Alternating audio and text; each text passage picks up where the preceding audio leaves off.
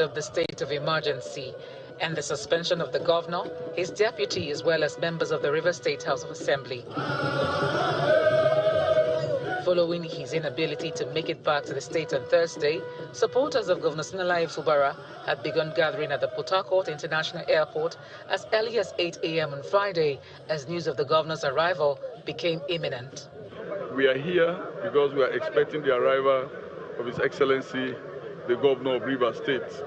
You know, we expected him yesterday and he couldn't arrive. And from all available sources, he's arriving today. And you can see the joy. Rivers people have long expected this. And that's why today we are here to say, look, Your Excellency, your people are on ground to receive you. We have stayed in starvation, in wilderness for over 6 months. And when the president graciously announced the reactivation of democracy in Rivers State, the Rivers people doesn't need to wait for the governor before we converge to celebrate ourselves and celebrate the government of Rivers State. So it wasn't a disappointment to us.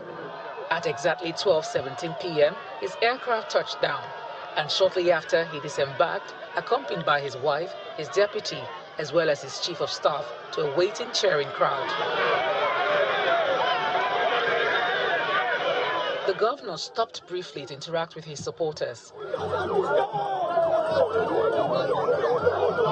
After the airport reception, Governor Fubara moved straight to the government house in company of some key stakeholders and security heads. He inspects his official residence before proceeding to his office. Speaking to journalists, Governor Fubara expressed gratitude for the warm reception at the airport and the show of solidarity at the government house gate. I am really humbled by what I saw at the airport. I was also briefed with some photographs of what happened here yesterday. That reception really humbled me. It showed love, confidence, and solidarity of the bond between this government and the people that we are serving. He also assured that his administration will remain committed to policies and actions that will impact on the lives of Rivers people. I want to assure you that we will, by the grace of God, continue to do those things that has made you people love us. I want to appreciate everyone and to say that we love you. With the House of Assembly resuming plenary on Thursday and the governor returning to office on Friday, Rivers people are hopeful that both arms of government will work cordially for the development of the state.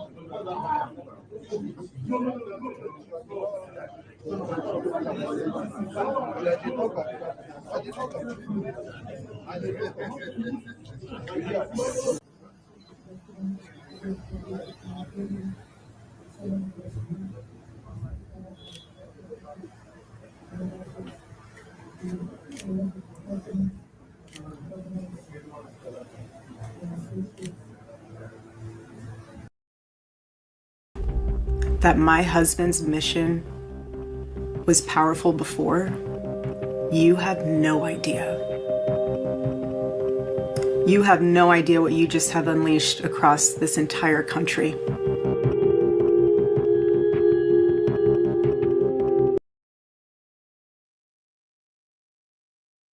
President Trump renewed his call to pull the broadcast license of television stations that broadcast criticisms of him. This week, ABC suspended Jimmy Kimmel indefinitely after the late-night host commented on the assassination of conservative activist Charlie Kirk. Kimmel has not commented publicly, and his future at the network is up in the air.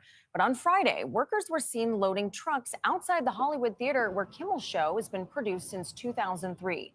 As Nancy Cordes reports, his suspension has sparked a debate over free speech that's stretching far beyond the late-night world. Bring Jimmy back! Bring Jimmy back! With Jimmy Kimmel off the air for a third straight day, the fallout is growing. Film and TV writers protested outside ABC headquarters in New York, even as President Trump warned he may go after other networks next. The newscasts are against me. The stories are 97% bad. So they gave me 97. They'll take a great story and they'll make it bad.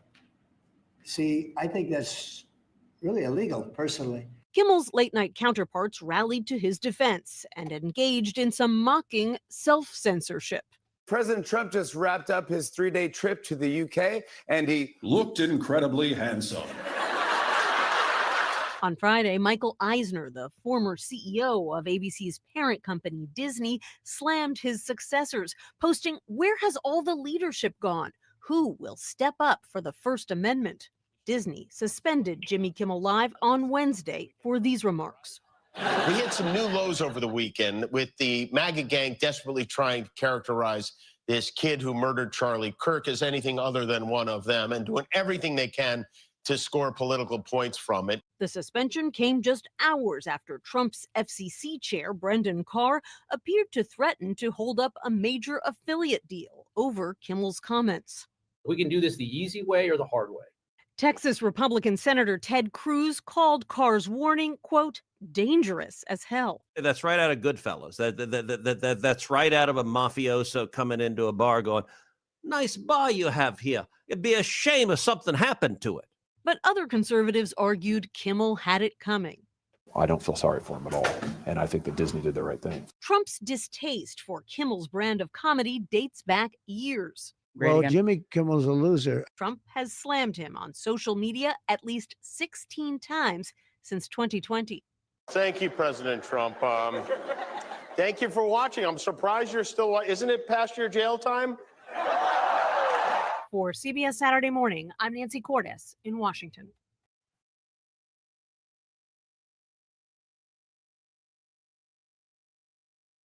Thank you, everyone, for joining me today. I'm going to be covering some of the headlines of the week or main events of the week. I guess I don't know whether we should be calling it the headlines anymore because headlines kind of implies newspapers, while in reality the news is driven by different sources. We have online sources, we have country sources, local sources, all kinds of different sources. So the headline is not necessarily, I guess it's just a term now.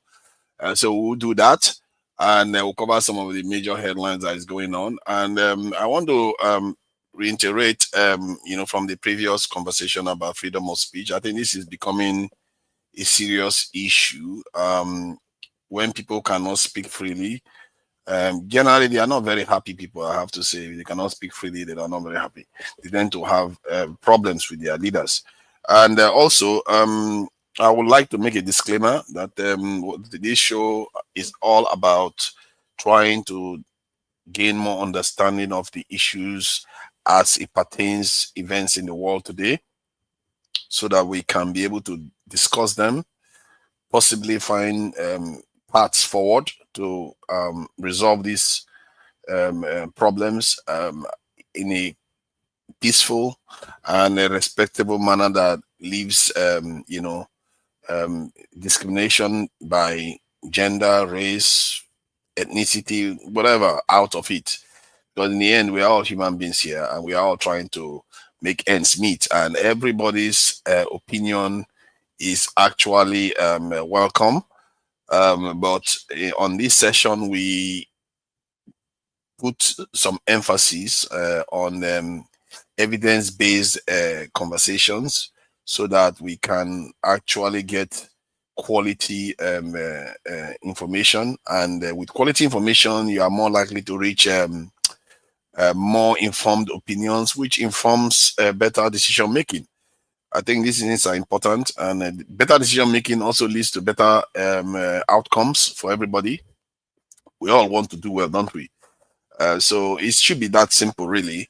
Also, regarding the nature of the debate, sometimes I do interject, ask questions, and don't get offended by it. It's just a way of trying to flesh out information. I might not be very precise with my questioning in terms of, maybe some people understand what the person was saying, but I don't understand it fully. So I ask questions, and you get that some people get a little bit unsettled by that and feel like, oh wow, I'm interjecting a lot, because they understand what the person was saying. So try to be understanding. I'm just trying to manage a show and trying to get to the truth of things. As I've said, we all know the importance of that. So I'm going to be now, covering the news. I think I've already showed a few of them, from the freedom of speech issue. That's a big one.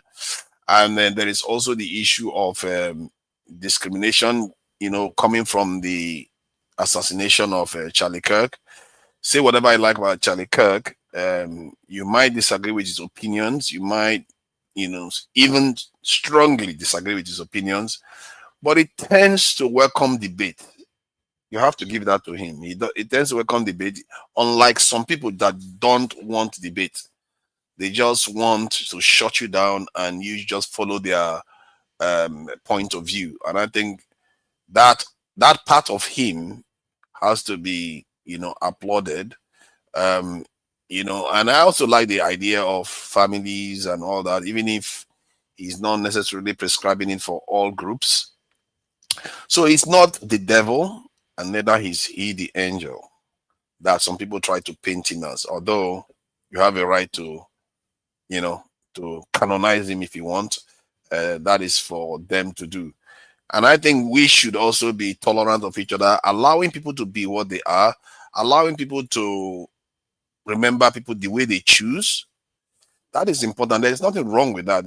By even trying to criticize people that respect him, that even see him as a, some of them even try to call him like a prophet. As disagreeable as that is to me, but I have to respect their freedom to choose how to remember him. And I think when we become a little bit more tolerant of other people's opinions, isn't that the whole point of Western civilization, so that we have freedom of speech? All right, so I will go to, there is this issue that occurred recently about Israel. There was an issue with this in the Saudi Arabians and the Pakistanis went and signed. Let me just play this, and you get to watch it for yourself. All right, let me just play that now.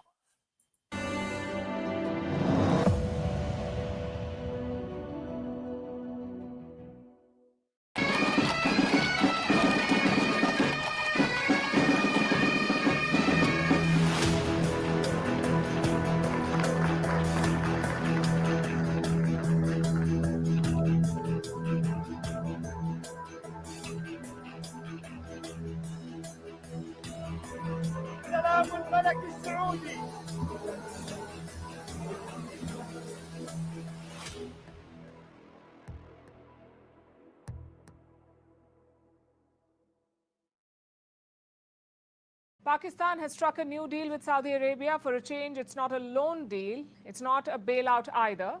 This one is a mutual defense deal, sort of like a bilateral NATO agreement. It says an attack on one country will be treated as an attack on the other.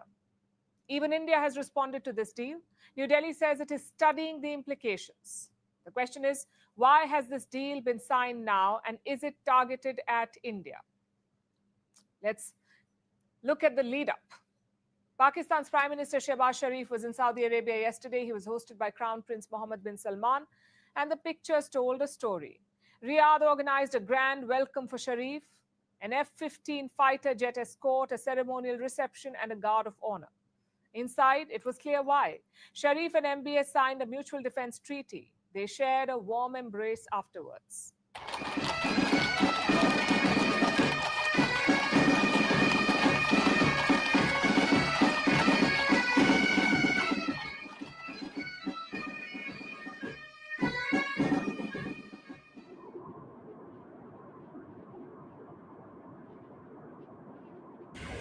Crown Prince Mohammed bin Salman. سلام الملك السعودي.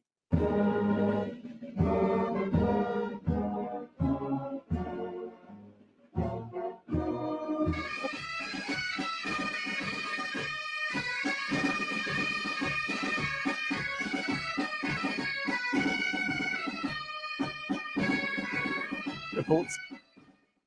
So what does this treaty say? Mainly two things. One, Pakistan and Saudi Arabia will boost defense cooperation, maybe joint drills or sharing security assets. But the second aspect is more significant. Let me quote from Pakistan's statement. This is what it says. The agreement states that any aggression against either country shall be considered an aggression against both. Meaning, if you attack Saudi Arabia, it's like attacking Pakistan. And if you attack Pakistan, it's like attacking Saudi Arabia. Therefore, both countries will hit back together. On paper, this is what mutual defense means. Of course, this raises several questions. For starters, how will Pakistan and Saudi Arabia hit back? We know Pakistan is a nuclear power. They also have a first use policy, meaning they can use nuclear weapons even in a conventional war. So will Pakistan use their nukes to defend Riyadh? This question was put to a Saudi official. Listen to their response.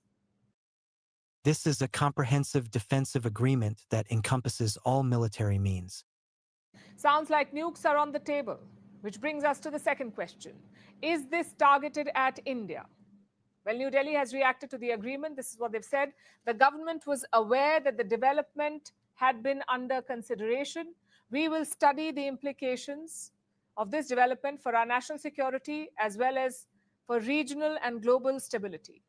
So India is saying it was not caught off guard. It knew that such a deal was being discussed, and that in itself is a story. Either Indian intelligence extracted this information or Saudi Arabia kept New Delhi in the loop. Either way, it's a big deal. Riyadh is being extra careful to not antagonize India. Saudi officials say the ties are robust, India-Saudi ties, and will continue to grow. They say this deal with Pakistan is not targeted at any country. But is that really the case? This deal is certainly targeted at other countries, but chances are it's not India. And I'll explain why I'm saying this. For decades, the United States has protected West Asia's Gulf monarchies, whether it's Saudi Arabia or the UAE or Qatar. Washington shielded them from their regional enemies like Israel and Iran. But in recent years, the US has pulled back from West Asia. They have left these countries vulnerable. Just look at what happened this year. First, Iran launched missiles and drones at a US base in Qatar. Then Israel launched airstrikes at Hamas targets, also in Qatar. That's 2 attacks in 4 months. And in both cases, the United States did not retaliate. In Israel's case, the US did not even defend. So naturally, Gulf monarchies are spooked. What if the US is incapable of defending them? What if the US is not interested in defending them? They don't have a cutting-edge air force like the Israelis, nor do they have a missile stockpile like Iran. Maybe that's why Riyadh turned to Pakistan. Like their own army chief said, Pakistan is a dump truck. They can extend their nuclear umbrella to Saudi Arabia. And this is neither new nor surprising because Islamabad and Riyadh have had long-standing military ties. Pakistani soldiers have been deployed to the Saudi kingdom multiple times. Pakistan has also trained Saudi troops, around 8,000 of them since 1967. Even today, hundreds of Pakistani soldiers are stationed in Saudi Arabia. The equation is quite simple. Riyadh gives money, Islamabad gives the muscle. Yesterday's deal only formalizes this arrangement. Of course, Pakistan will spin this differently. They will inevitably link this to India. So let's address that angle as well. India is a crucial partner for Saudi Arabia. New Delhi is Riyadh's second biggest trade partner. Bilateral trade is around $42 billion. Compare that to Pakistan. Saudi Arabia's trade with Islamabad is just $3 to $4 billion. So let's be real here. Riyadh is never going to join a campaign against India. Words of support, maybe, but military help, highly unlikely. Also, this is not Pakistan's first mutual defense treaty. Let's go back to the 20th century. In 1955, Pakistan joined a mutual security bloc called CENTO, the Central Treaty Organization. This bloc had Pakistan, Turkey, Iran, and the UK. And it also had the support of the US. But did that help Pakistan in the war of 1965? Or the 1971 war? It did not. Nor did it deter India from defeating Pakistan. So the fact is, mutual defense is a complicated arrangement. It sounds good in theory, but in practice, there are several variables. Having said that, such a deal is not something that you can ignore. At the very least, it confirms one thing, that the Gulf Arab states will not abandon Pakistan. If anything, they will boost ties, and that is something that India should always keep in mind.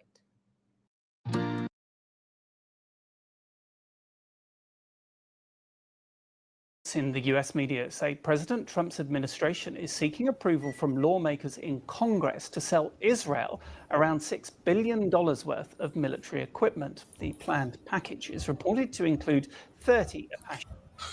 So this is the dynamics going on in the world. As you can see, the world is, there's a kind of drumbeat of war going on in the world now. And you look at other nations, how they are reacting to it. And only us are just sitting down as if everything is normal. And apart from the Sahel nation that have managed to form alliances, Saudi Arabia has signed a military alliance with Pakistan.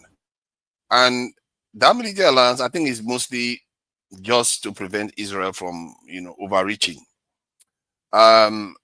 Question is, why is it that we as a people are not doing it in West Africa? We have ECOWAS, but we don't even have a mutual defense pact. In other words, anybody can come and take Algeria, take whatever they like. We are not going to say anything. We're just there for the sake of it.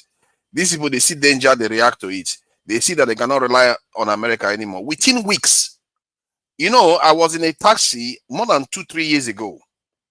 A Pakistani man was the driver of that taxi. He said that their nuclear umbrella, they've already passed the technology to Saudi Arabia and Iran and all those. They've already passed the technology to them. That when things go down, they will defend them. You remember, they are Muslims and they are the same kind of people. Let's face it. If a Pakistani and a Saudi guy stand in front of you and they switch their clothes, you will not be able to tell the difference easily. They are basically the same kind of people. So the idea that these people are totally ignorant of their where their bread is buttered and how to react to possible dangers. Now they've seen that Israel is so dangerous to them and America is not going to save them because they were relying on America. That is the problem. America, you can't rely on America. As long as it comes to Israel, you can't rely on America. As a matter of fact, as long as it comes to America, you can't rely on America. America can turn on you any moment. They see that they don't like you anymore. The only people they defend are Europeans. NATO nations, they don't turn on NATO nations. If you join NATO, you're safe, no trouble for you. So I think we are going to go back maybe to the Nigerian arena because we've not really spoken a lot about Nigeria today. Let's deal with the Nigerian issue. Let me take this off. I don't know what any of you make of the issue of Fubara returning to the to his duties. Is that a good thing for Nigeria that he has returned? And does anyone think that things are going to go back to normal? And do they see him running for a second term? Let me start with the person that came first, Okpegolo, 2028. What do you make of Fubara's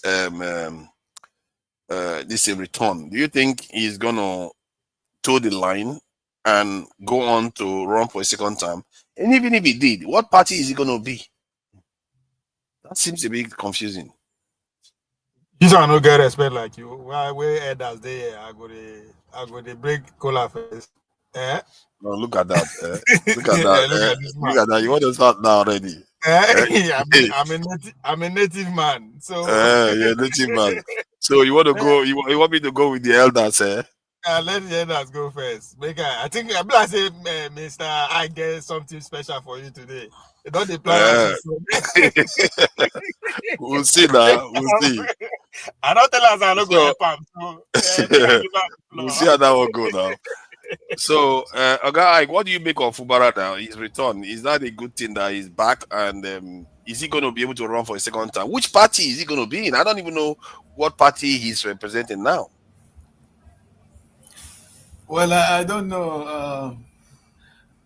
Some bad people, when they really want to punish somebody, when they want to drown you in the ocean, they will tie your hands at your back and push you inside the ocean. And that is exactly what they have done to your governor of Rivers State. His hands are tied at his back, or they tied the hands at his neck or at his feet, and they took him to Okeja Shrine. When you look at him, does he look like a human being? Can't you people who went to school too much?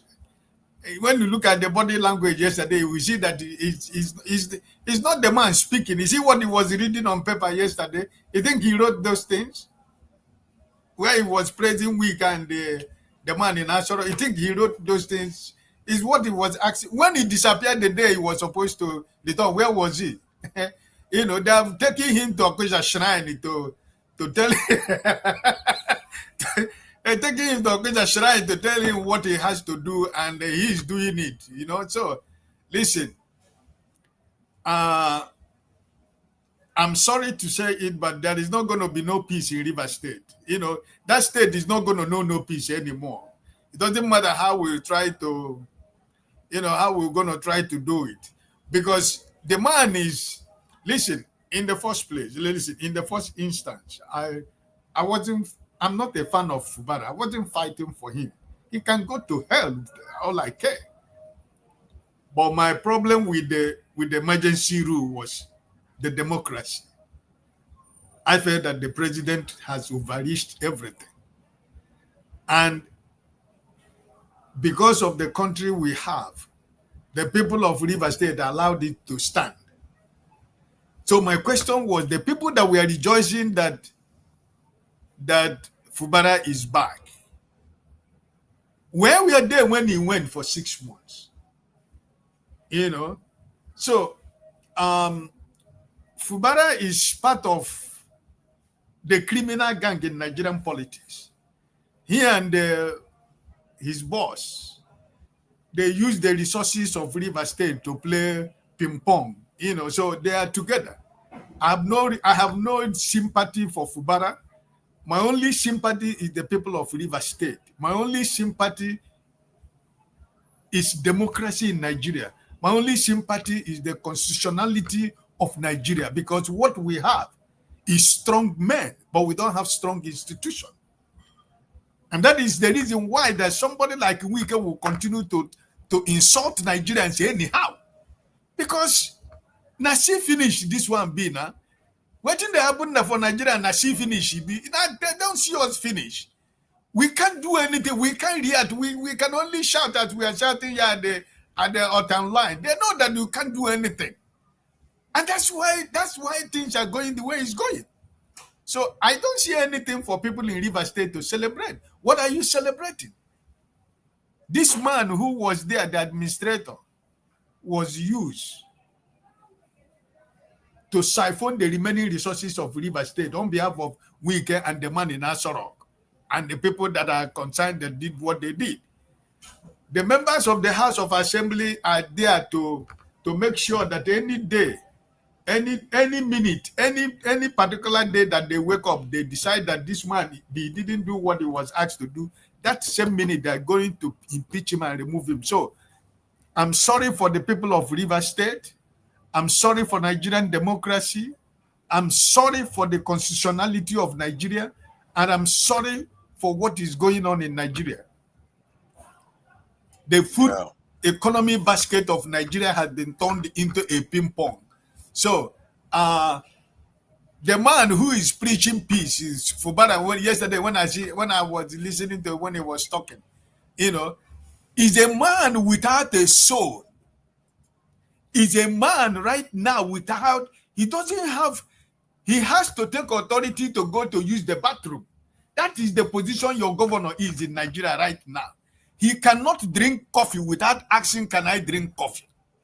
He cannot change his clothes without asking the people that be, can I change this brown into red shirt? That is the position of your governor, forefathers. If you don't know, I am just telling you the fact. So I have, listen, I do not have any sympathy for this. For Fubara, whatever happened to him, I don't have the sympathy. He started a fight he could not fight. He started a fight he could not finish. Because the same people who were pushing him abandoned him at the middle of the road. And he was alone.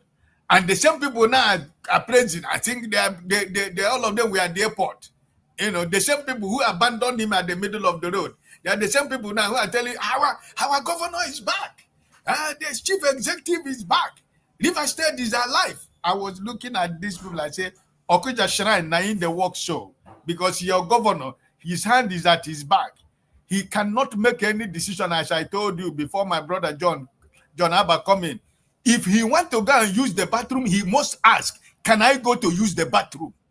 If he wants to change his clothes, he will ask, do I need to change this brown shade to blue, please? Because that is the position he has put himself. And I have no sympathy for him. What he's going to go through in the remaining few months. You're talking about politics. I tell you that in the next 1 month, in the next 2 weeks, he will come to APC. And the chapter will close. Because the man Wike and your president have succeeded in making sure that they have taken the structures of River State, 21 local government of APC chairman, organized by an administrator. That's Nigeria for you. Because the people of Nigeria and the River State allowed that an illegal man was able to conduct a local government election, and your high court in River State affirmed it. That is the sorry state of Nigeria. So now that yes, is it not the problem of the opposition? The country doesn't have opposition. Which opposition? I think when we are condemning the people in government, I think the bigger condemnation should go to the opposition, like Labour, PDP. All of them, they are useless. Completely useless. Let me ask you a question, forefather. Sorry. The same week or the same day that the same month this thing happened, PDP governors took this case to the Supreme Court for 6 months. Up to as we are talking, that case has not been heard.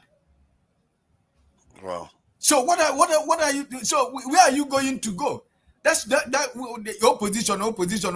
Where are you going to go? The people, the state capture is they captured everything. So the same week that this man was removed after the National Assembly did their wuru something when they did their drama. The whole PDP, the whole governors of PDP went to court. That case has never been heard for 6 months. Yeah. But they are hearing other cases. So what opposition are you talking about? You don't have opposition. And that's why which opposition, the only opposition we have now is the opposition we have in Nigeria is Showore and Mr. Pito. That's the opposition we have in Nigeria. People that are talking individually, they're not talking as political party. Yeah. Because if they're talking about political party, then the parties have been squeezed into oblivion. We don't have any political party in Nigeria. So that's bad. That's really that bad. is where we are. No opposition party, nobody challenging the government at all. This is not Nigerians. The way we behave when we see power, our eye will just be like red. Let's go for it. Let's go and be their friend quickly. They don't have principle at all. Like, why can't you just endure? Can't you just say, okay, I will stay in the opposition, even if it takes 10 years, we are going to get to power. But no, they don't do that. The moment they find themselves in the opposition, EFCC, DSS, I need money. They jump ship and go and join the party that is in office.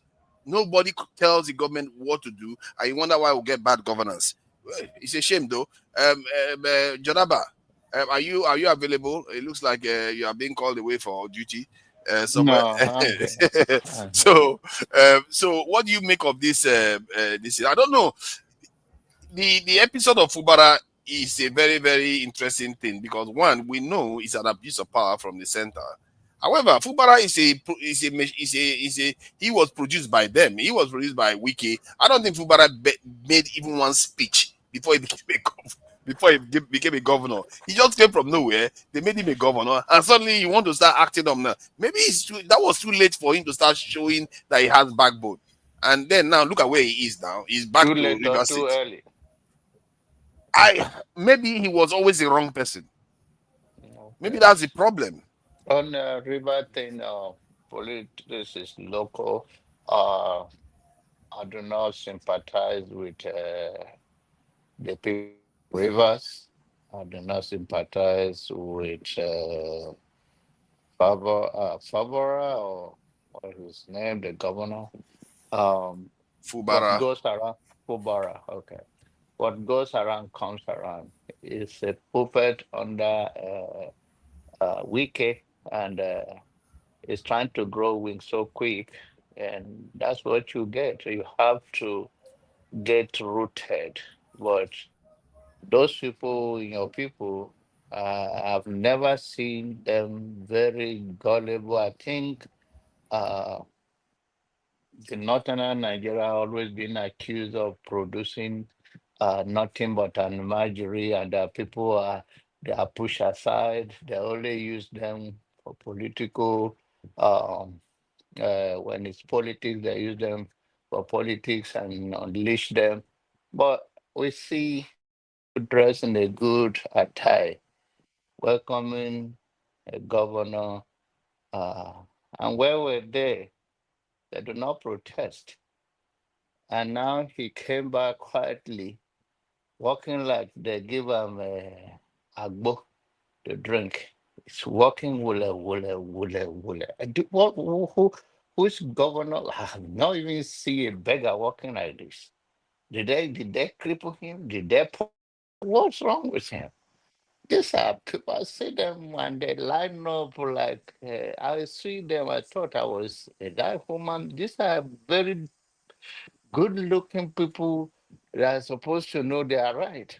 So when I see people of River form my hand by lining up and then this guy come with a fabricated or written speech for him. He's reading it. He's not confident. I think if you take how much you need to take and just go, I'll come and buy a house in Houston and let that. Why is it wasting? Houston is where all of them go. You should go to any other country and settle down. There's nothing to write home. They say the death of democracy. What is death of democracy? They take their speech to Ghana to go and talk about it. Why they don't? Why didn't? When that thing happen? If they are real opposition and they mean well to be opposition of ideology and even hammer on the topic of this is unconstitutional. Why can't they rally in Nigeria? They are coward. They went to Ghana. Why don't they do it in Abuja or do it in Rivers of the capital, I think Port Harcourt? Why can't they do it there? Why can't they do it in Lagos? Rally the citizen. It's all about Nigeria. So the issue of Fubara and Wike is the bed of the same feather. And Wike is a thug, is a heartless thug. And I if this happened in any other society, the way I look up to people of rivers, I was thinking that they will rise up to the occasion. But looking for how much they will share. And I think they don't, it's about giving them 1 million. Maybe the money that they borrow, maybe we'll go and investigate the one that the president say he gave out. Maybe it's the people of river to welcome a governor, with governor coming will I think the governor, the governor, his hand wasn't exactly very clean now when he went and destroyed the House of Assembly building. That is just excess behavior. I don't. What is wrong with these people, Nigerians, man? I don't know what's wrong with us. We just because of our own whims, you go and destroy House of Assembly building. And you wonder why, when this sort of stuff happen, people cannot fight for you. Can you imagine like someone like Dele Farotimi was the governor of Rivers State, and this sort of thing happened to him? People will go crazy because they know him is barely their person. He's just, the only thing he has is that he's from the Ijo, but the only everything else is a wicked man. Wike manufactured him, gave him to the people, and they voted for him. And he forgets that Wike is in Aso Rock there. It's Aso Rock. You have to be careful what you are doing. You go and destroy assembly building. What do you think is going to happen? You are creating evidence against yourself. If he was governing like normal governors did, he didn't go about destroying all those buildings and just try to govern normally. Look, imagine if it was someone like P2B. P2B will handle this quite precisely, and it will be hard to beat P2B on this one, because he's not going to do things that is going to put him on the wrong side of the law. And even if you try to insinuate that he's on the wrong side of the law, he will fight you the right way, take you to court, and he did it twice and he won. But Fubara just went about it the wrong way. He tried to do an Obaseki and some of the crazy governors in Nigeria that feel like they can destroy House of Assembly, the House of Governance of a state. You destroy it and you just think you can get away with it. I don't know, man. He has not been punished for that even. The people shouldn't be getting away with this sort of thing. How do you want him to get punished again? This man come like a thief in the night. He just that's the problem. They don't prosecute them. Our governors are immune. They can't be prosecuted. Yeah, but I think there is no anybody that understands politics and the way he went between Fubara. You shouldn't pity like, oh, he's innocent, he's doing that, or he's being punished. By the way, I don't think he's rooted enough before he started flexing his muscle. So all of those things catch up with him so quick, and this guy used the federal power on him and subdue him. So you can imagine, you can imagine if Wike was not in Abuja, the river being today, because there will be fight between the followers of Wike and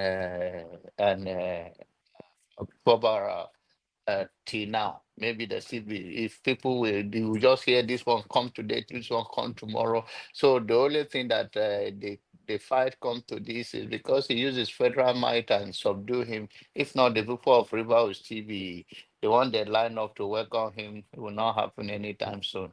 But that's what it is. Do you think they will let him? Do you think that he's going to run for a second term? No. It's a done Wow. deal. He knows. He knows. Okay. He knows.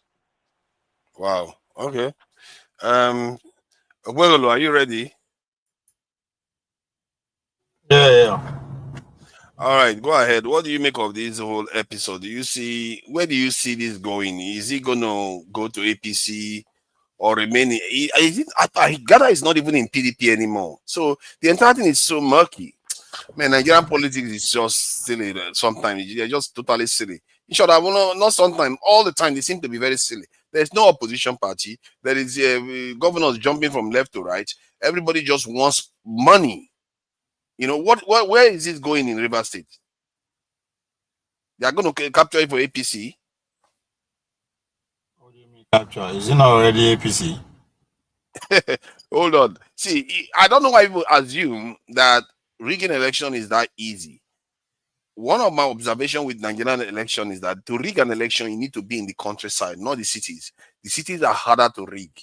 So all you need to do, if you want to marshal your forces, make sure you have people on the ground in the villages and the small towns.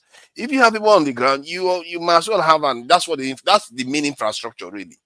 Because even Wike was not able to rig Port Harcourt. He was not able to rig it away from P2B. The way he beat P2B was in the countryside. You see what I mean? So if we understand that we shouldn't feel so powerless to challenge this infrastructure, you have to think, okay, how do I have my people in all these remote areas to make sure they defend the interests of the party? If you can do that, and you are popular, it will be harder for them to rig against you. But please go ahead. Oh, are you advising those that cowardly went to Ghana to reiterate John Abbas' submission. What do you mean? Are you saying all of them went to Ghana? Did everybody go to Ghana? That's the Obi from squad. River State. That's the Obi team. That's the Obi. That's Obi. Obi 2027 is taking shape already. That's what you saw in Ghana. Is it them that you're advising, or is article that you are? Whom are you advising? I don't understand. I guess I'm advising anybody that wants to understand. Any party that wants to unseat the government, any individual that wants to work against the government. That is how you do it. You have to make sure you fight in the countryside. That's where the real rigging happens. Who want to unseat the government? Who tell you say want to unseat government first? I don't know. Is there any... You think Atiku is running for charity? What are you talking about? Oh, Atiku want to unseat the government? Yes, now. Okay, that's new. Well, from what my observation, with exactly what happened in Rivers, tells me that Tinubu is in charge. He's in charge of the country, every inch of it. That's what it means. You can't just what do you mean every inch of it? You can't wake up one day and pause democracy. But they did that before now. It's not the first person. Where they do it? I gathered that Obasanjo did something similar. Jonathan did something similar. Bros.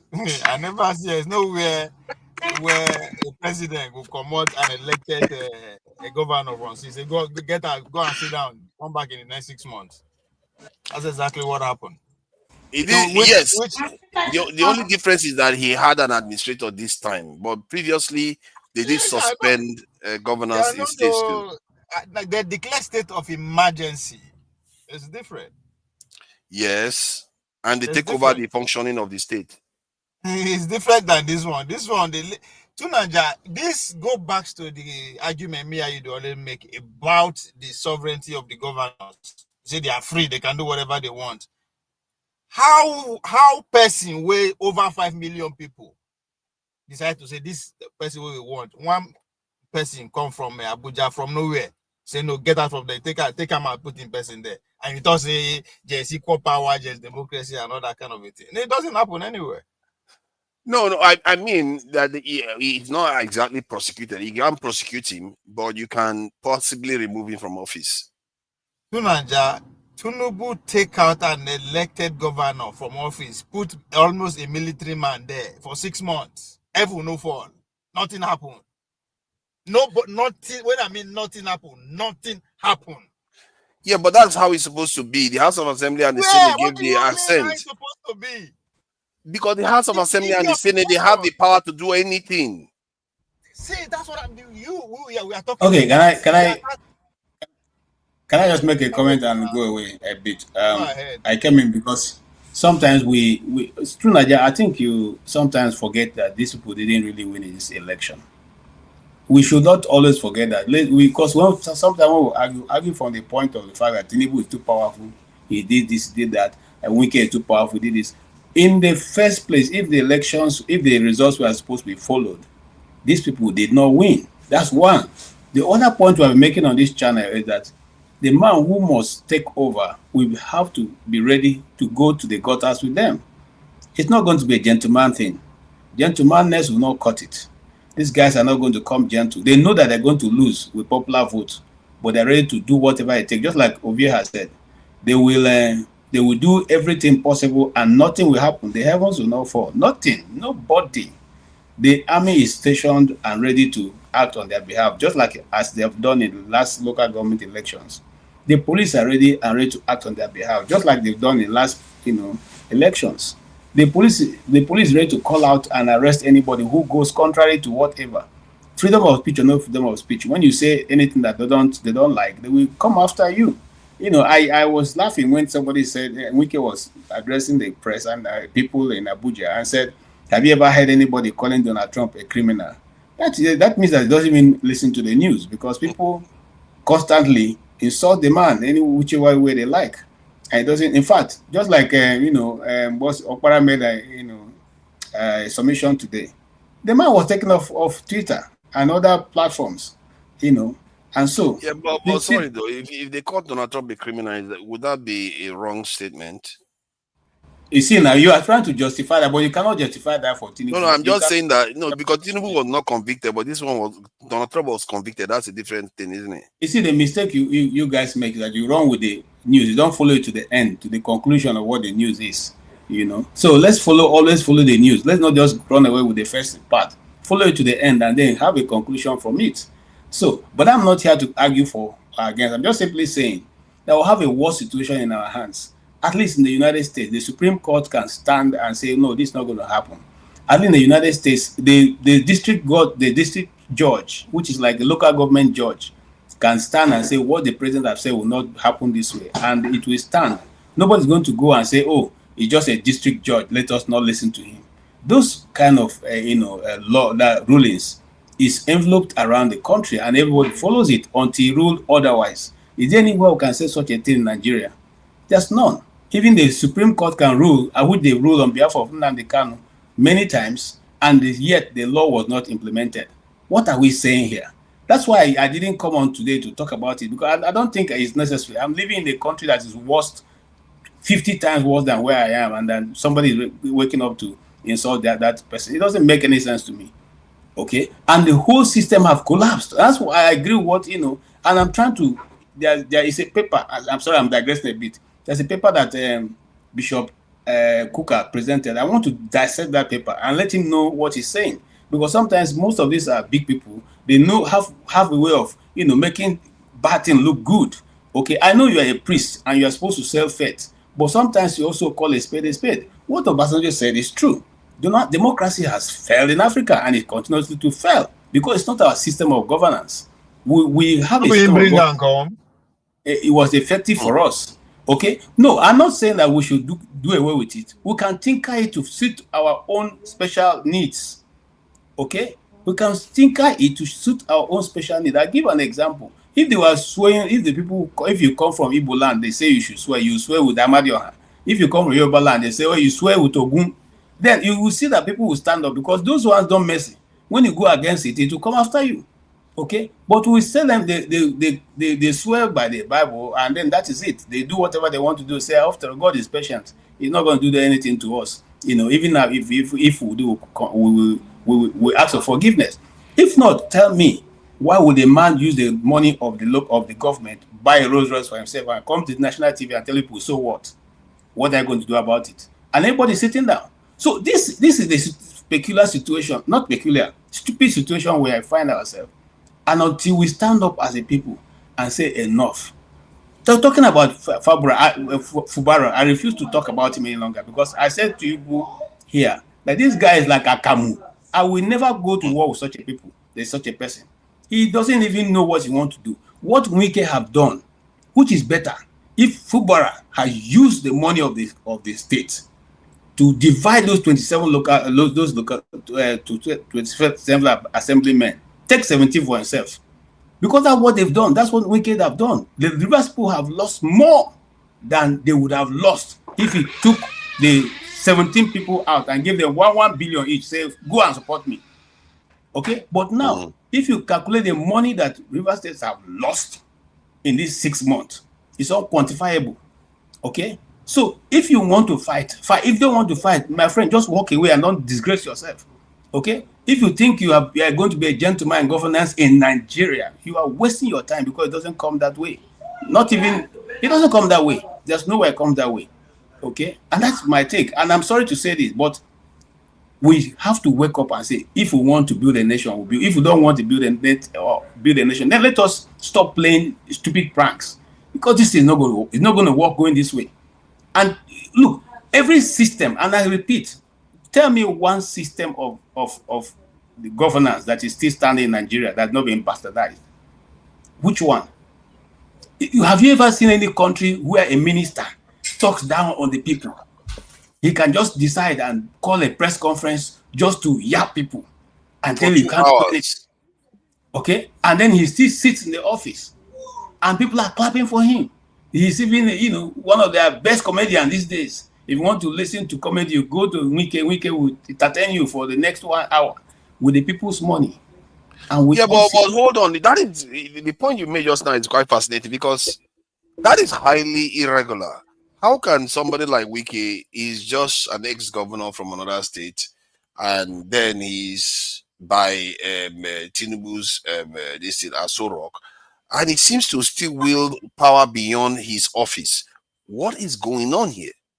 That's what you should ask yourself. And the constitution is supposed to be, we are supposed to have a constitution. The constitution we have, it has been bastardized.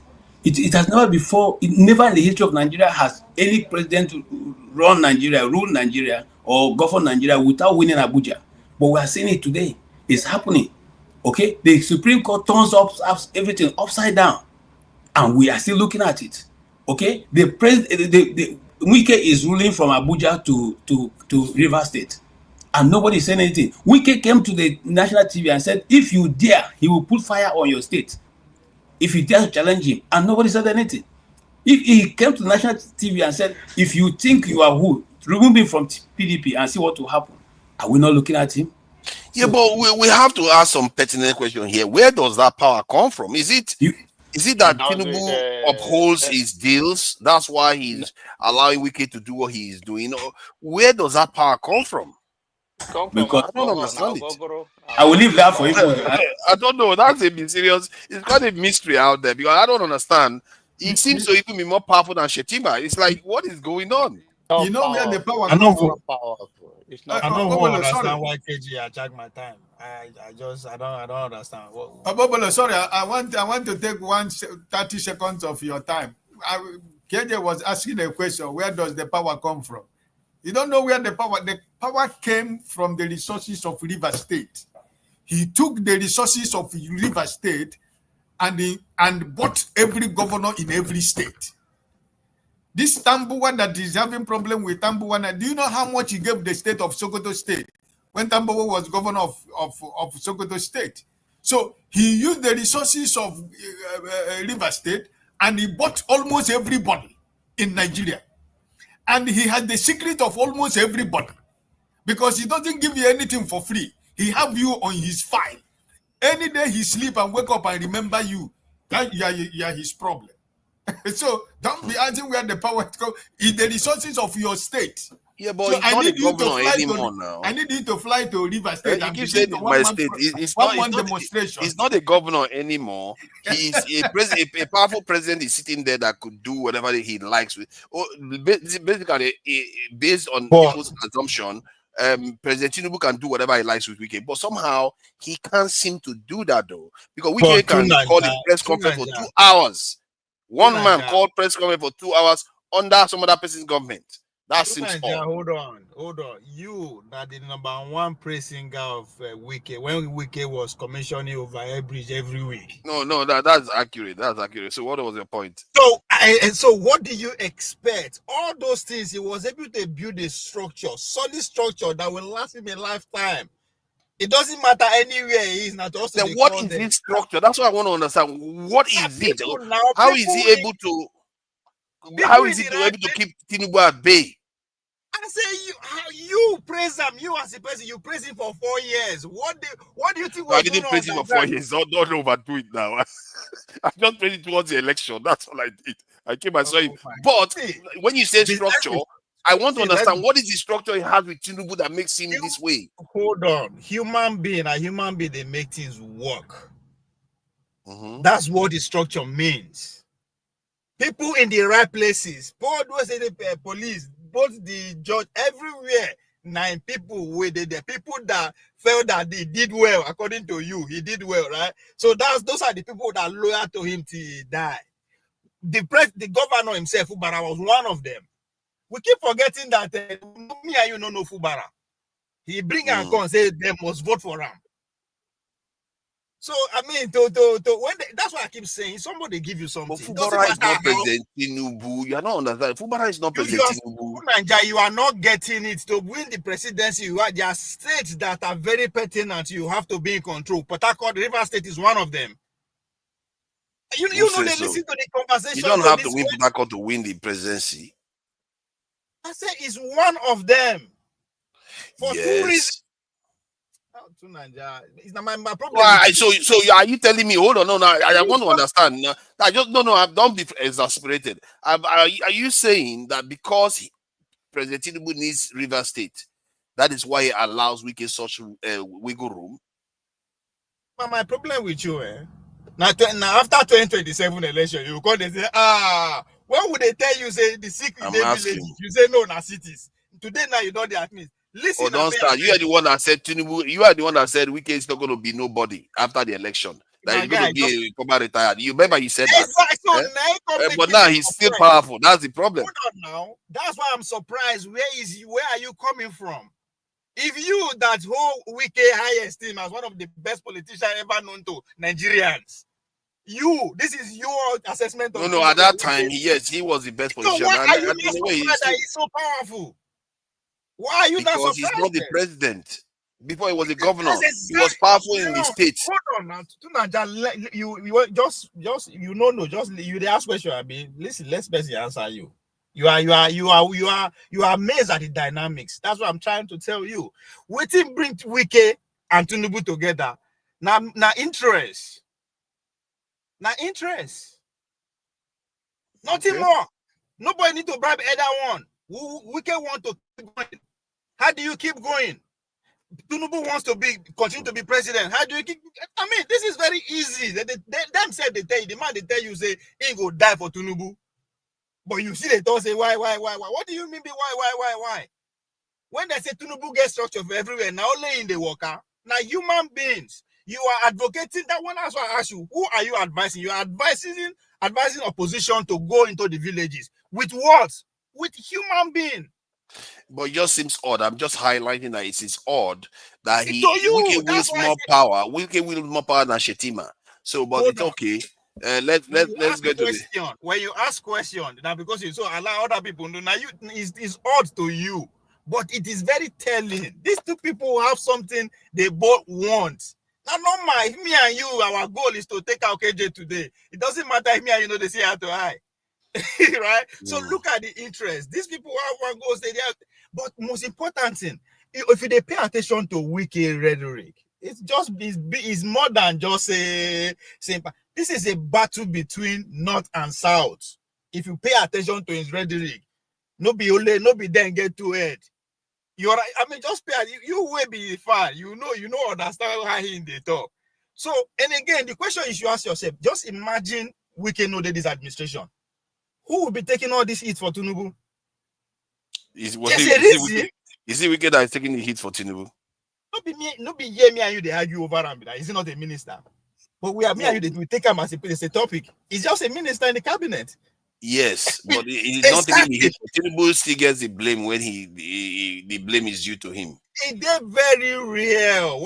Just like what happened in Rivers. Now, the culprit here is the president. Tinubu, Wike, no matter how he mad rich, if the president say, go and take him out, it not go happen. So again, everybody is paying attention. That's why he came out with that interview. It was a special interview. Even she was talking. It's a special interview. It's a special interview for a reason. Because it dominates the conversation. Instead of us to focus on how democracy die, according to those that went to Ghana. Right?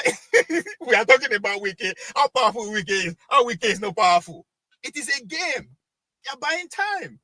When the man, where did they protect? Where is he?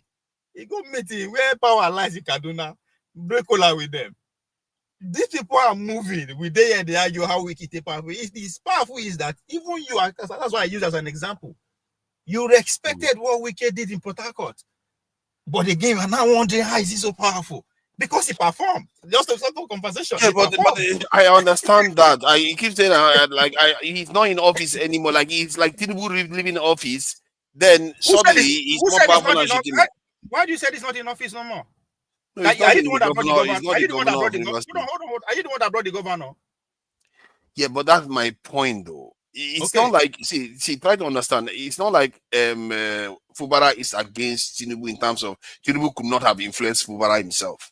Are you trying to tell me Tinubu could not have influenced Fubara himself without Wike? He could have done it. So why does he need Wike so much? You know, that's the point. That's what you need to get. That's why I said just by his performance alone, that give him influence. If I want to just go just for the sake of conversation, that's good.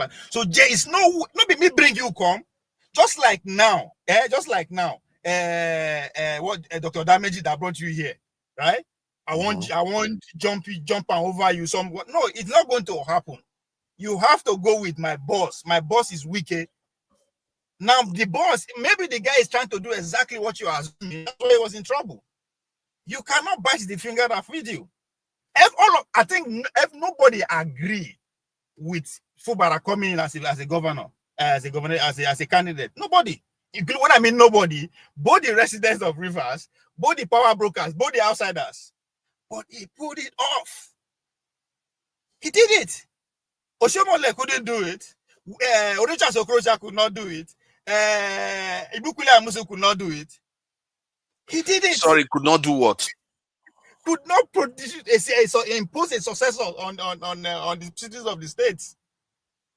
Because they didn't perform now. They didn't perform. Exactly. So why are you now marvel that now you're not expecting Tinubu to jump him and be negotiating with somebody that you brought, but because of your performance, and you think Tinubu will succeed? You know if he succeed. My take was that Tinubu, I would have thought Tinubu would want the power for himself instead of allowing a FCT governor to. Sometimes I think I heard Wike said certain things that made Tinubu look weak. Even like I begin to wonder who is in charge here.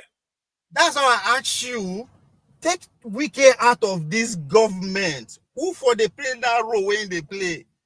It's not a nuisance. It's a very important one at that. It's like a gate man. You go pass through one first before you go prepare the main man. So it has value. Maybe yeah, but you remember before the election, you were one of those people that were saying he's going to become a nobody, but that's fine. Anyway, that's why I said. That's why I'm kind of like, why is this guy? This guy kind of surprised that Wike is this because I'm the one that's supposed to be. I'm supposed to be surprised, and I'm still shocked that this guy is going the way he's going. I'm not going to lie. I'm kind of like, who is this guy? But from that interview, I begin to understand why he is this important. He has access to pretty much all the lawyers. You hear what he said, that he's sitting governor in Sokoto, Tambawa, as a sitting governor, he was finding it difficult to win his election. Matter of fact, he won with just few hundred millions. Now him pay all the lawyers to make sure the judgment stays. That's what I say. Okay, this guy, yes, there's something. So are you saying that he's bragging that he paid off the lawyers to help with the case, or he paid them in a legal way to actually represent Tambawa? Either way, they did it. Okay, the same again. Just understand. He said something about the Senate president that why Tambawa betrayed him. It's not because of anything, but because they promised him they are going to make him the Senate president. He never win the seat, though, but he won because just like what they did to Saraki. The guy said, hey, that's the case. Okay, let's see how you're going to come to the chamber. Not talk of the Senate president. So hence, you now see why your Senate president, no matter despite all the controversy around him, he's sitting gidigba, he's doing whatever that he likes. So if you listen to Wike's interview, you will understand the underlying powers, the way they play. The funny thing about all these people is that many of them, their powers, we know the sources of their powers. Welcome, Houthi are not Yazidis. So what do you make of this Fubara drama? Because there's a lot of unusual. Dude, listen. I've been listening to you guys for the better part of an hour. You guys are not saying nothing. With all due respect, I'm not interested in bush politics. I'm not interested. Yeah, I'm not. Like, nobody on here, and I understand is the situation on the ground, but I'm not interested in something nobody's talking about. Not one person spoke about, oh, this is this person's ideology. This is this party's ideology. This is what they're trying to do for the country. Because there is none. I'm sorry to tell you. Yeah, that thing, it makes me want to weep. There is no ideology in that country. None. So we cannot talk about such excitement. That's what I'm looking like. As smart as people are bereft of ideology. As smart as OVEs is so excited about this nonsense. Like, you know what I'm saying? Like, what are you guys even talking about? Then, to the extent that you guys are saying, oh, this person did this, it was because he gave him this amount of money. You don't even know. This is just conjectures, assumptions. This is like kitchen wife gossip. It's not making sense. You know what I mean? So I don't Sorry, mean to. that was the comment. They said, who is Tinubu without me? And this is what I find unusual. Wike said that. It's really interesting. So Please go ahead. yeah. So that's just the thing. Like, if we're not talking about how to move the country forward, or things more enlightening, personally, I'll just listen. Because imagine this is how many of us, right? This are the people on the ground in Nigeria. Considering you guys or us on here are perhaps some of the most educated, and look at what the discussion is about. So imagine 220 million other people regurgitating the same nonsense. And then you wonder why they have those kind of politicians there. Why is that? It is because the politicians are just an image of the people that put them in the place. So you might say, well, they rig their way in, they don't deserve to be there, they use the power of the state. But as far as we keep talking about issues that are not important, that don't serve us, that don't serve humanity, things like this shouldn't even be discussed. We need to start increasing the level of our discussion. We need See, to up it. I understand where you're coming from. And sometimes I have to, what I've realized is that you can't leap too far away from the people you want to discuss. If you live too far away, you are going to have a lot of problems. So you've seen me on this panel, and I would be talking about concepts that are just flying over. People say they think I'm crazy. I don't need that. Sometimes you have to come down to their level and talk about some of all these things, because we can see that the dynamics between Wike and the government, the president, if you don't understand what is going on, how can you deal with it? Like now, how did you think I found out that, okay, it's actually in the countrysides that the actual rigging actually happens? Based on, you have to dig into all these things before you know these things. We already know this, okay, whether you're close to them or not. But take, for example, Ovi kept bringing up something very important. The fact that Peter Obi went to Ghana with his supporters, right?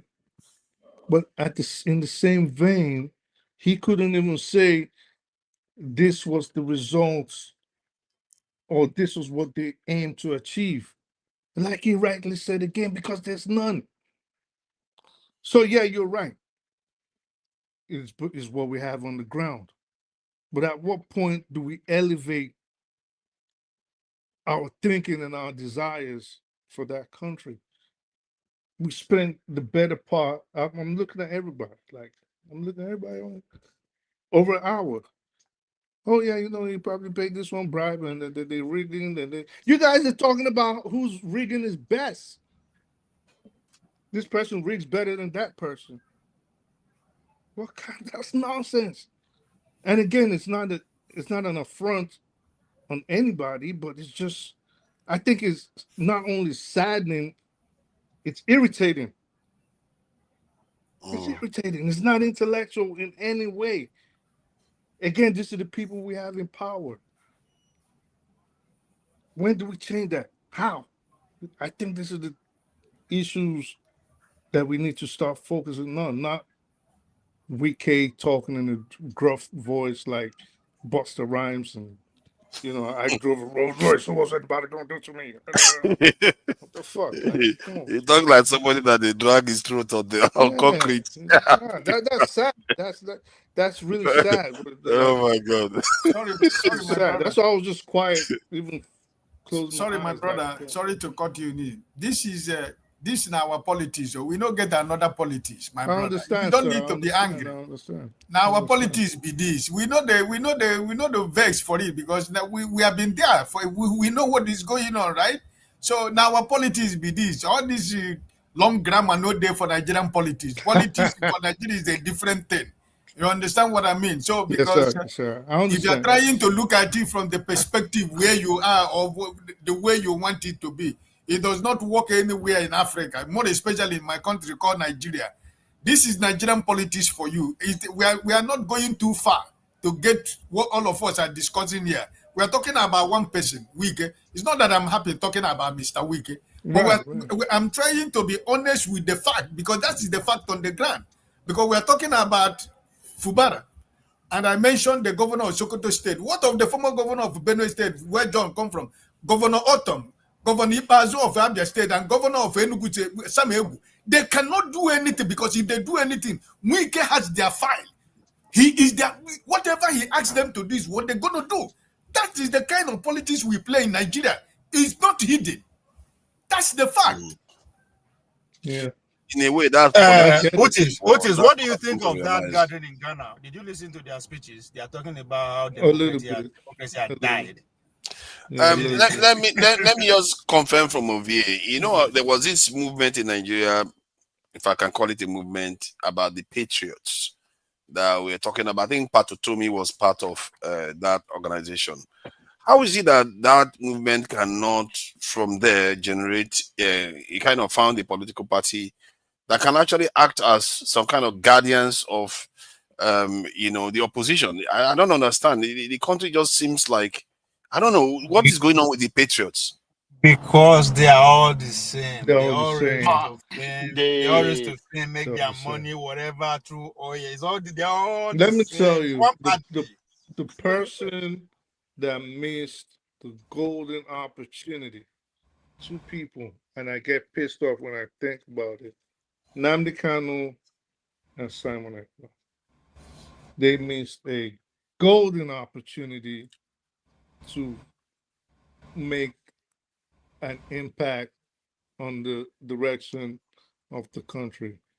I mean, could you imagine if Nnamdi Kanu, for example, and I remember when I'd come on here and say it and people get mad at me, could you imagine if he had a political party?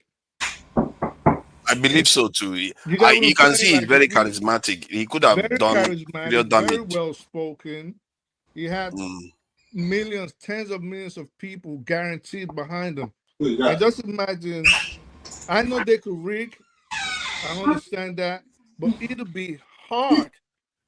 Yeah, he's a gangster now. In regional elections, say he had a party and said, these are the people we're making as the local electives, the councilors and the local government chairman and the governors, and these are the people that's going to represent us in the Senate.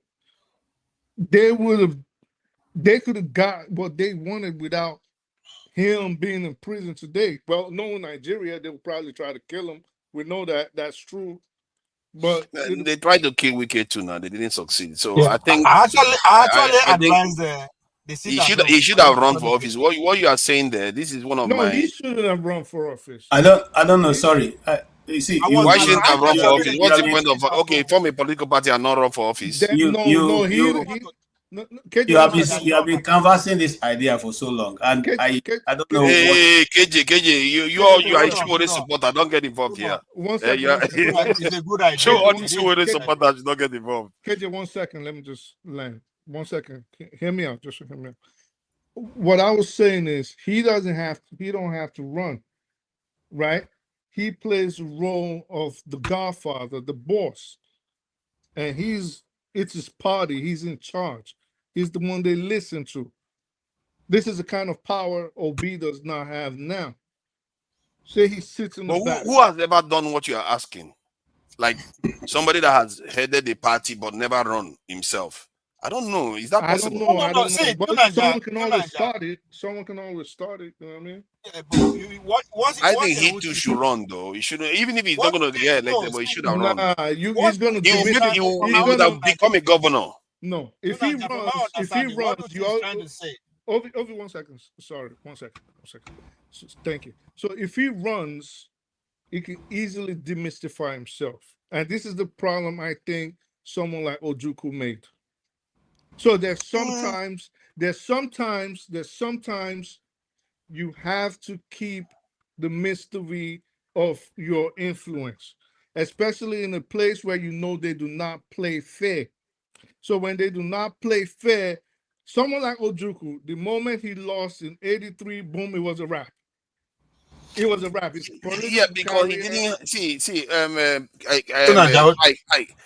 if I take the example of Nigel Farage here, the guy every time he ran more than 4 or 5 times of parliament, he was never elected into parliament. Today, he's not elected. Hold on. But this guy who held a lot of influence in the UK, you know that. So you don't have to win. Sorry. Let me come in here. Sorry, right here. I think I'm with you. What you are saying. I make that suggestion before we decide at home. To Nanja, don't conclude on Nanja Farage yet, right? Everything is about timing, right? What I understand Huti is trying to say. The movement is there. Now you have to use to build a political structure. Right? By the time you dominate, because my suggestion then was that the success of sit at home, the initial day they started that, say, man, this can be turned to a political movement.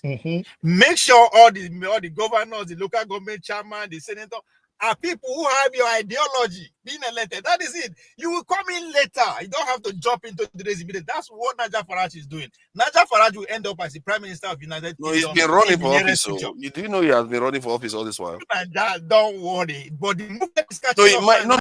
I'm not saying that he's not going to make it into office. He might still make it into office. He was a MEP for the UK. That's in terms of European. There was no movement behind him then. It was not building a movement. That's why when you use Obi as an example. There has always been a movement. The people that Brexit movement. It's always been there. Buhari movement. It took him almost 12 to 18 years before he succeeded. Yes, yes. Buhari was running for office, but you are saying Nnamdi Kanu should not run. That's the one I'm saying. Hear me out, forefathers. Come on, man. They will betray him if he doesn't run. Sorry. How can you tell people to go and run? You don't run for office. Tunanja is different. Buhari was former in power, former head of state. Listen. What this guy is saying, especially his personality that is so political, because the opposition will capitalize on that. And they will destroy him. Then how about Nigel Farage? Nigel Farage ran. Everybody runs. You can't say a leader of a party should not run for office. It's not say he should not run. Say timing. Forefathers. The circumstances. Sorry, John Abba. 1 second. I heard you. Sorry. Yeah, KJ wants to say something too. So, these are special. I mean, we're just talking about suppositions here, right? And we wish it had happened. Very unlikely, yeah. Well, we're just saying we wish it had happened, right? Your position, my position, whatever.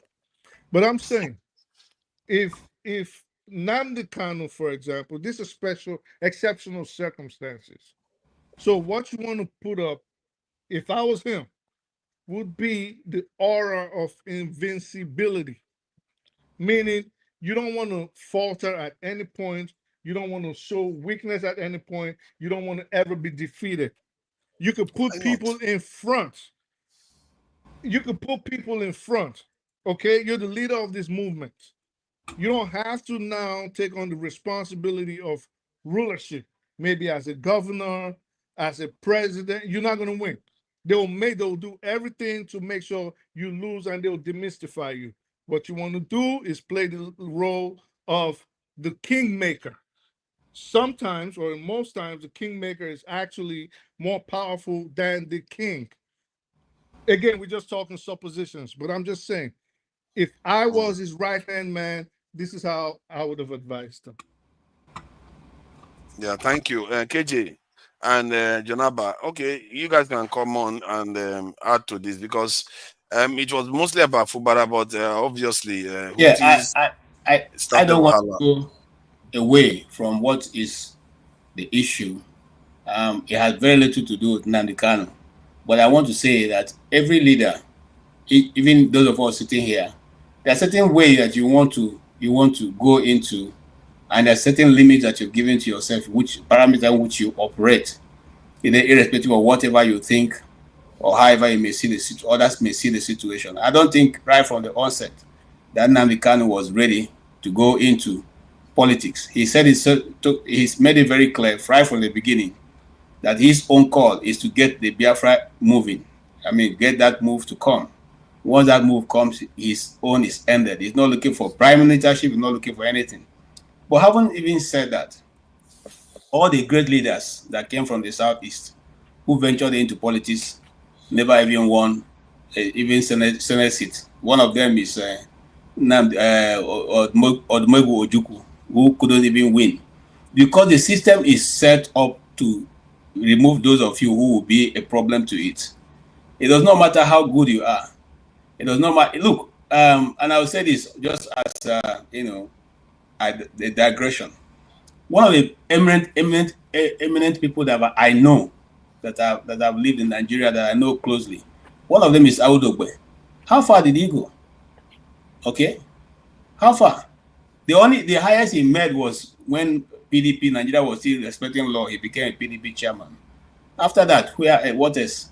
So people who they know will stand against the system are not usually allowed to go far. And when you even manage to cross few hurdles they put for you, they make sure that's a particular level you don't go beyond. And that is what it has become. The very worst of us get the very best of best positions in government.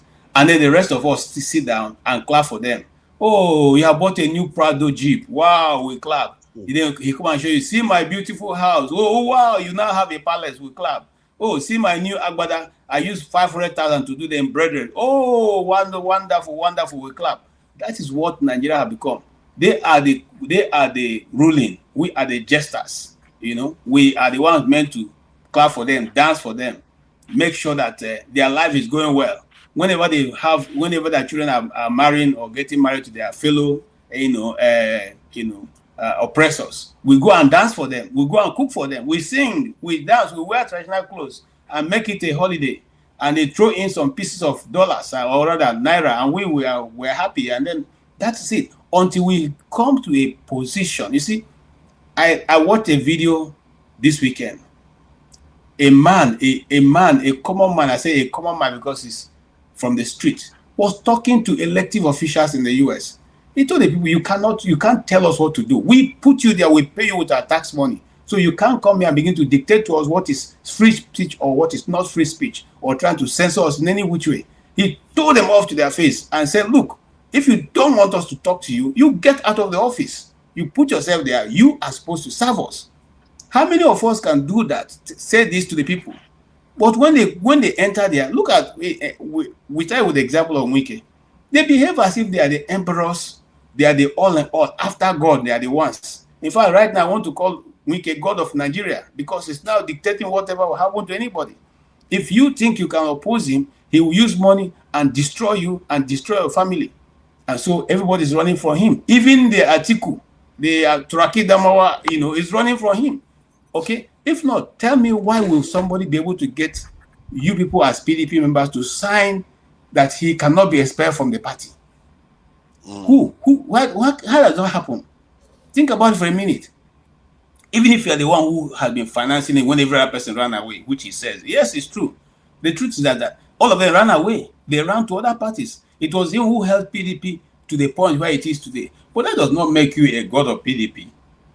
Yeah, but KJ, this whole thing, I hear your statement regarding Nnamdi Kanu, and it's a shame because when I look at Nnamdi Kanu, I see somebody, a fiery politician that could be in the image of a wiki, but 10 times more charismatic, but didn't use it to, transform the Southeast. He could have. I truly believe that, and maybe that's what I speak the truth to is saying. However, this wiki power, I don't fully understand it, because when I saw Tinubu going to Rivers State before the election, I just thought he was just going to Rivers State. People were saying that maybe Wike is going to support Peter Obi or is going to support Tinubu.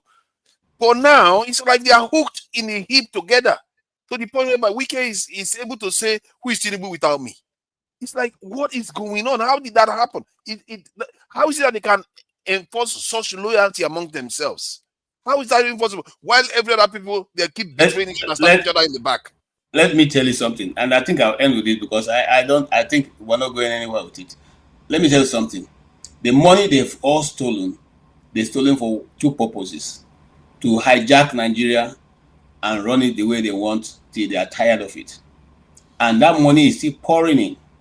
Okay? That's why you see contracts right now are not even bidded, but they are in the $1 trillion, $1 trillion naira. Like contracts now come in trillions. Okay, you don't know who owns the companies, but these things come in trillions. Take example of International Conference Center. How much was used to renovate it? Not build it, renovate only. And yet the central AC is not even still working well till today. And yet the pens, the pen they use is even inferior to the one they used that was originally used for the building. So what are we saying here? These are things that are facts. Am I the only person who can see? Are other people? No. Everybody knows the truth. But we're all hiding from telling the truth. We know what is going on. You know that the nation is being slated for sale by one individual who they now call the Jagaban, who feels that, and then you see what even annoys me the most. They say he's a powerful politician. How powerful is he? How powerful is he? He's using your money to oppress you, and you're saying he's powerful. How powerful is that? Okay, we are turning up even a small constitution we thought was even a problem. Now it's been made worse because the judiciary is one man's pocket, the legislature is one man's pocket. Okay, and we are clapping. Look at how much is being used. They're going to use to renovate Murtala Mohammed International Airport, to renovate it. Look at how much they are trying to use now to build the new port transport station in Abuja. So why don't you ask yourself the one question? Why is it only projects they are doing? Why is it only projects that they are doing? East-West Coast Road, how much have been spent so far? Nobody knows. How much will be spent tomorrow? We don't even know. So we need to come to ask ourselves, really, because I have sat down to look at what is going on in Nigeria. Just like Sanusi said, who is also part of the problem. But I like to speak when they speak the truth, we interrogate it. What we started fighting in 1960, we are still fighting to today. So when shall we now become? What we started fighting in 1960, when Nigeria became independent, we are still fighting till today. So what have we become? Can we truly say we have made any progress whatsoever? In which area? I think there is something strange going on in Nigeria. I think I will talk about that later. Where is Janaba? I wanted to add to this. Janaba, please go ahead. You wanted to talk about either the Fubara or Nnamdi Kanu stuff. Oh, Fubara is not a case for me. Fubara, and you guys can keep your rivers. Well, your governor, was he not the one that was bending knee to Bello? Bello, I'm not sure which one is which anymore. Which one is Bello? Kogi? Okay, that was Kogi. It's not yours. Okay, sorry. But your former Autumn, what is happening with Autumn now? How is he doing? Autumn is carrying the portfolio of Wiki upside down and began to get the bread. Wow. No, they're all Wiki. They're all on Wiki payroll. That's why Wiki, when he takes his kite, he bragging. I don't take the Wiki seriously. When you don't have the people you have in Nigeria, it's where people like Wiki can reign. But that's Nigeria. On the issue of Nnamdi, I think Nnamdi is a very controversial figure in my own way. I watch it. I don't. I believe he has had violence.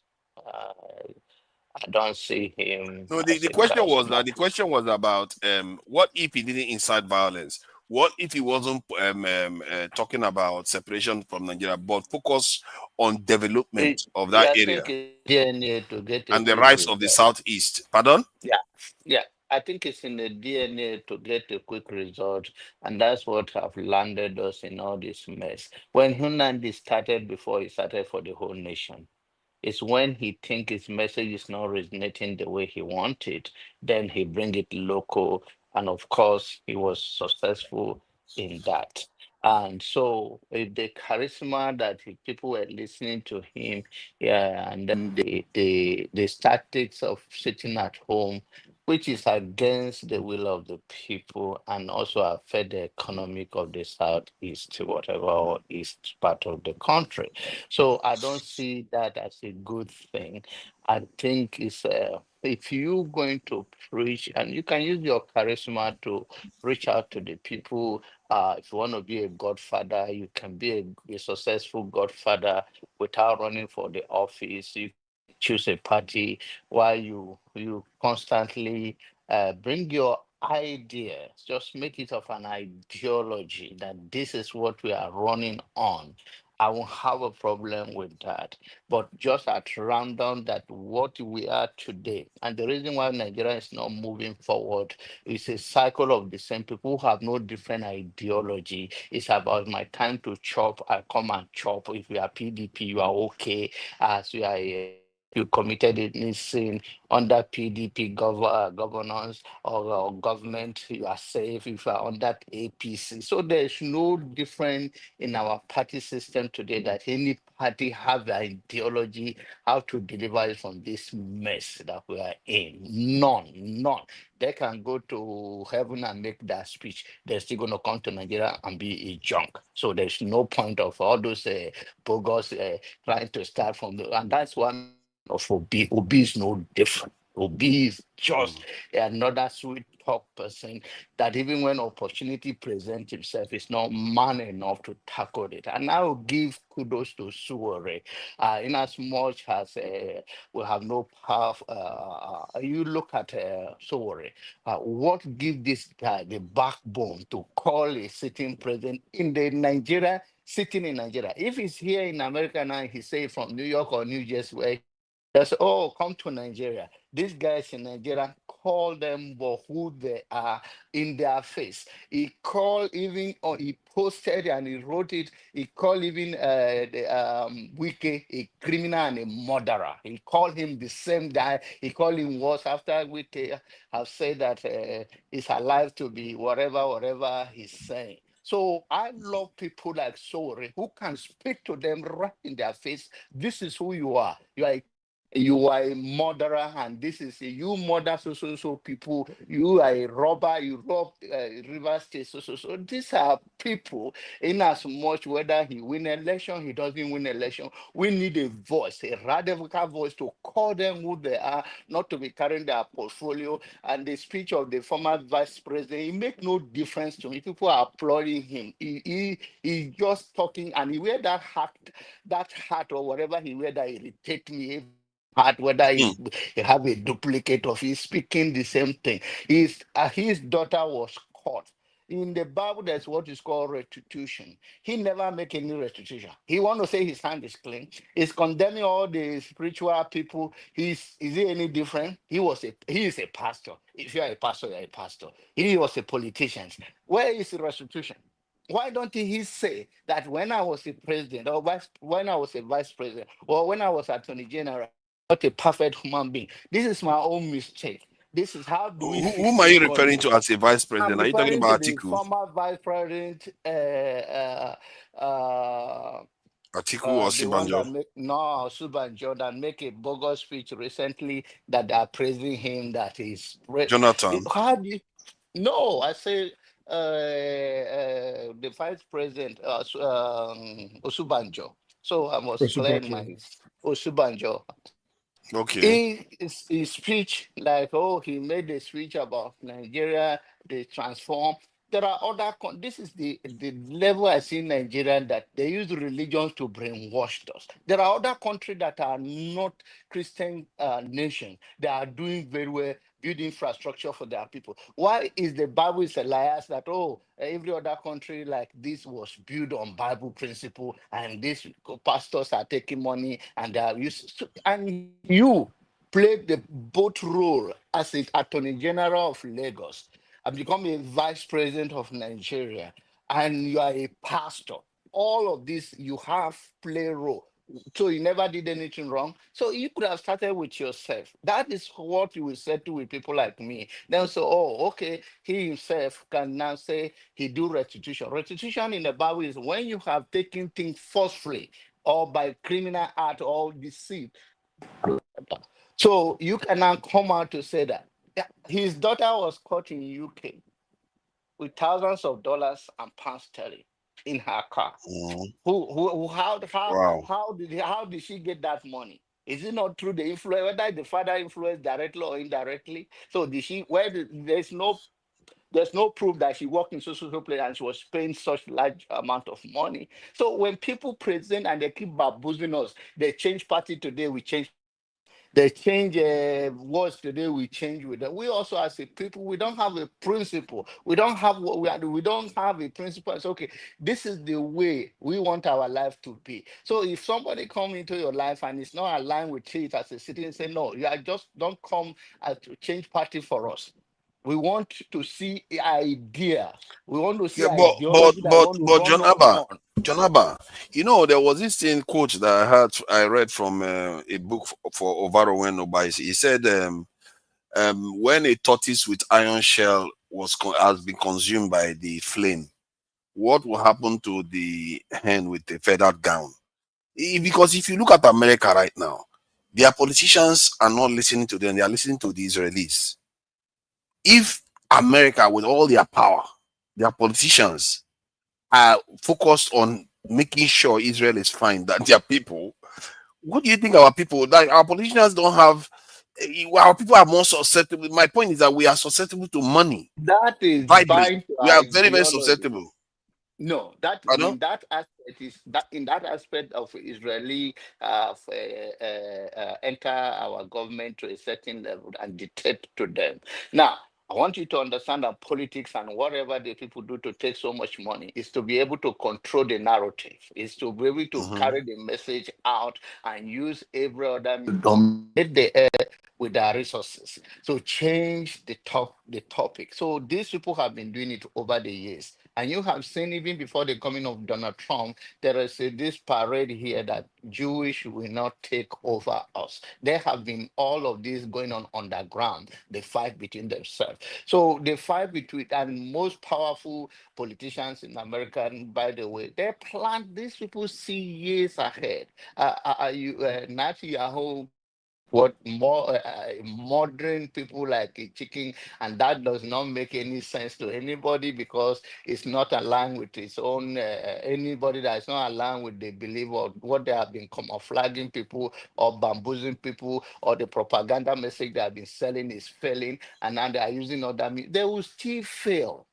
The only thing that human being, the soul of human being, what is when people are naive. The problem country is the majority are naive, and the reason is that not because they don't even listen. If they sit in the parlor today, they talk about party, then talk about ideology. You are talking about APC and PDP. What the difference does it make? It's the same people. What the idea that these people is selling that is going to help us in the long run? Who among these politicians is coming with a clear vision that we see ourselves in it, apart from the sweet talk, which all of them, and they come, they will never do it, which we already know. If anybody goes there, these people that have been, I used one illustration the other day. If you go to police station that smell that comes from the back, if you stay there for so long, you will also become part of the smell. So the society right now, we really need a Messiah. And the Messiah has to come with a rod and mercilessly to lead us into the future. Because if at all we are even making any move, we are crawling in, we are not making anything. We are just running from one here and there, and people lying to us, and they have used everything against us. Ordinary Nigerian cannot even face people.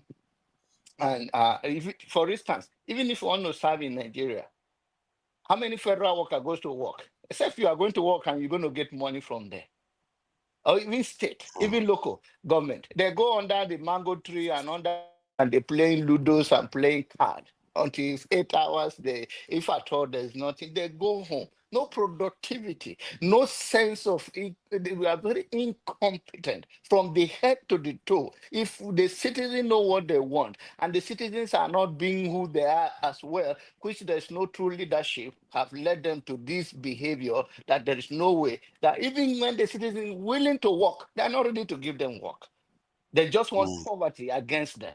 want to use them like that. This mentality has to be away with a Messiah with a rod in his hand to say we are going this way, we are not looking backward. We have been left behind for so long. Let's join the running race of life. Now, But the now let me caricature of this is not going to work. let me add something though. Are we sure many Nigerian youths or young people today feel they have been left behind?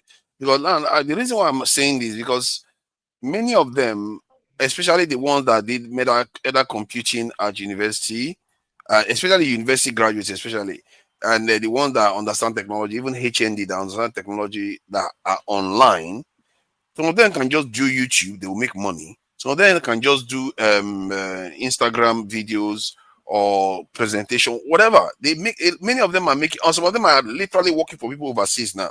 Yeah, but they And are still that in number the is increasing. environment. They are Pardon? still they are still in an environment where things are against them. They are still in an environment when police can see stop them in the road and tell them you look like a Yahoo boy. They are still in an environment even when the world is they can walk overseas, like you say, whether through Instagram, whatever that is available for them to walk and earn their living and feel unsafe in that society and feel that they don't have a basic human right. They can even the road, give me your computer. There is no search warrant. There is no any list. This is the country we are having. Yeah, No that true is, but leadership. let me add though. Even Let's say when the that one is individuals true. are thriving, it's not Mm. even say that one is true. It's a daily occurrence No, in no, Nigeria. I agree with you on that. But the Okay, the thing point is, I'm I'm making is trying to that get in you as to much see. as our youth, you are trying to tell me that our youth are meeting up with the 21st century because of the availability of the media, they can in their nice.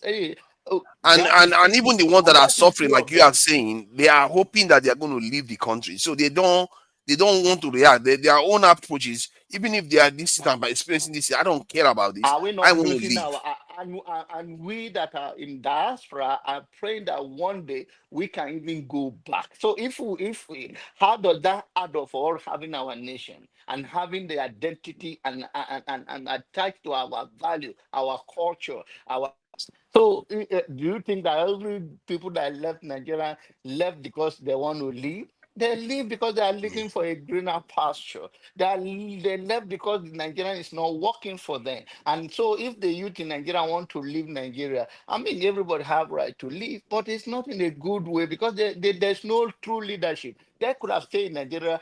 You tell the people in America now and every other developed country where their country are doing well. You want to tell another country, they will go for vacation, they will go for exploring the war, but not like the way our people want to live because of the condition they are in, both politically. If you want to have a goodwill, that's why I always say I may have my own difference, but I congratulate Sowore. This is the voice that need to hear more. Like Nnamdi Kanu, if his voice was steady and focused on that, and yo, yes, I would also appreciate. I need more voices like that. We are not going to be a cowardice and stay and then become mumu in their hand. But then we, the youth, need to rally around these people, not the people giving them 10,000 to go and vote. I will give them bag of rice or half bag of rice or Yeah, mudu but of what makes you rice. think that these people too are not compromised? What is the guarantee? What is the compromise in somebody that tell you steady, calling it things that has no godfather? That have no Mm-hmm. godfather. In Nigeria, what That you Soro know is of. doing, you must be very connected to a level, and you cannot walk as an ordinary person the way he walk around.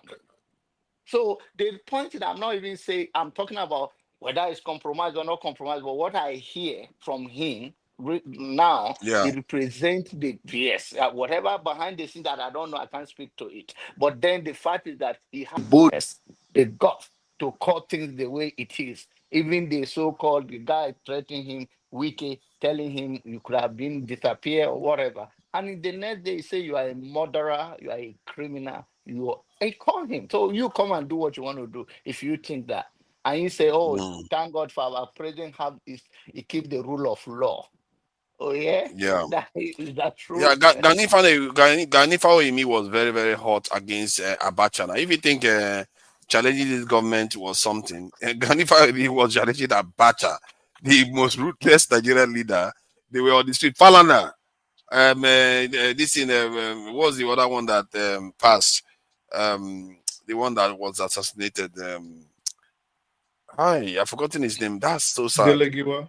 No, no, only Delegiwa, the politician. He survived. Was under Babangida, right? Yeah, this one was minister of. I think he became a minister of power or something under Messenger. No, this is a Yoruba guy. He was assassinated. What's his name? Bola Ige. Bola Ige. These guys were brave, man. They were taking up. They were on the ground. But Tinubu was overseas then. I was in Nigeria then. They were on the ground taking on Abacha. They will go on protest and they will arrest them, take them away, and the 5 people will be out again, starting on that war again. Now, we know more of. We need it. We need it in our society. Nnamdi Kanu can stand in the same way and all of that. Use the energy in such a way. But with having said that, I know that better days are coming and hope that we don't give up because we don't have another country to go. And I'm believing it's coming so fast. If African understand the dynamic the world is going, everything to empower their people and secure their people and planning, because this system will reject you one day and they will tell you you can have all the citizens you want. You are out of here. So I believe it may not come in my lifetime, but so many things is going around the world. Something is pushing. It might come a lot sooner than we like to think, because when change want to happen, it's when the leaders think they've arrived. That's when you from nowhere it comes, and by the time it change, of course, I've seen elections where people thought they were going to win, they were coasting along, no competitor. Even if you remember the case of Hillary Clinton of the US, she thought she already had the Democratic Party nomination locked. Obama came from nowhere and just blew her away. And it happens in politics all the time, in nations all the time. If you assume you gain power and you are at your zenith, don't worry. Keep thinking. Remember the last election, nobody knew P2B was going to happen. You just never know.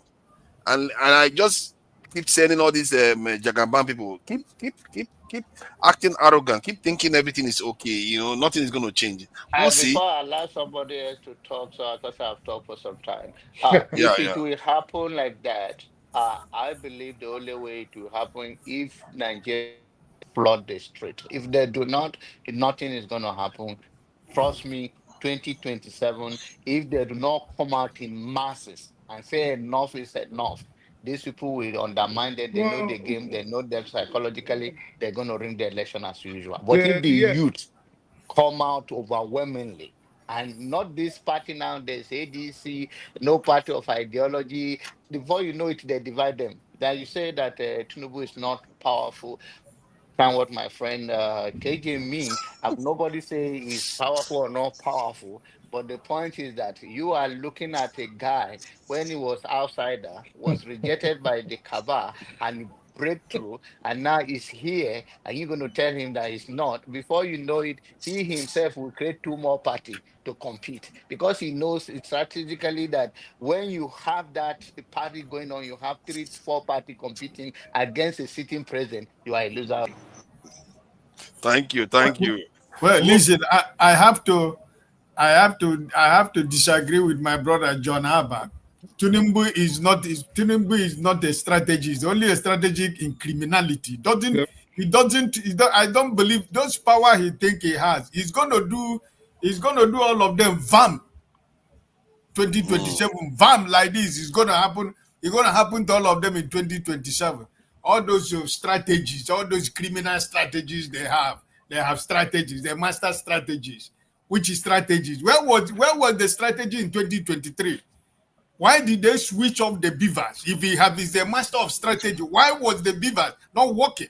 Where was the strategy in Lagos? Where was the strategy in River State? Where is the strategy in Abuja? Where was the strategy in Benue State, in Nasarawa, in Plateau State? Where were the strategy? There was no strategy.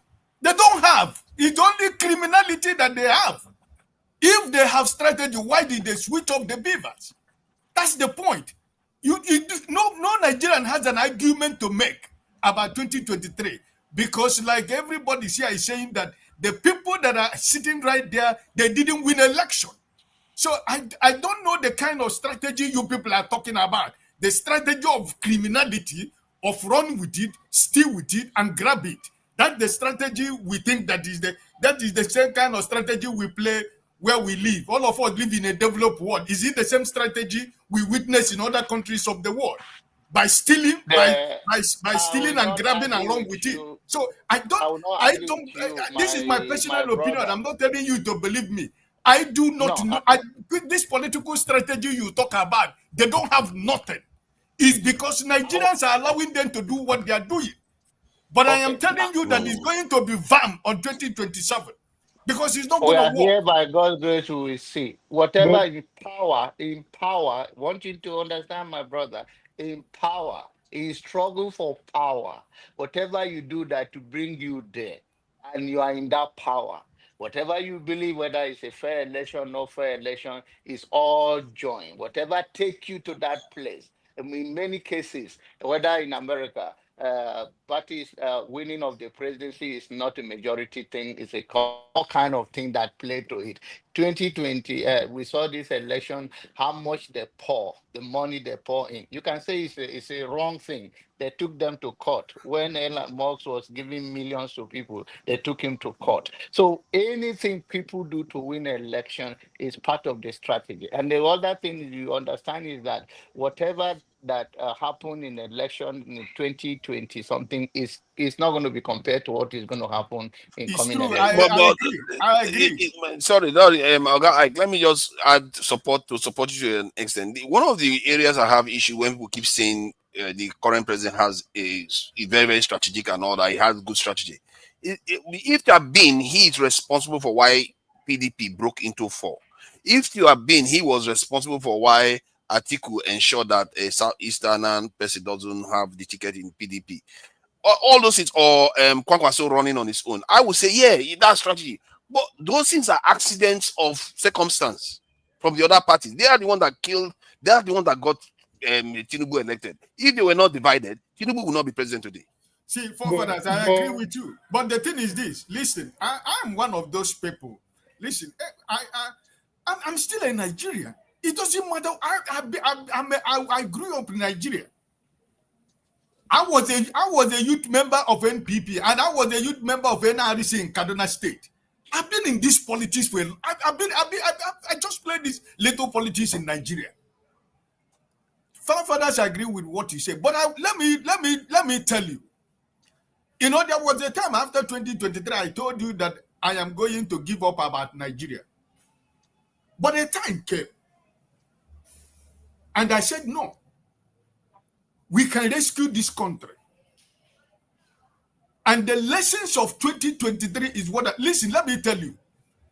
All those people who are working at INEC, the police, all these people that they are using, they are our neighbors. They are our brothers and sisters, cousins and nephews. They are our friends in school. They are neighbors. Let me tell you, you see 2027, I keep saying it here. I'm not, nobody going to convince me. It's APC. You see, your president who was in Kaduna State, he went to go sympathy visit to Buhari's wife. Why did he go? They don't have a government in power should have a program to run for a second election. What do they have? What do they have? Or to run on what? What policies and programs do they have that they want to run on? Is it the politics of cohesion? The politics of intimidation, conspiracies? Is it what they are telling me is what is going? You know what they are going to be saying? They will say student loans, tax reform, Lagos Calabar Highway. I have asked you here, forefathers. They're going to be saying a lot of things. I have asked you here, forefathers, not this month, not 2 months ago, not 3 months ago. Give me one person from your town that have received student loan, one person that have got this money they say that they give, one person from your town. I don't know. I've not really checked, but I'm sure they are receiving it. You are just not. You are not. Listen. You are trying not to be honest to yourself because you know it's not true. Nobody has received nothing. Oh, John. Okay, but what if they receive it then? John Abba, come back, please. It is all about propaganda. They are sharing the money among themselves. Kaduna High, which Lagos High, which this one that is broken already, which highway? Let us not listen. All this contract they are awarding right now. It is the money for 2027 election. But I am telling you, if they like, let them take the whole money of Nigeria and put in their pocket. It's going to do them VAM on 2027. That rigging that they think they know how to rig. All of us are going to rig the election. There was something I wanted to bring up, and I wish John Abba was here, and this is why I was waiting patiently. Because he made a statement, and I just wanted to ask him, and I guess him and Mr. Ike are actually saying the same thing, but on different spectrums, right? So they keep insisting, like Mr. Ike is saying, people are going to come out in 2027, and the incumbent is going to be shocked. And John Abba, on the other hand, was saying, well, he wants the people to come out to make a statement, basically, on how they're being ruled. And my question was going to be, okay, good. So my question was going to be to John Abba,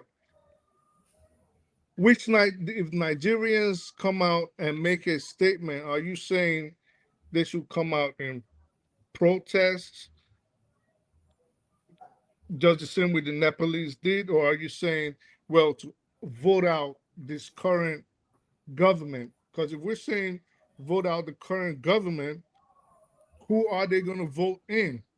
It's still the same garbage in, garbage out. If that's gonna, you get what I'm saying? So that was what I wanted to ask you when you made that statement. That are you saying come out and protest, shut everything down, get a new government, get a new order for the country, or are you saying vote out this current government? But then if that's your position, then I'm saying who do you want them to put in?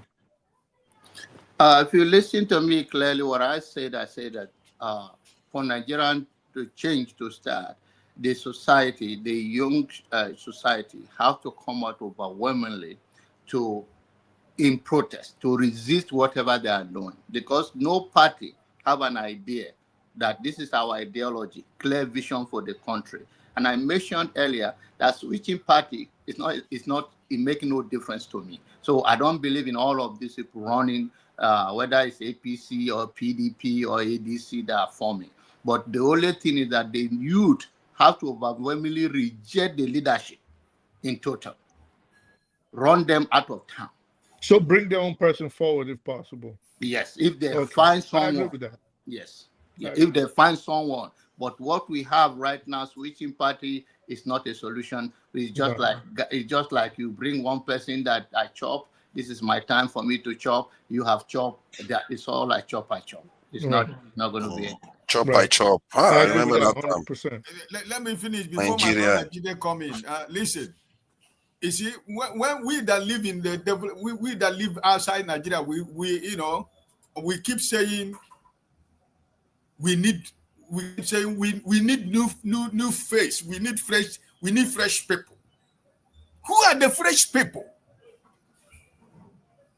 Because me and you, if we want to be honest ourselves, me and you, we abandoned the political system for the criminals to take over. And they hand over to their children, from their friends to their children, from children to children, and from family to family. Where are you going to start to take over? Who is the new fresh face? Who? The new fresh face, everybody, most Nigerians that are outside, we need fresh people. We need people who has not committed anything. Who is a saint? But Mr. Ike, I understand you could make that argument that who's a saint, right? But the reality on ground is if you try to fill a basket with water, you're always going to hold on to an empty basket. This is the issue with Nigeria now. So there's no new person, no fresh face, granted.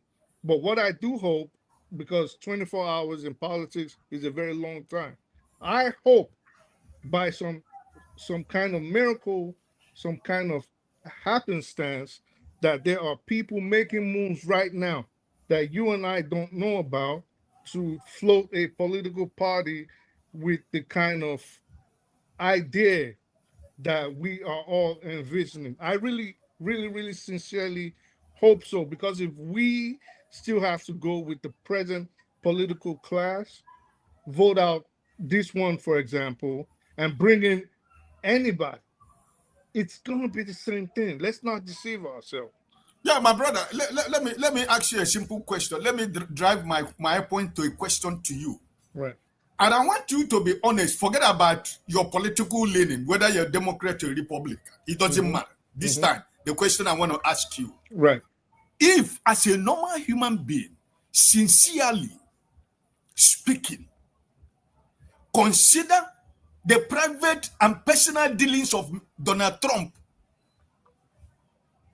would you, as an American, would you have been comfortable electing that man as your president? No, never. The answer is no, right? Right. Good. But in the midst of that, whether I voted for him or not, Americans at the time decided this is the man that they want. I don't want to know what the Democrats said. It was Russia this, Russia that. That's I don't want us to go that area. You understand what I'm trying? I want to drive to your point. Okay. So you see that what I'm trying to say, that in the midst of the private life of this man that I know myself, I'm not an American, but I do read news. I follow international affairs. I wouldn't vote him as my president. But it doesn't matter at the end of the day. This is the second time he's the president of America. In Nigeria, my brother, the failure of people like me and you who claim to be innocent and holy is why the country is in the state that they are today. Because why? When you ask KJ to go play, he said, no, politics is not, forget that, I don't want politics, is a dirty game. Forefathers, okay, no, it's a dirty game, I don't have. No, I didn't say so. KJ is guilty. My brother John Abba, go and represent. No, this is not for me. My business is more important. I have children to take after, because this politics is dirty. This is the song me and you and everybody has been singing for all these years. Right.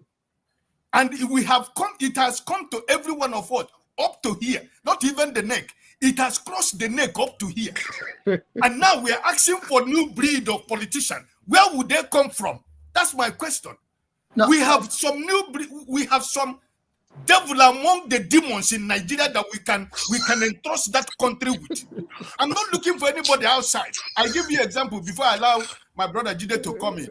When Babangida came in, Babangida went as far as going outside Nigeria, bring the best brains and minds of Nigerians living outside to come and run the government in Nigeria. How many of them survived for 6 months? Because the system, they couldn't work on they couldn't practice, they couldn't do anything based on the criminal, foundation that they have in government in Nigeria. Most of them left and walked away. So where is that scent going to come from? From where? You have to be honest to yourself in Nigeria right now. I don't care who wins this election. Where I stand is that this present government should never come back to power in 2027. Let me ask you something. If, for example, Atiku was the president today, would you be happy or even have any hope for development to happen in Nigeria? Who? Atiku. Yes. You would think Atiku will be... Listen, I'm trying to be honest to you right now. I don't want Atiku age to be president because they keep telling us we are the futures of tomorrow. No. But right now, no, I'm coming. I'm trying to be honest and realistic with you. If you give me Atiku right now, with this present people that are there in Nigeria right now, I am going to take Atiku. What do you think Atiku is going to do, for example? Today? Fine, that's $1 million question. When he goes in there, he will do something. But right now, if you are asking me who goes to be, which people do we have to contest the election of the presidency of Nigeria? Mr. Peter Obi and the Yoruba guy of SDP. What is his name? Sorry. No. Prince Adewale Adebayo. Prince Adewale Adebayo. No. If you present any of these two people in Nigeria today, they are not going to stay 4 years for you to see that there is an element of benefit of democracy for every Nigerian. It is not about 100% result, but 100% effort. Because Nigeria is rotting that even in the next 50 years, we are not going to heal. But at least we have to start from somewhere. That's my point. I am one of the people who say Atiku should go and sleep because his time has come and gone. Right. I don't hide it. Atiku is one of the big. Atiku is the problem.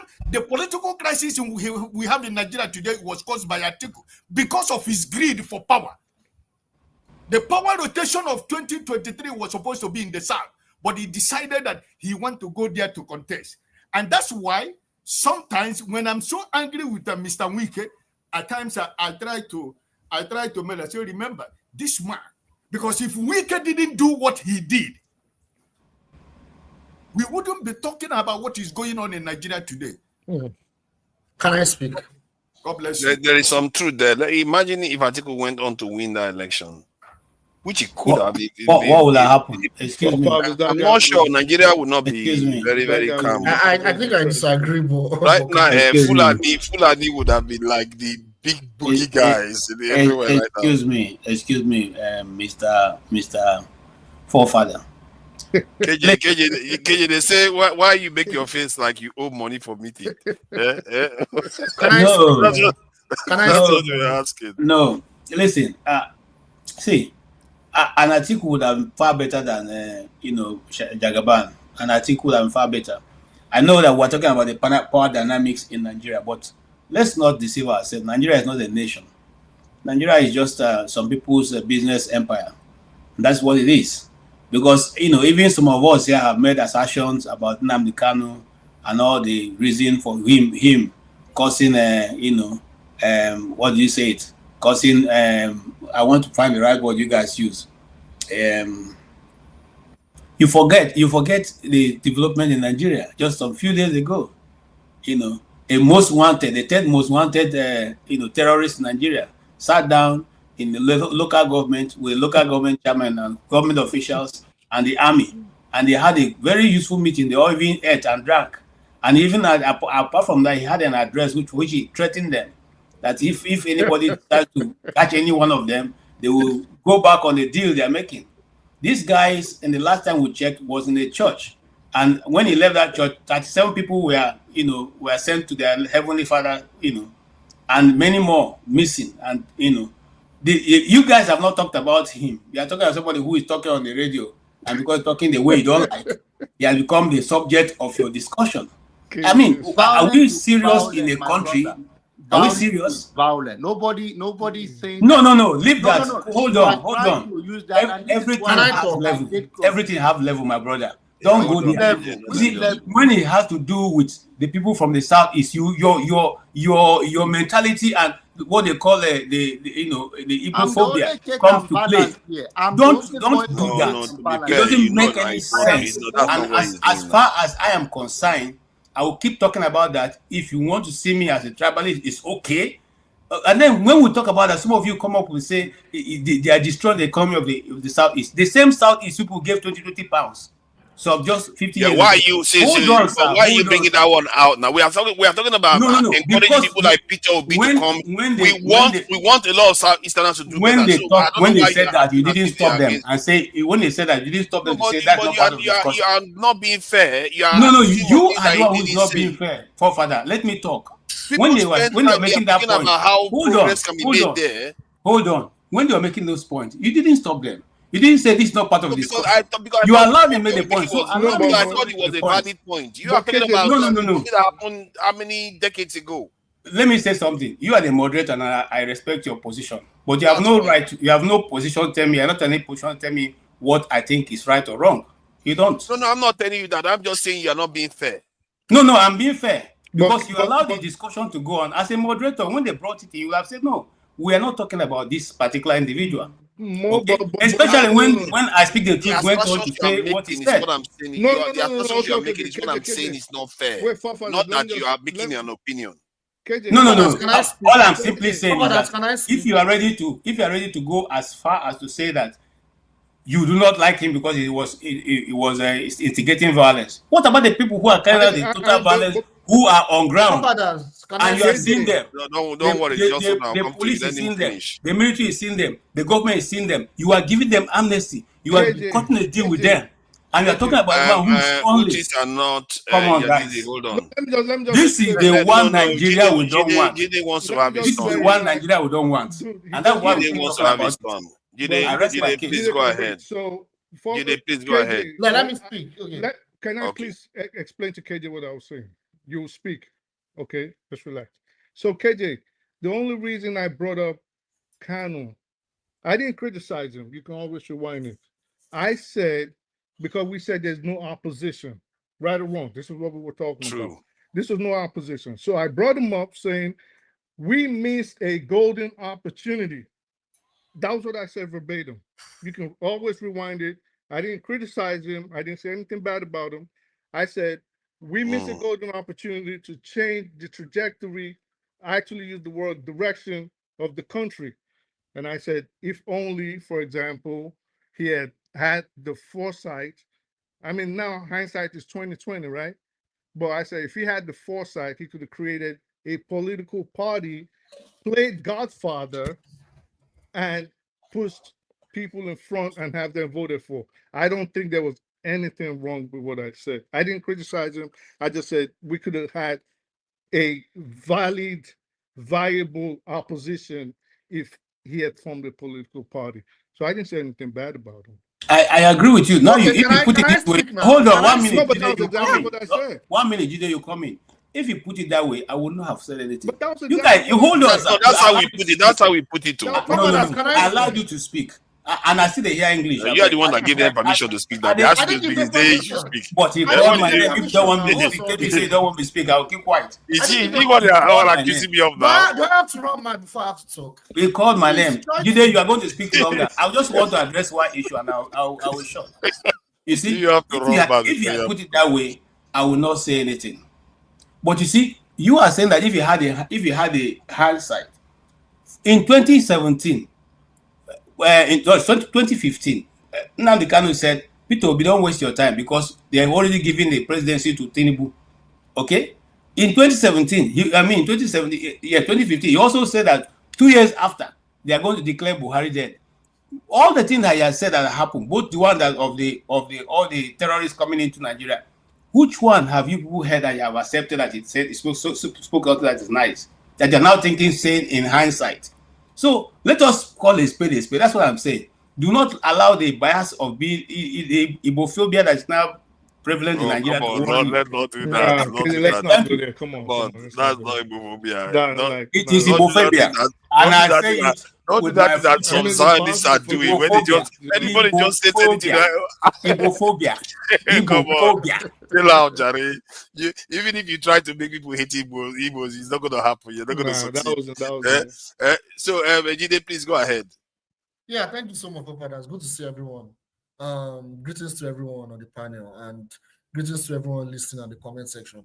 Yeah, Nigeria's problem. You see, I've always provided my own solution. You see, we need to understand that the business elites, the political elites, all our elites, the petty bourgeoisie, political class, they've all failed us. We know that they failed us. And the people themselves, they are not ready for change. They do not have a change mindset. We all agree. Either Yoruba, Igbo, Hausa, Christians, Muslims, they are not ready for that change. They don't have a change mindset. So, in my opinion, like, we need to go back to the drawing board. And the drawing board is, we need to go back to grassroots politics. If we want to hijack power from the criminals that are running the country, we need to go back to grassroots politics. Underground, we're not ready to do that. The people that can do that, they are not willing to do that. They are not nationalistic in their mindset.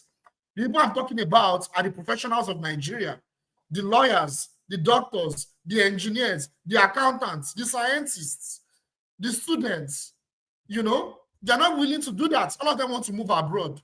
All of them want to eat out of the crumbs of the political elites. You know, because when I talk about the problem of Nigeria and I'm looking at the solution, I always like to go back to when we got our so-called independence and look at what our predecessors have done. And we are not even doing up to 25% of that.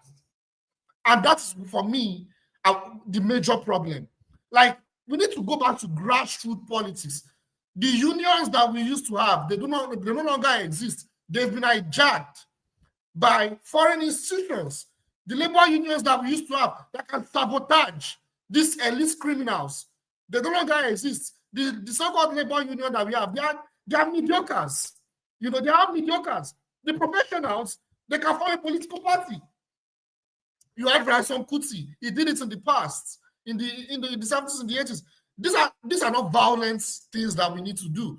Align with the poor people of Nigeria from grassroots political parties and develop an ideology. Then from there, a leader will come out of it, not selecting out of these political elites, not selecting, maybe Peter Obi will come, things will get better, or Atiku, we re-elect Atiku, or we should go back and vote in, what's the name of this guy? Goodluck Jonathan. We can't keep going round and round. They say it. You can't keep doing the same thing and expect a different result. You know, you cannot. You need to change your strategy. And for that, yeah, but the problem we have is the funding, because most of what it requires funding and to create organizations like this. And if you look at how most Western people, you know, we've all heard about how they organize people to fight for candidates. They often pour money in. You have to have a benefactor or a way of raising funds that enables it to happen. Without it, nobody wants to stop their work to go and do this when they know that they can't feed their family. You see what I mean? This is why professionals cannot do it in Nigeria. So that's exactly the problem. It is all about money, and that is where the problem is. These professionals, this is what I'm saying, they don't have a nationalistic mindset. All they think about is money, money, money. And they don't know that. That's exactly the problem. To align with the poor people and form grassroots politics, you don't need money. You don't actually need millions of naira. Yeah, but you need a lot of motivation. See, try to understand. You need a disproportionate amount of motivation to compel you to just depart from the time that you are supposed to be using to work to go and do things like that. The mechanism to doing it, I can understand the need to do it. Even they too know, but they don't have. There are so many things I wanted to do, but I can't do it physically. In a way, that's why I understand what is happening there too. The only motivation a poor Nigerian citizen will have is money. So whether you can talk, your oratory skills could be good, you could talk from now till tomorrow, they're not listening to you if they're not eating something. So the bottom line is, if there's no money behind whatever movement, it ain't gonna work. It's not gonna work. And I wanted to ask a quick question. Okay. And maybe this might be more directed to forefathers, but you could answer, anybody could answer. Yeah. If you wanted, for example, and I have a number in mind, and I know I've spoken about this before. If you wanted to form a political movement in Nigeria to get results by the next term, say you were to form a political movement today, how much do you think you would need between now and 2027? That's a good question. if I would need to mobilize people. I would need to get people into my political movements, and I would need at least, if I'm going to look at the nation as a whole, the entire nation, and get people into my political movements, I would need to look at least 1 million people. How much, though? How much would you need? How much? Oh, you mean money? Yeah. Yeah. Yeah, that's what I'm saying. You see, like, when it comes to money is, I'm not saying money is irrelevant. But it's not as important as you guys are portraying it. But to answer your question, how much money I would need, the point is I don't need up to $1 million. Now lie. $1 million. You're not serious. You're not going You to lie. go anywhere. You're not even going to the local You government. need What the hell are you 20, talking 50 about? million. Look at that. He has not thought it through now. He has not thought it through. Oh my God. Look at everybody unanimously conflicted. Yes, now because you see, You've not some thought of it us through. when we are talking because we know certain things and we will not put it online. You've not thought it through, man. Let me even It takes tell you, a I lot. thought 10 billion is not even Dude, if you don't have at least $100 million, it's not enough. I'm telling you. $100 million is not enough. The last election, one man alone spent almost $1 trillion. One man alone. One man alone. $1 million. You're not going to get, even within Lagos, you're going to struggle within Lagos to reach everybody. To even start anything. That's why I said I have a number in mind, because I've discussed it on here. What? $1 million? But from what you guys are saying, don't think it's too expensive. That's politics. It's not. It's a large country. And that's that thing. No, forefather, it's deliberately done so that you and Jide cannot be part of it. Yes. It's deliberate. American style politics, you need money. It is deliberate. So that you need money. Eh? No. Listen. You have to organize so many things. And I can give you at my fingertips. One, you need offices in all the local governments. Yeah. Yes. Two, a lot of you need money. at least 4 staff in all the local governments. Yes. At 3, least. Yes. you need office equipment in all local governments. Yes. Now, you will now need representatives in all the local governments. Yes. You see, that alone has put you out of business. Because you're looking for 774 already. 774 already. Not full soldiers. Not full soldiers. You haven't started $1 million. What? I think when you asked that question, I was thinking somewhere around 20 million. The reason why I said that, I understand where you're coming from, but I know it wasn't going to be enough. But my approach was going to be, I will do asymmetric campaigning. You know how Trump was able to outclass Clinton the last time, even without spending a lot of money.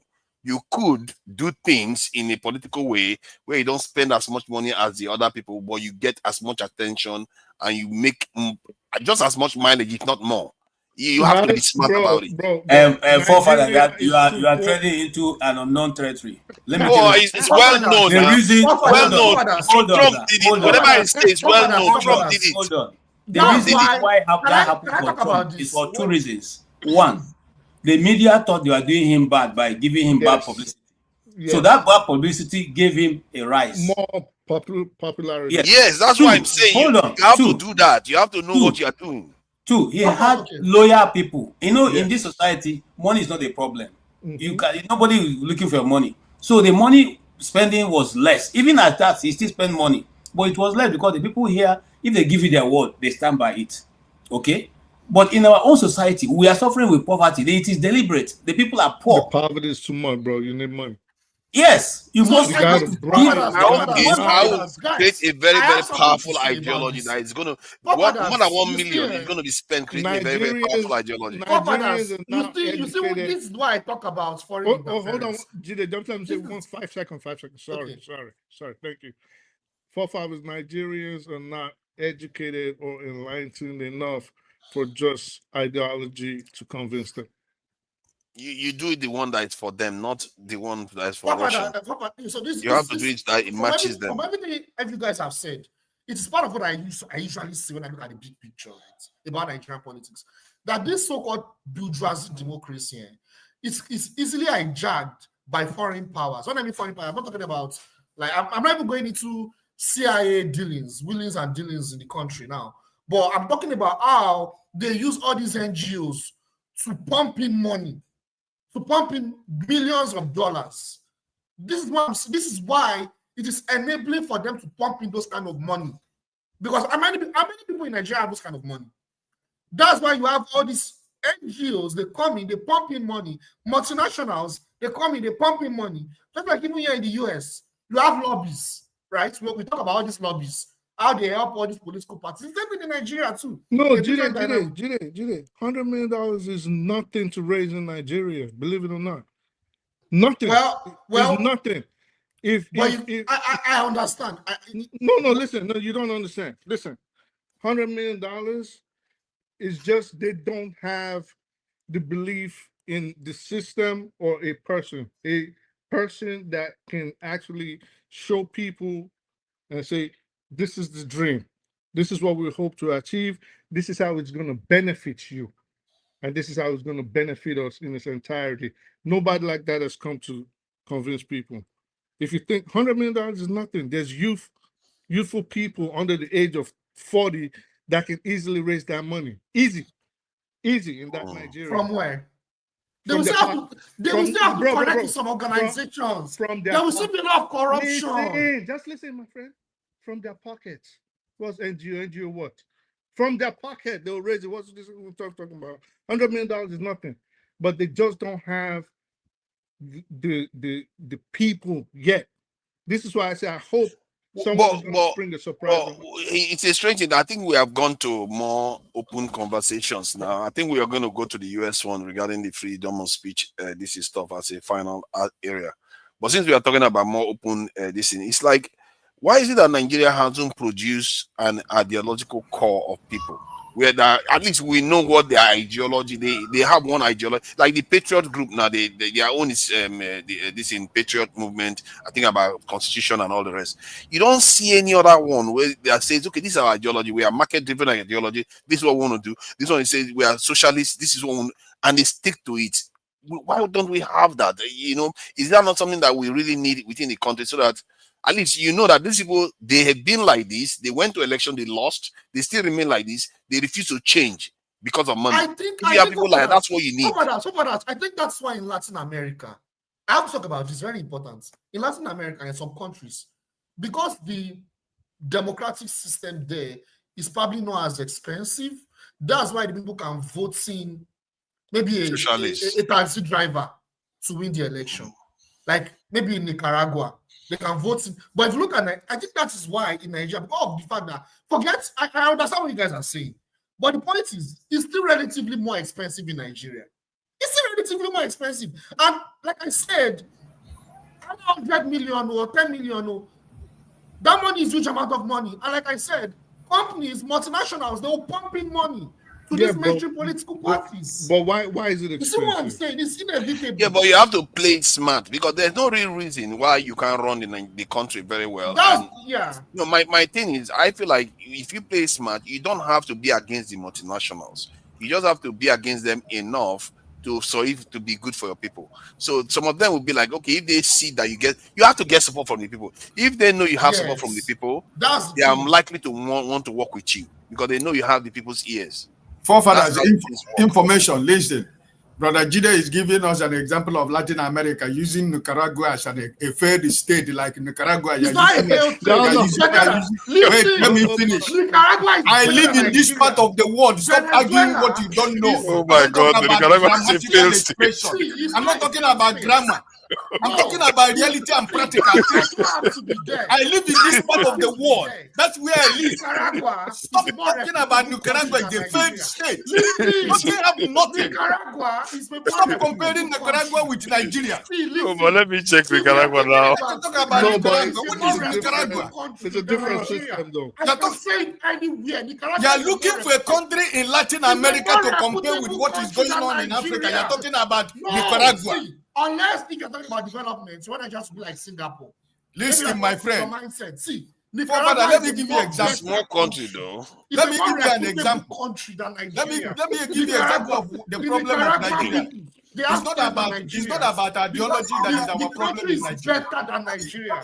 The problem in Nigeria is what? There is something that the old bridge have used against Nigeria, and that is poverty. Yes.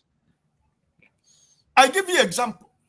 Yes. The taxi driver who won the election under Labour Party in Kaduna State and the one in Enugu State, where are they today? They have become to APC. Mm-hmm. Wow. A taxi driver who got the opportunity to represent the people who have seen poverty, who has lived in the midst of ghetto and gallows. He was given opportunity on a platter of gold. He rode on the back of Mr. Peter Obi and he became a member of the House Representative. Where is he today? APC. Two of them has decamped and joined APC. Moving train. I thought there was, I see, if Labour Party wasn't fighting, there was supposed to be a rule that says if you leave a party that is not having issues, you remove. Yeah, you have to. Yeah, you have to rerun the seat. You can't take the. It is in the constitution. It is in the constitution. It's not about it's not because followed. Labour Party Yes, they don't follow fighting. it. See, if it is allowed in Nigeria that if you decamp from your party to another party, you lose that seat, and another person takes from over. that political party will take over your seat. But that is not what is happening. How many people have decamped by the National Assembly? They're still in the National Assembly. Yeah, I think the what they are using is they say if there's a problem in the party, and Labour Party they didn't help themselves by having problems. Forwarders. I will now add more to that thing that I now said. The GDP per capita in Nicaragua is more than ×2. The GDP per capita of Nigeria right now. Their life expectancy is almost ×2. Their life is better than Nigeria. My brother, you saw this your GDP with your forefathers, all this paper you people see online. Have you walked in the street of Nicaragua before, Mr. Jide? I'm asking you a question. Have you walked in the street of Nicaragua? It does not have to be like Singapore. No. Jide, hold on. Let me try to share my. All this Did they hold on? Every time you bring out paper, quote GDP of America. Yes. All this GDP of something you people quote. I am asking a very simple question.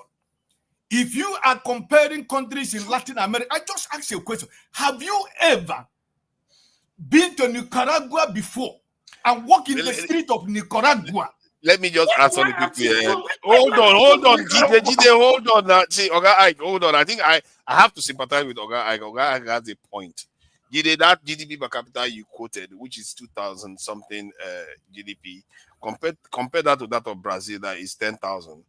Nigeria was at 2,000 something dollars GDP before Buhari Tinubu got into office. So you can see what Oga Ike is saying. It means that Nicaragua is not that far from where Nigeria was in 2022. But that's not expectancy.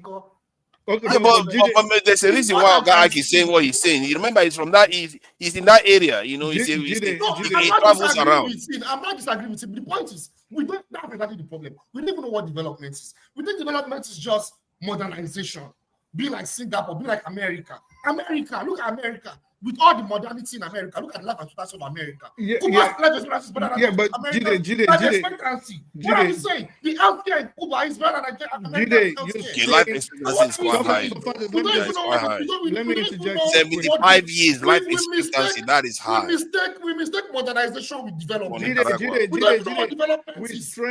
a problem. It's okay. We all have a point. It's not so bad. We're straying off topic. The issue was the cost of getting elected in Nigeria compared to America and why it was that expensive, which I was expecting we were going to bring up very simple fact that it is because we run an American style democracy.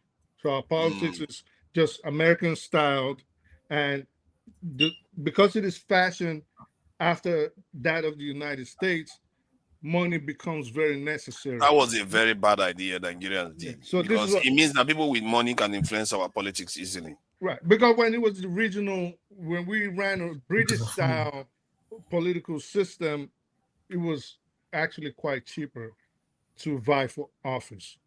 So the American style one, the steps to even get to the final level makes it more expensive, which in a poor society like Nigeria and A badly run one makes corruption very attractive. So I All thought right, that was thank the you. way to Thank you look for at it. that. Yeah. Let me, I thank see you you. there. Thank you. Support the I speak the diaspora truth. voting, and Tony is here to join. Everybody just seems to be jumping down Jide's throat today. There's nothing Jide will say. Nobody like they attacked him for the body quote he gave. They attacked him for the Garagua. It's like you can't say anything. They don't come for you now, Tony. Jide, I mean. Tony, what do you make of the conversation so far? We're talking about Fubara and the outsized power Wike seems to be wielding in Nigeria. He seems to not act like a normal FCT minister, and then I speak the truth, decided to go and wade into this in Nnamdi Kanu's saying that Nnamdi Kanu could have run for office, and he could have not run for office, created a political party, become the godfather, and he would have been able to transform the Middle East if he didn't go the route that he went now. So I don't know what you make of the conversation and all the stuff that has been said. Please go ahead. Welcome. Yeah, greetings, forefathers. Greetings, everybody in the panel. I speak the truth. Lukopi, Jide, KJ, who's else that I've not seen? Every other one that is there. Sorry if I don't mention your name, pardon me. Yeah, I've been following, listening in the background.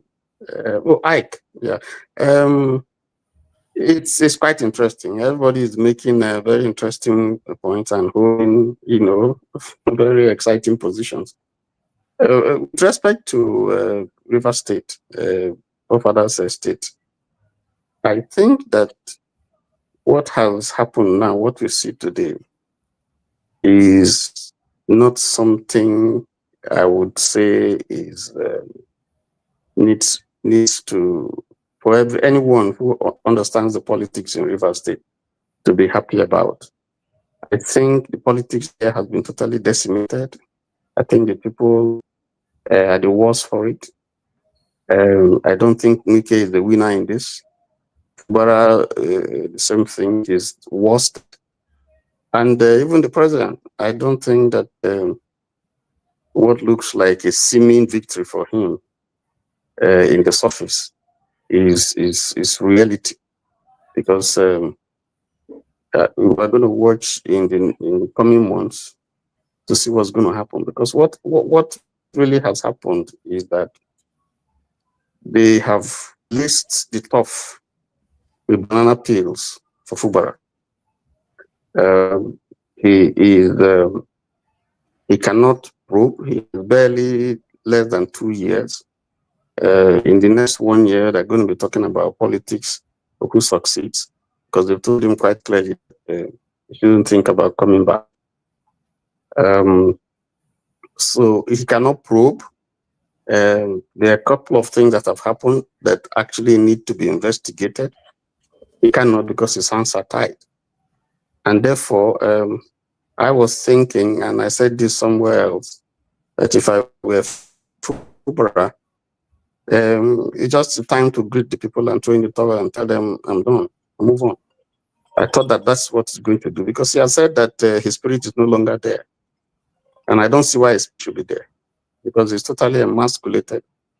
They have put in, Wike believes that he has blocked all opposition, local government, he has it, the House of Assembly and so on and so forth. But I just reading in between the lines, I think that it's just like silence in the graveyard. And I am looking at River State people to begin to plan and decide what they're going to do.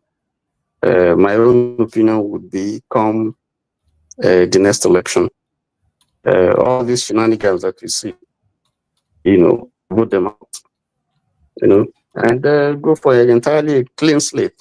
Maybe an inconsequential party, maybe YPP or any of those. I think the lesson should be taught.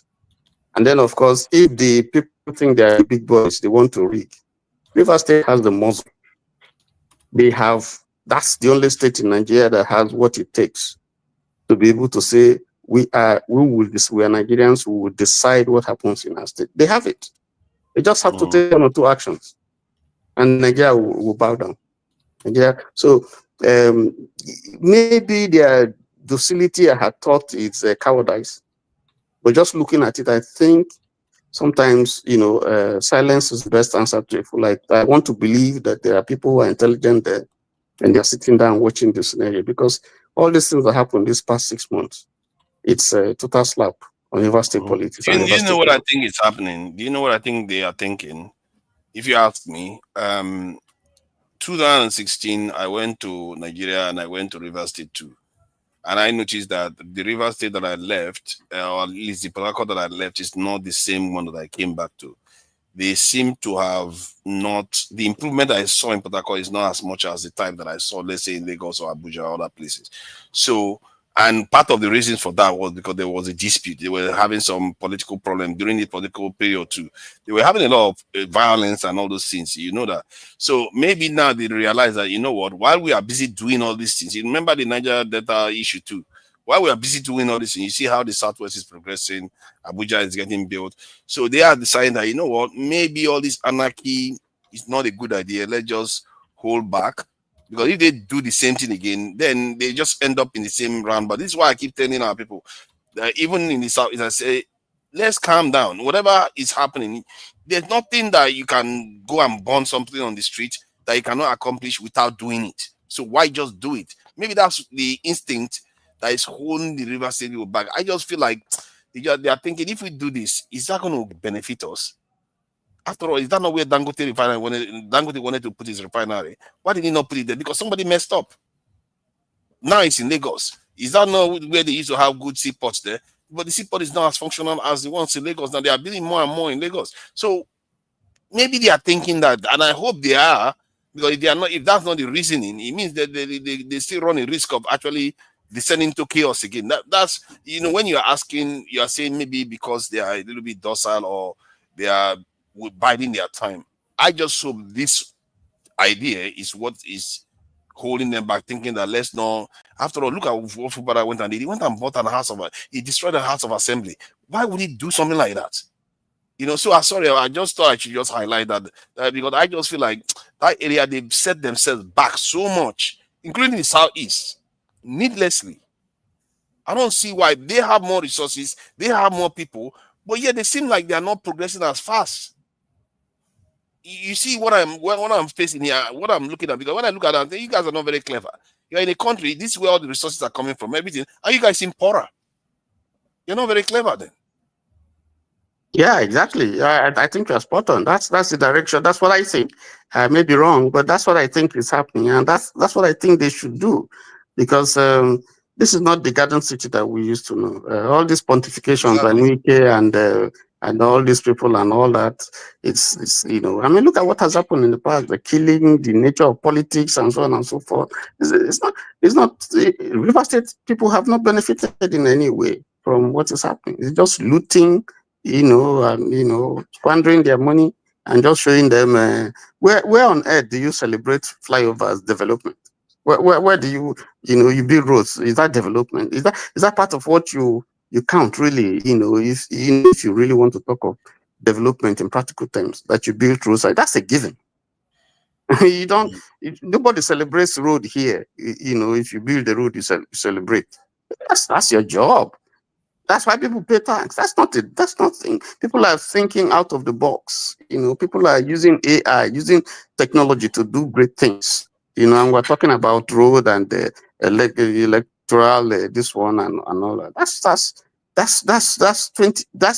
50 years backwards. So that's what I think for River State. I think this should be a learning process for them, and it's time for them to now say, okay, we've seen it all. We've seen this politics. Now we have to move on, but we have to, let go. Throw away the baby and the bathwater. Start afresh. Tinker with new. Go somewhere else. Look somewhere. Look beyond all these people who have caused problems, who have been holding the state to ransom. None of them, all of them, is sinners or.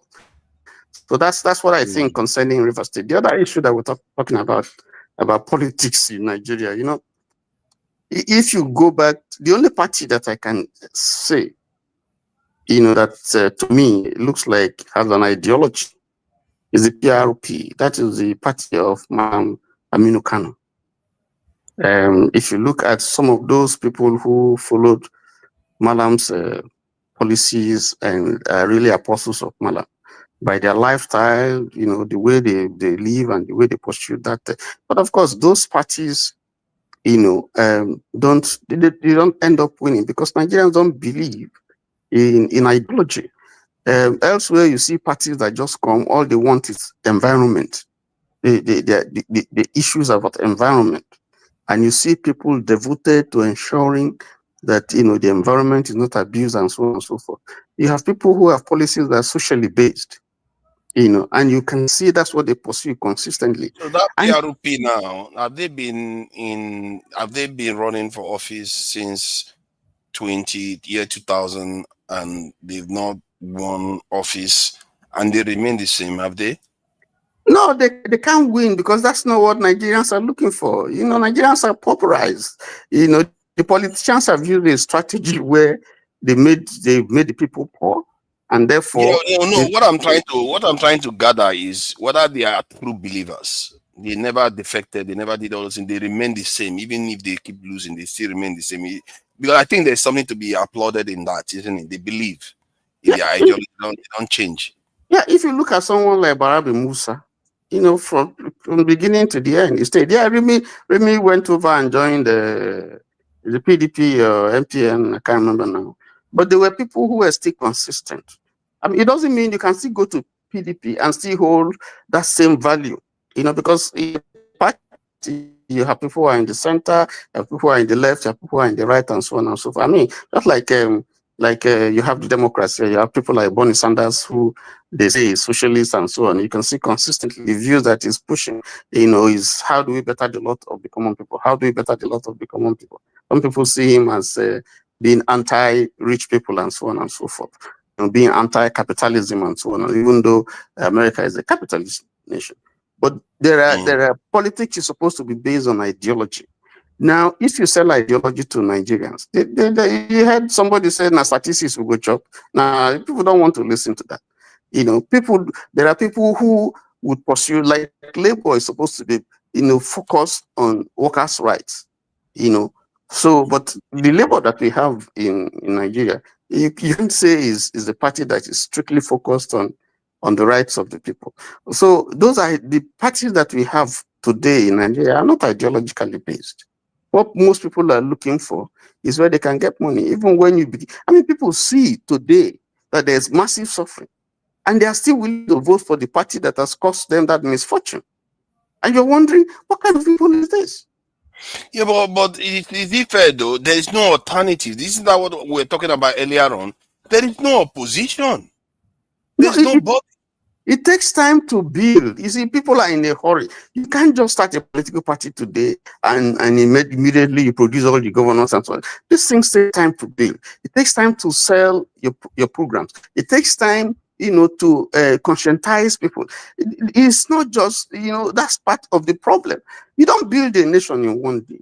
You are consistent, you are selling the same idea, people are observing you, people are looking at you, they're looking at your lifestyle, the things that you do, the things that you preach, and they see, and then you start from maybe just a small area, local government or somewhere, and they see how he's working and he's building up. People say, yeah, we can see an example.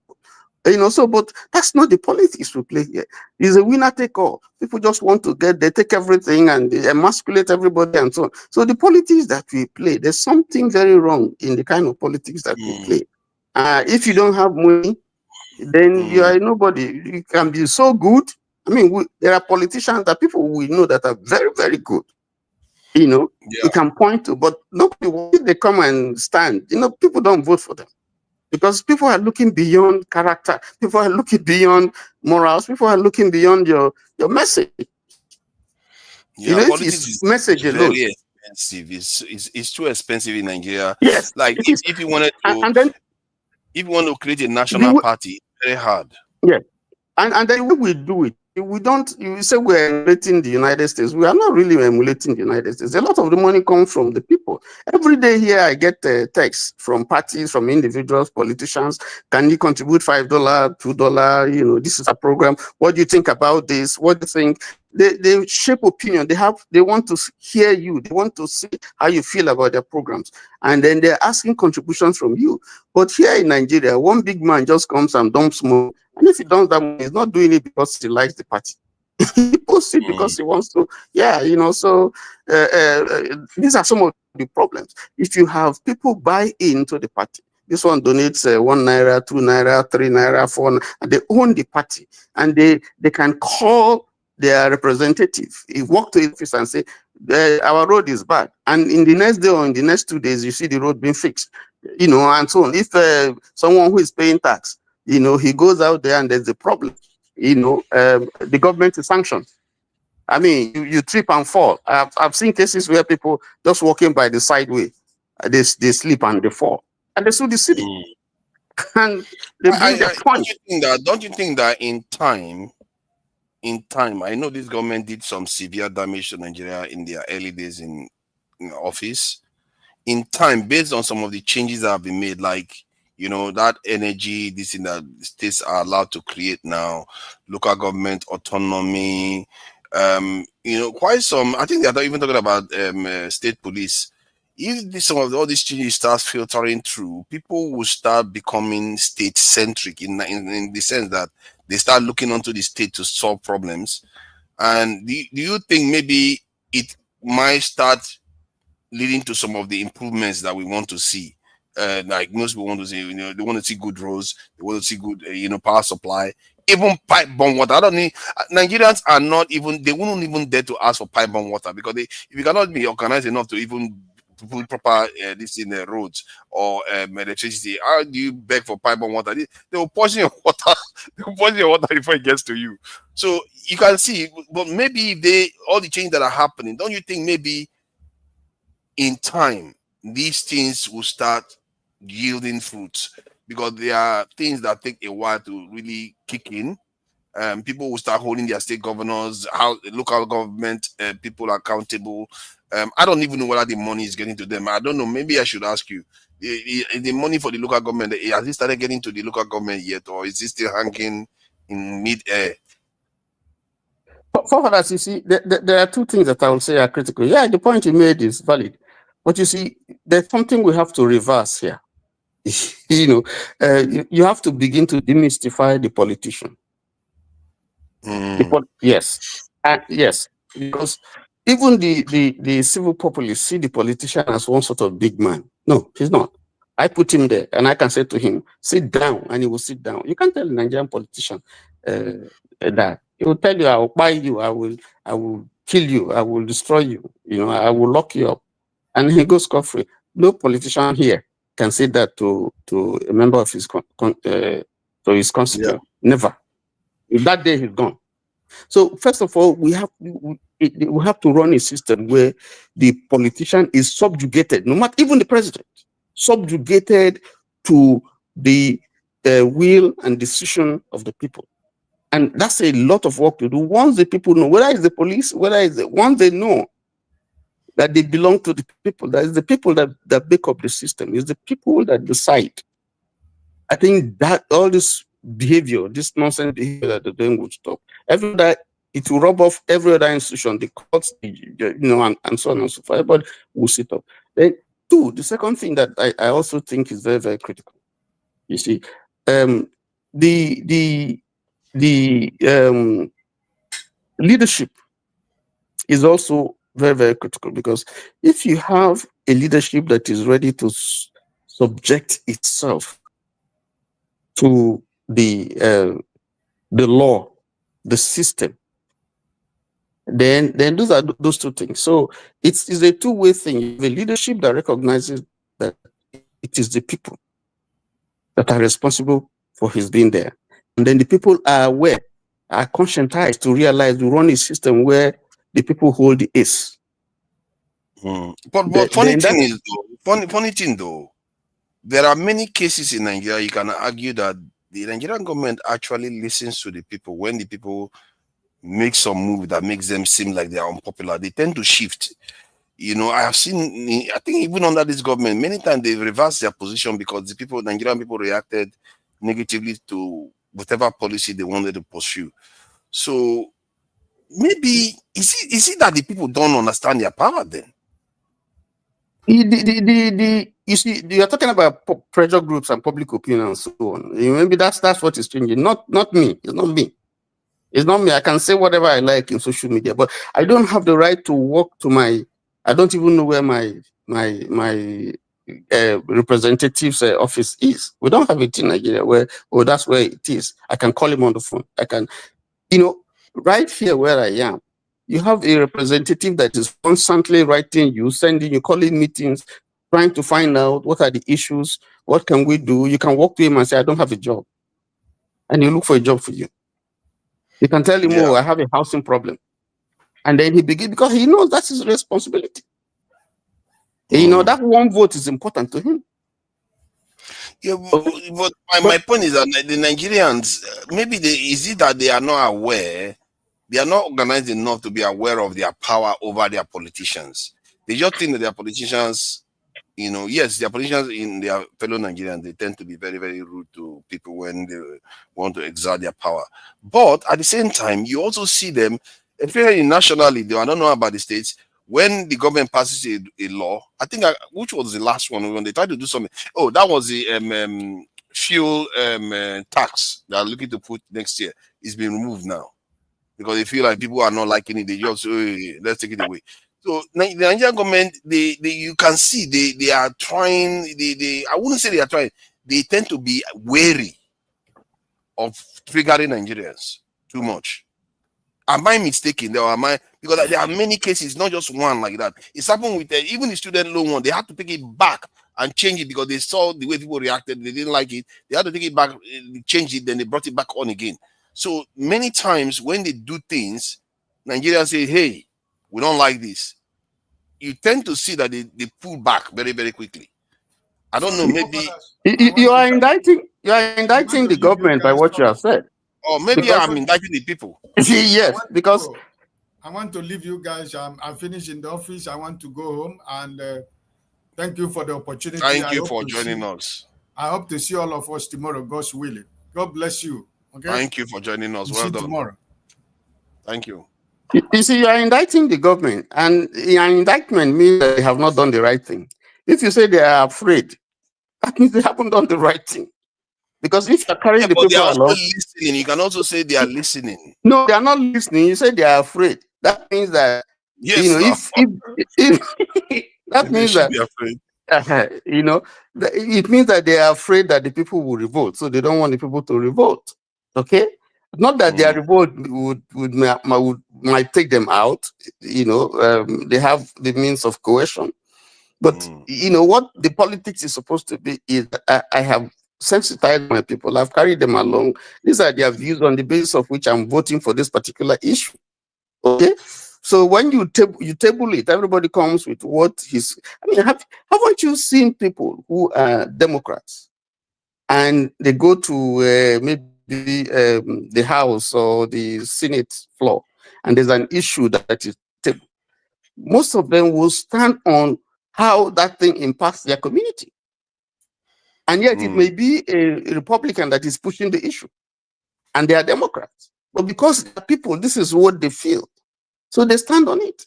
And nobody, they might even go against their party because they're looking more on how, their people feel and how it impacts the party, how the people benefit. Yeah, well, I think somebody was saying it in the chat that here in the West too, you do see some of these irregularities and corrupt practices and sometimes hubris from the politicians.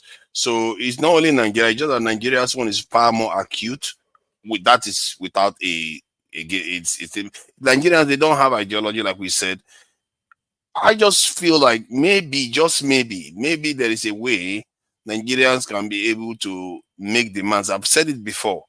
It's wanting to know something. It's wanting to really know something and want to do something about it. It's wanting to be given the tools to do those things.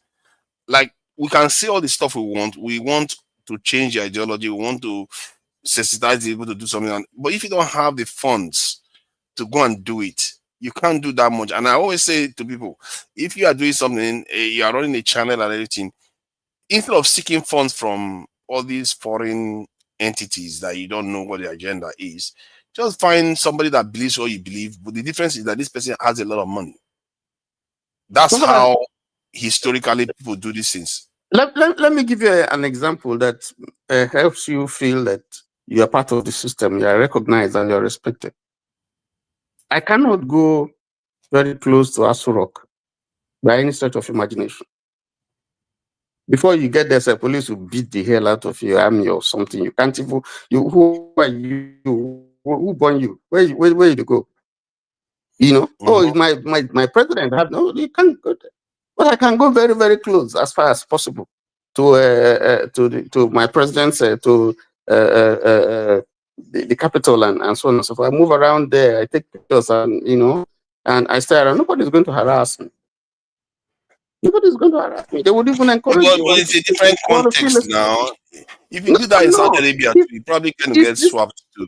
But this is politics. That's what I'm saying. So you don't see anything that suggests that you own the system that is part of you. You are distant. They don't see you as so you are an enemy. You shouldn't you don't belong. Well, are you sure that is it though? Are you sure? Because all these local, in some ways you are right, but in other ways it's not that clear. It's not as clear as we like, because like we like to think that the Nigerian people are doing all the right things. It's just their government that are misbehaving, but the Nigerian people are their government. In many ways, you will see it. They will keep showing you. We keep saying that the politicians are separate from the people. The people are their governments right now. The culture are blended themselves. They are all a Gunje culture, catching cruise culture, and all this. So this is why, if you run an election, you see a good candidate. That candidate will have officials to represent him.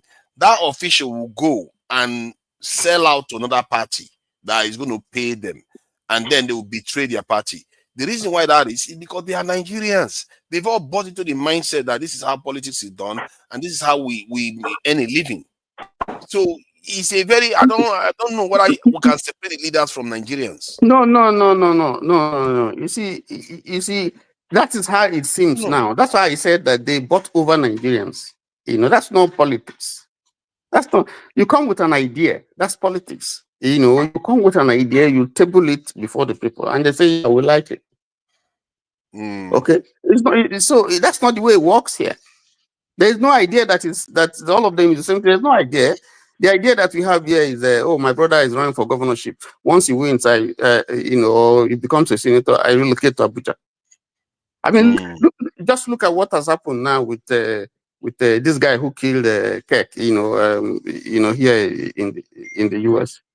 Yeah. The father, from what I understand, the father went and called the authorities and say, "Come and take my son." Now, if you were to be in Nigeria, for most of us, we say, "Run, we'll take care, go. Don't mention my name. We'll just go, run." So the nation, the concept of the nation does not exist for most of us. It's me, self, my people. So once you have that, then yes, you're going to have these problems. Once my brother is there, he can never go wrong. Except for very few people. But that shouldn't be. The focus should be, on me, on my people. Does it favor us? If my brother is there, is he doing something that is going to benefit the community or the constituency that put him there? Once that is not the focus, then we missed it. We'll continue to have in circles this same problem that we are having. And it's going to go from both the local government to the federal, to the state, to the commissioner, and so on and so forth. So that's the problem. That's the problem. Maybe the way to go about it is, if your brother eats, he does good work too. Because there are ways, like here, it's not like they don't, get kickbacks and all the rest that goes with them, but they do good work. They also do work, not always very good. And I don't know, man. I'm beginning. The more I talk about this, I'm beginning to feel like this democracy system that we are running is not very good. Because even in America, it bleeds America. Because the America we look up to is so corrupt. It's crazy. Like, how can a state be like that? And right now, I'm beginning to think that the Chinese one, they are far more efficient. Because if the system works, American one is so wasteful. if this no, but there's a check. Every individual has the tendency to pursue his own personal interests and design. But the system checkmates it. That's the difference. The system sees and say, no, this is wrong. And if you do it, you pay for it. But I think I've spoken for long. Let Lokopi come in, so I was just trying to ignore him. I did try. Now that you have called him, what are we gonna do? It's an equal opportunity world. Lokopi, so how are you doing now? It's been a while. It looks like London has been treating you right. I don't know. I hope you are not part of those United Kingdom protests that Mr. was Tony, going how on you, last how week. you doing? Been a while, Mr. Tony. So You you need to watch ignore it. me, Yeah? I wanted to just click exit Why when would you Tony click just said exit? that stuff. Yeah, because you're a piece of shit now. Come on, man. You know that you're a Oh, piece of shit. So, come on, man. Why are you but doing like? you, Why are you but doing you know, this? but you know now, When it comes to moderating, yeah, okay, I'm not talking about you per se as a person, but when it comes to moderating, you're a piece of shit. Come on, you know that. No, I'm Like, not moderating now. You know when you are here, I don't see you as somebody no, that it's needs not to be my hold on now. moderated. I'm not in the jungle now. You'll be talking around them now. He came, Tony came, I came, we were talking. I thought you have the decency to say, okay, you speak for some time, okay, let's make it transfer, let's not make it like a monologue. But instead like a dialogue. But yeah, you just want to monologue, you're talking as if you're like, okay, what's the time? Let me just get out of here, let me just move ahead. Because hence the reason why sometimes coming here will just be so boring. Like, what's the point? Same old, same old. I mean, no need, let me watch movie Jare, instead of because the reason why I just came in and I turned YouTube and I saw KJ's talking what I would say is nonsense right now because I'm beginning to become fed up of what he's always doing.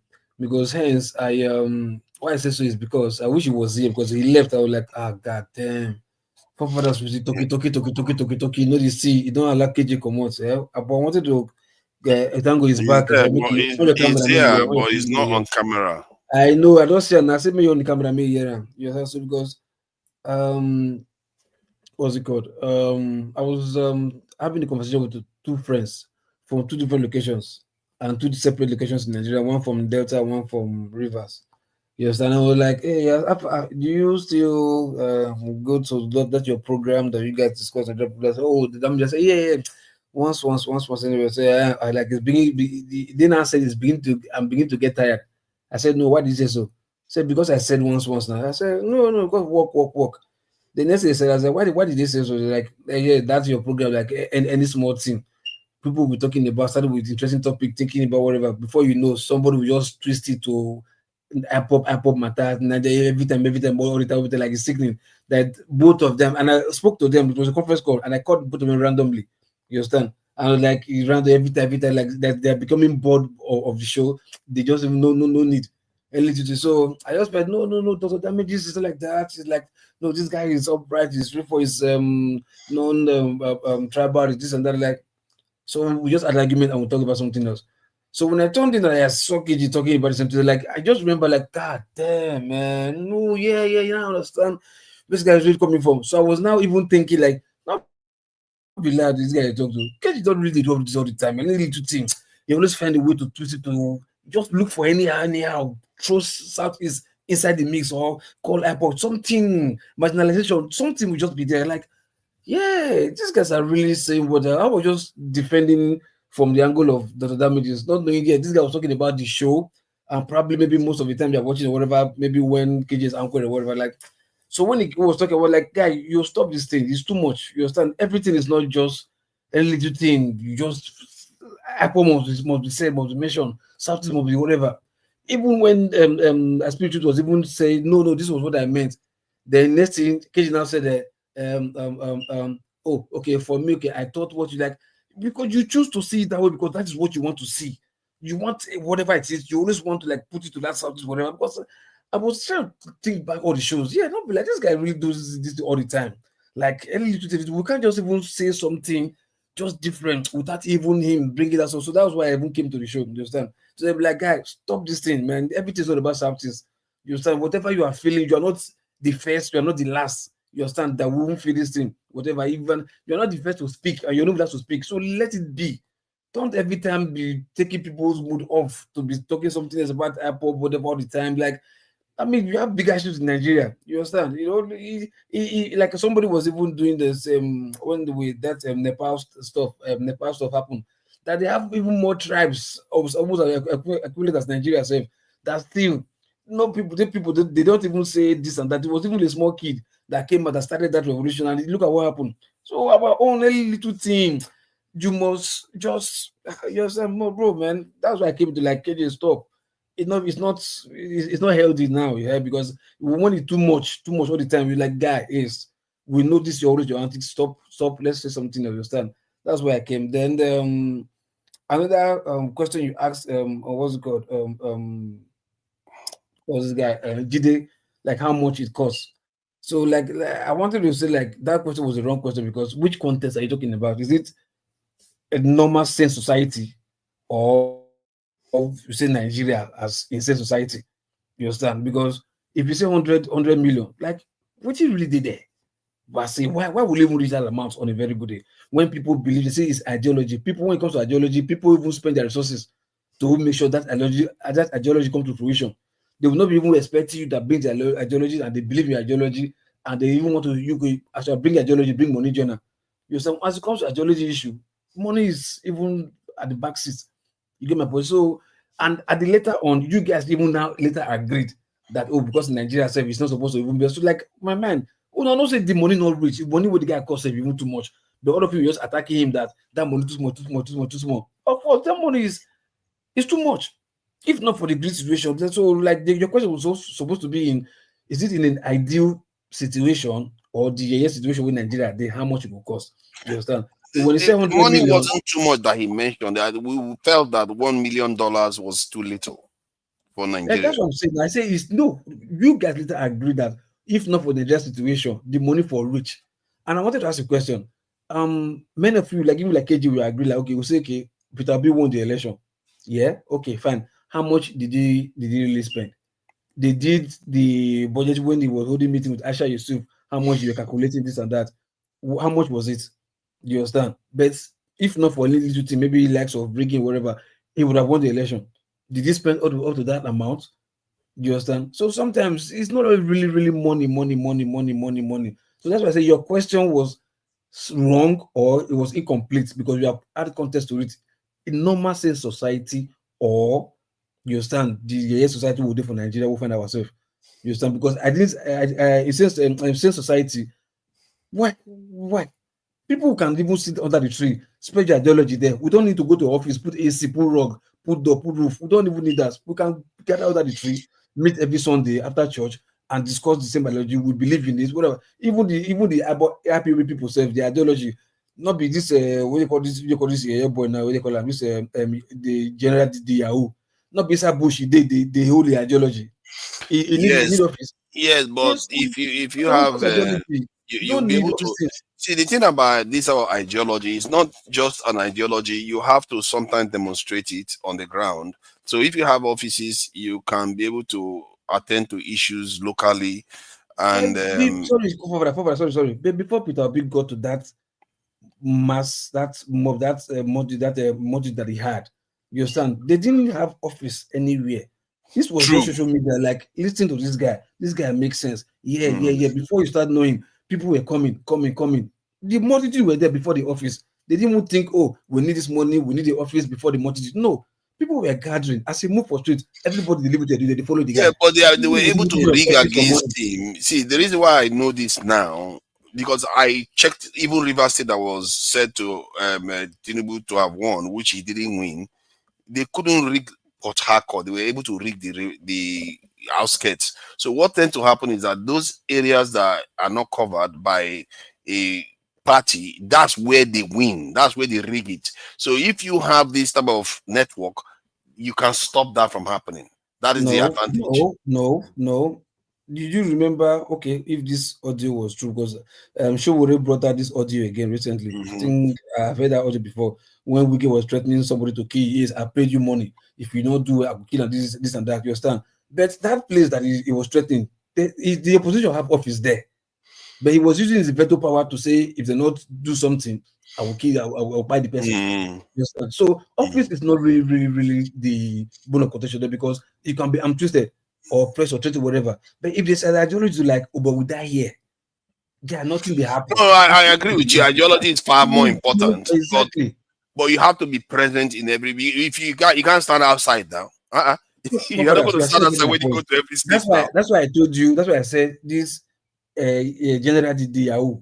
Now inside bush, now you carry ideology go. They are arranged boys, and people they beside bush. They not get office or AC with the one. Yeah, but they said that bush, but they didn't sleep under somewhere. They didn't just sleep. Maybe the entire cave they must build something for themselves. You have to have somewhere where you go that your own. That's why I called under tree.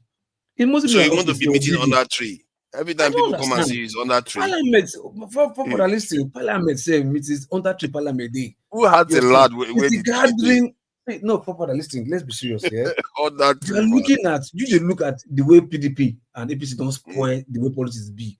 But ideal sane society when politics they play, you don't need all this things per se. You know what? Maybe I agree with you to an extent. You can also use like entertainment, water, maybe plastic billboard or media. You also run media on the street, this and that. But so when people want to come and ask, consult you, they come to under the tree to come and look for you guys. For that, you gave you a question. I said, what is not ideology now? What's not the ideology? They're not looking to meet you where AC day. No, I'm not asking for AC. I'm just saying you have to have somewhere where people can come and meet you. I think I'm not sure for how many reasons, but there must be a reason. Okay, Parliament. Okay. If not that they confuse you. Okay, Parliament. This is where we meet as Parliament. Where we meet as Ambonite. Yes. Must it be roofed? No. If it just be canopy, if it just be shade. What do you have against roofs? No, I don't know. You must have office anywhere. Office can be anything. It mustn't be a structure. It might just be a building. It might just be on that tree. You may be right. You may be right. I don't necessarily zinc and know. Wood and zinc there. The most important thing is that we're able to come to converge together, congregate together, and share the idea, do and carry out our mission. Okay, let's game it out. Let's game it out then. Say you have this organization, you have some money, but what you decide that let's not waste money getting offices. Father, I thought you to answer to Mr. Okay. I'm not a very good moderator. I don't care about all these things. Go ahead and answer. Go ahead and answer. Very quick response to support diaspora voting. Sir, I did not introduce the topic. It was a follow-up of what others have said. Sorry, first, not today. I just used to remember my conversation and be like, Secondly, listen, I am from the Southeast. The Southeast has over 70 million people. That means that we count in Nigeria. So that means that if we are gathering news, hold on, sir, I'm coming. Hold on, Mr. Tony. You were speaking. I didn't answer you now. Let me speak.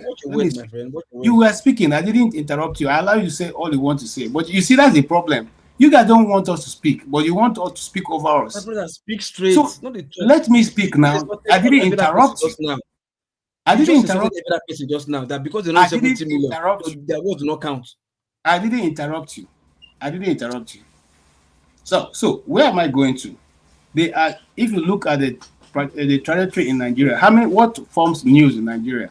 Politics, terrorism, or insecurity, as you may call it. And then what else? What is making news? Tribalism, tribe. Okay?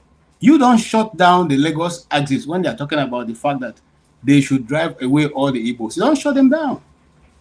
You don't shut them down when the Arewa conservative youths are saying that Igbos should leave the north. You don't shut them down. But once, hold on, sir. Hold on. Media. Why don't you? You see that's the problem. Why don't you let us talk? When we stand up, hold on. You when you are talking, I didn't stop you to say I don't understand you. Why do you want to stop me to say you don't understand me? Okay? When we start making, hold on, sir. when we try to defend ourselves, we become the people that should be told how to respond. You don't think we should respond the way we feel like respond, just like you have the right to respond the way you want to respond? Then we are termed tribalists. Then it becomes sectionalism. Then it becomes the Igbos are always trying to say something. But if others are making the same point, they don't matter. And I want to say to you, Mr. Loco P, I'm sorry, and any other person who is listening, we have woken up. The lion is awake. He ain't going to go back to sleep. You just have to swallow it. We're going to keep talking about it. Every opportunity we have, every time I'm hosting, I'm going to talk about it with all braggadocious action, with all the things I can put together, all the information I can get, I'll put it across there. We have kept quiet for 50 years. The genie is out of the box, ain't going back. Okay, sir? So if your friends are gathering to say they don't like it, they can switch to another station. Sorry. Thank you. That's what we're going to do here. Okay? And if I'm hosting and those who don't want to hear it, they can go to another station. What do you mean that's what we are going to do? Who is we now? I'm just simply telling you we. And when I mean we, I'm talking about IGBO, Igbos. We are going to keep talking about our story. Okay. It is time to tell our story. We will tell it the way we want to tell it. Because we have all suffered. Hold on. I'm talking to you, Mr.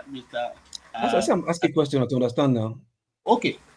We have all been dealing with one single, that is this, the danger of a single story, like, just like Amanda put it. The danger of a single story, that you guys have told this story for so long. Okay? We've kept quiet about it. Now, when we want to speak, you guys say we are making it tribal. For this, hold on. Let me present you the story. I didn't know. Sorry, KJ. Are you trying to say before now, South? No, hold on. Are you trying to say that before now, Southeasterners have not had their say in Nigeria? It doesn't matter to me. No. Okay? Sorry, hold on. Are you saying that before now, Southeasterners have not had their say in Nigeria? They've not been able to tell their story?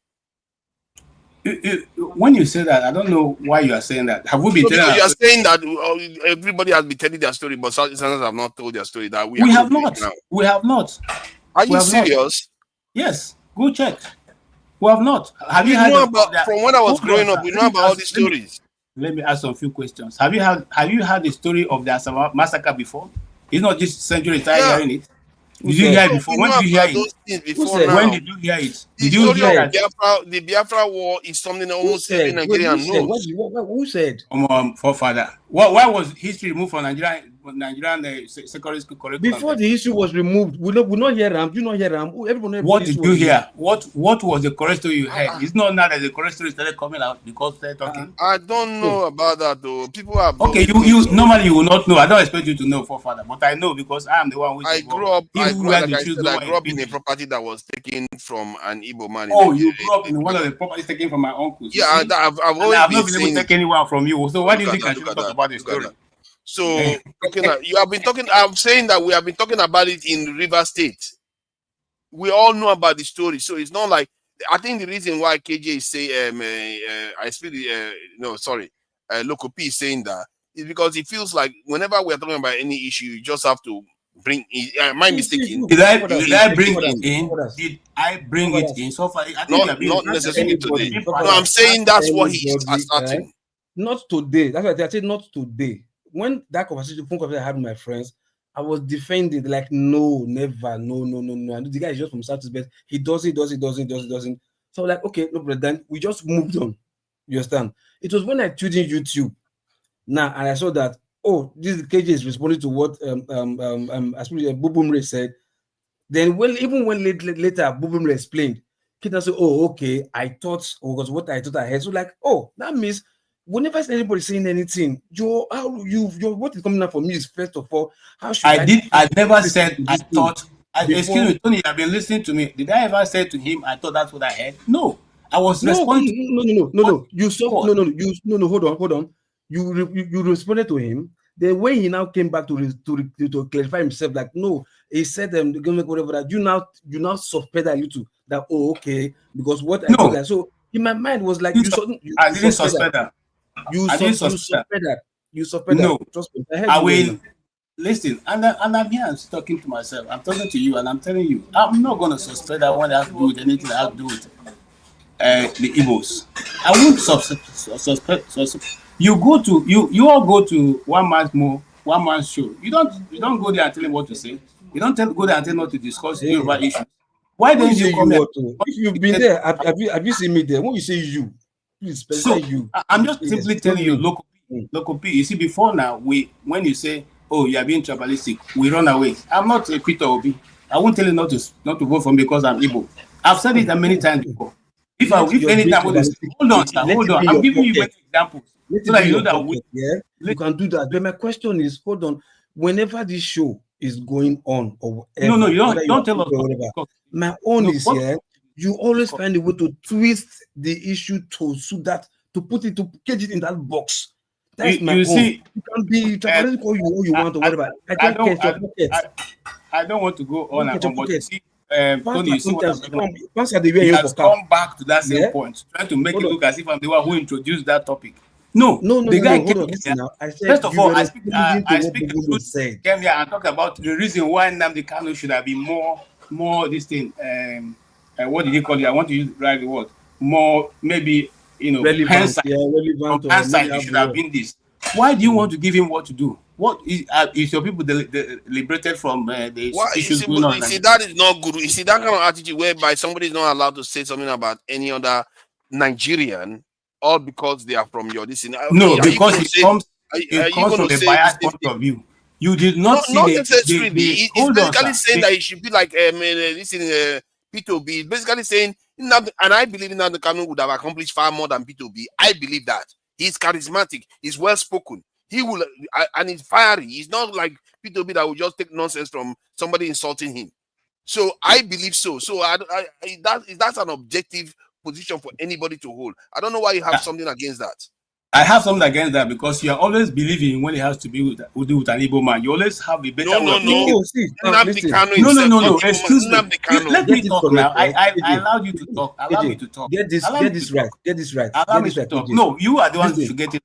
Look at what I said. I said whenever we're having any issue, regardless, maybe not even football with the play safe. Yeah, if I football with the play, my issue is you have a way. Always, you must just throw. Maybe they're supposed to choose that Igbo man. They not choose them because that's so much. You just get one how you also took and enter.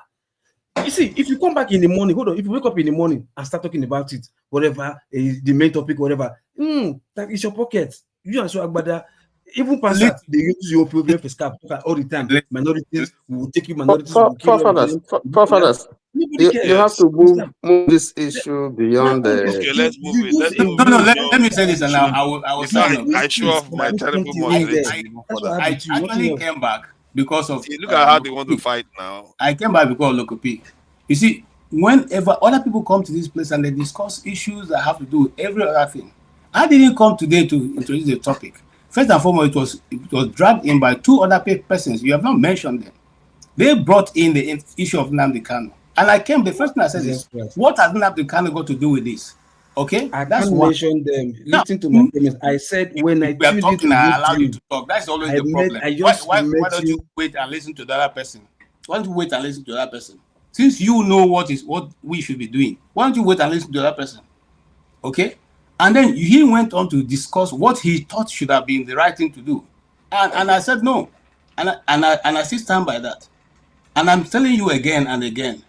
Maybe if I'm hosting and you don't want to come on, it's okay. But I'm not going to shy away from discussing the issues that have to do with the Southeast. Whether you like it or not. I'm making it very clear.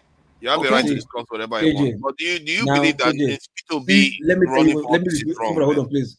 Just give me 10 seconds. Let me tell you what I said. Listen, I said when I tuned in YouTube before coming on live, I said I met you. It was you I started with, just as in responding to what Bubu Mrib said.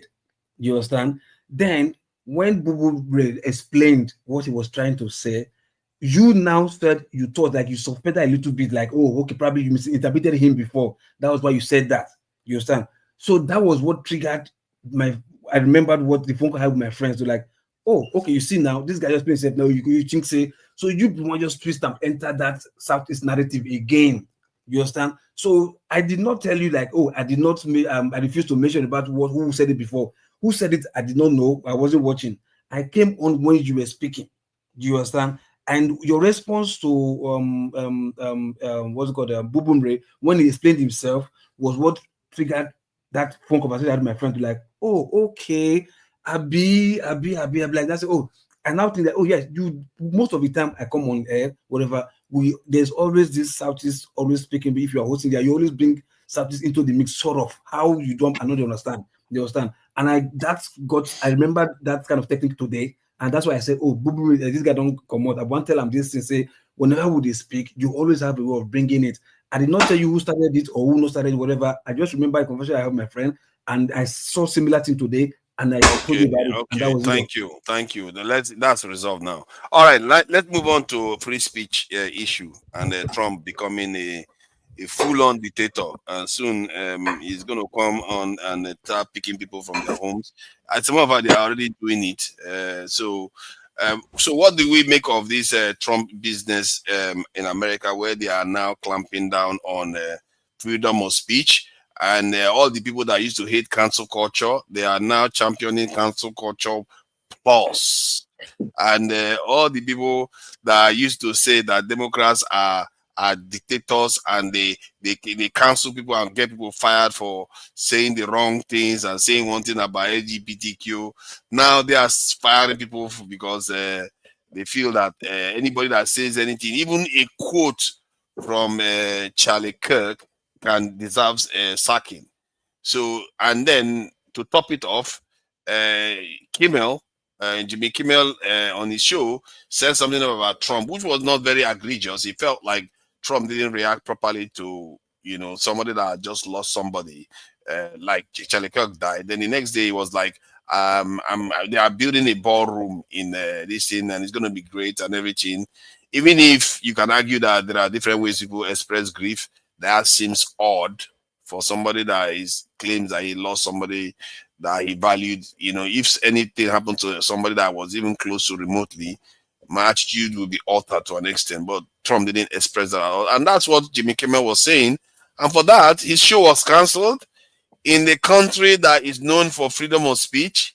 And then Trump went on to say that when people criticize him, they should be prepared to face the consequences and all that stuff. So, I don't know. Sorry. What did you say Jimmy Kimmel said? What did he say? He said that the way Trump is reacted to, because they asked him a question, Trump was coming out, they asked him a question, oh, how do you feel about, how you feel it? How was he holding up? How was he holding up? How was he holding up? Yeah. So he was like, oh, it's fine, everything is good. They are building a ballroom and stuff like that. He felt like that seems very odd for somebody that just lost a loved one, somebody that he cared about. At the same time, you are telling everybody to respect this guy and supporting people that are being cancelled for saying a quote about this Charlie Kirk. So all those things just didn't marry together. It's like you are acting strongly on other areas, but when they ask you about him, you're talking about ballroom at the same time. So, and he was saying that as a form of joke. He's a comedian. So he said it in a form of joke, and his show was cancelled. And that's not the way he stopped. Trump has been penalizing a lot of newspapers, suing them and causing all kinds of chaos. Many of them are scared now because he just wills, because he does so many things wrong, you don't even know where to start. Because he's breaking the law so often that before you catch him on this one, he's already broken 5 more. And his supporters are just racing through all the rules and breaking rules. And the worst of it that I find very hypocritical, people that hate cancel culture suddenly are for cancel culture. The entire thing is totally mad, but this is what you should expect, because the same gun violence that they fight to keep is what is responsible for all these problems.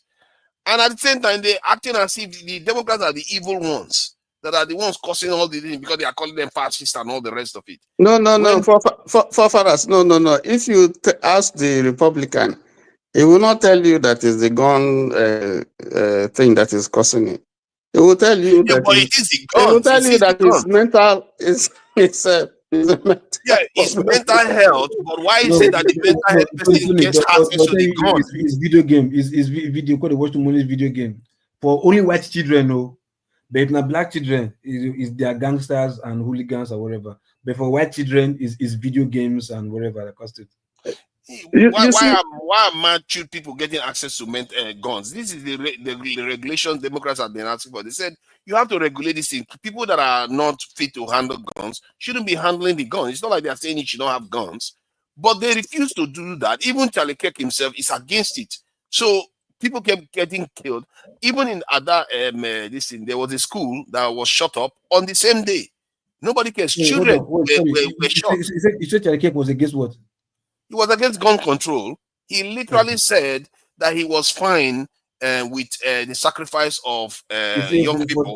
People to be dying every day. One person to be die at least a day.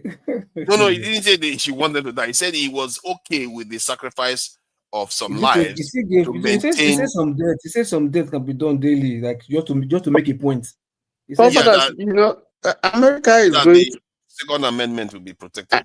America is going through a phase. America is going through a phase, and right now, some of us who are here, whether you are a citizen or you are a permanent resident, we are cautious now when we speak, when we make statements that concern either Trump or Israel or whatever, So even though you are guaranteed free speech by the Constitution, you don't know your paymaster, what party belongs to. Yes, so it's a phase. I don't think we have seen this type of a thing recently.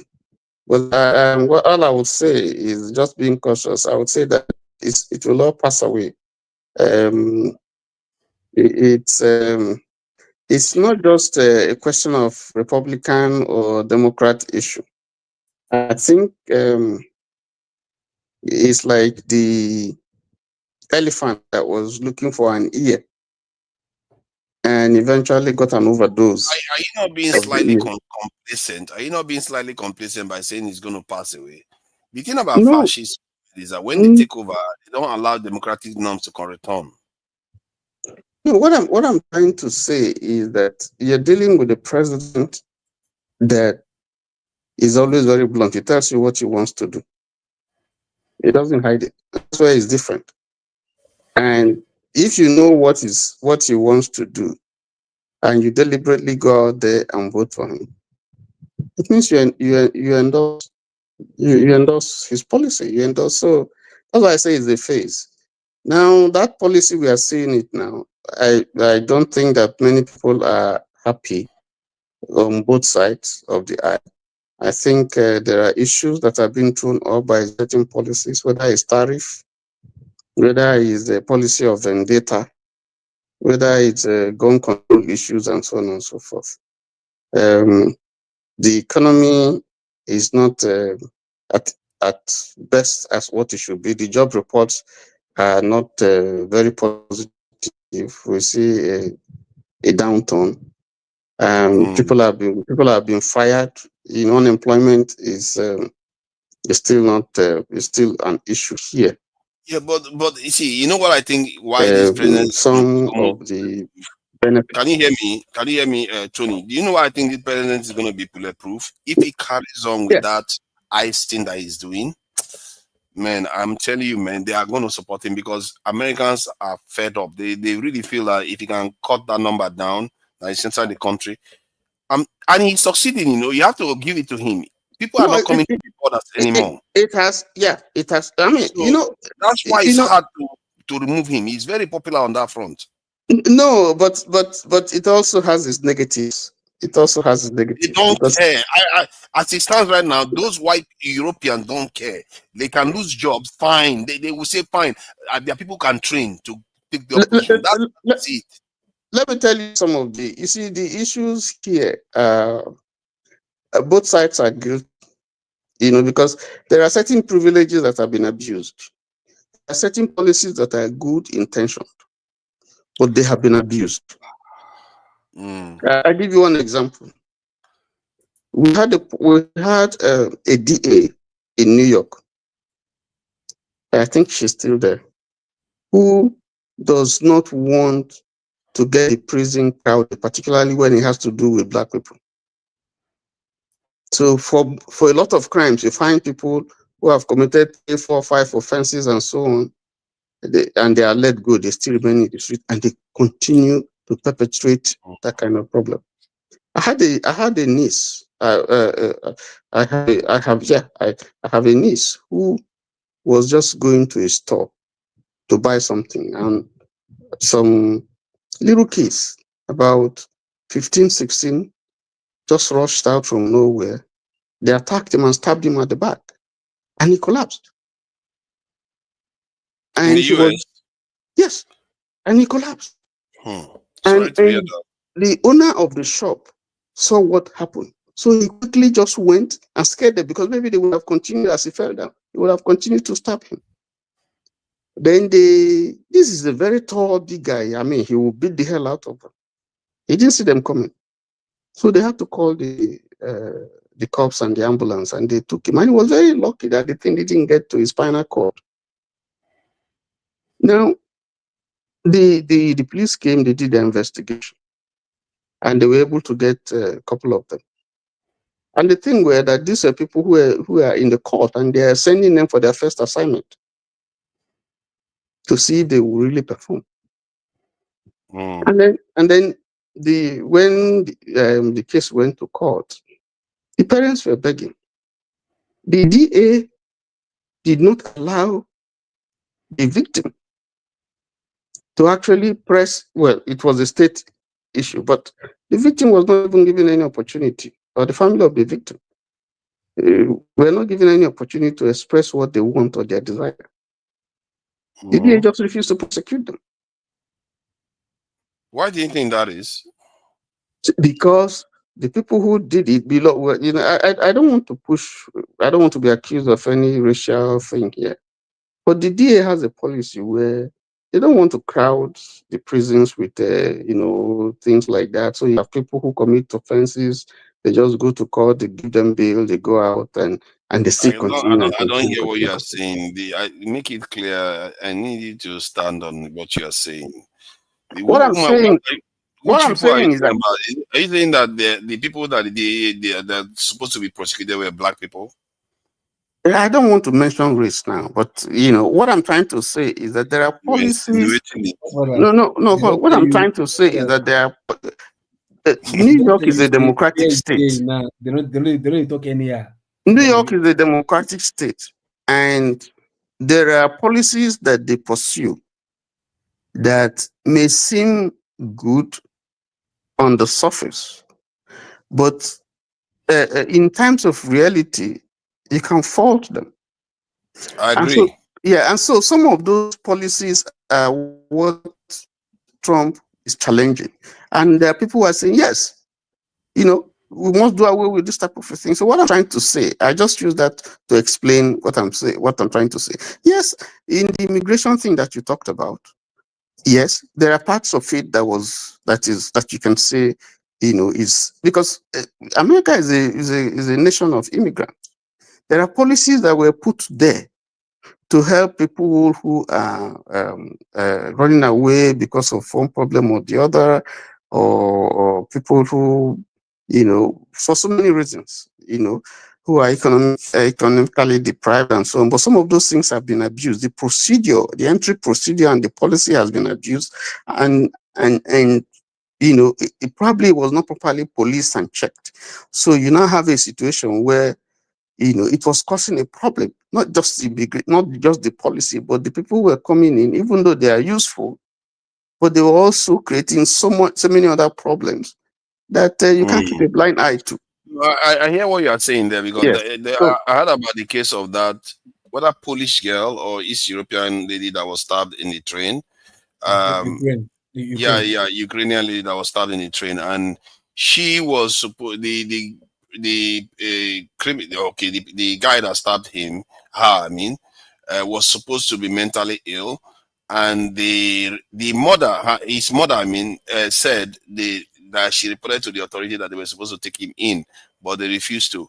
So when you say some policies of the Democrats they appear good on the surface, but in reality it's not good, that's a good example of it, because you are supposed to take him off the street if he's demonstrating mental health challenges and he's known to be violent. Why is he allowed to roam on the street? And now, for that more reason, harm. Yes. yeah, it causes more harm. So, so the idea behind it, according to them, was that they are afraid, they were worried that a lot of people were being taken into mental health clinics even when they were not ill.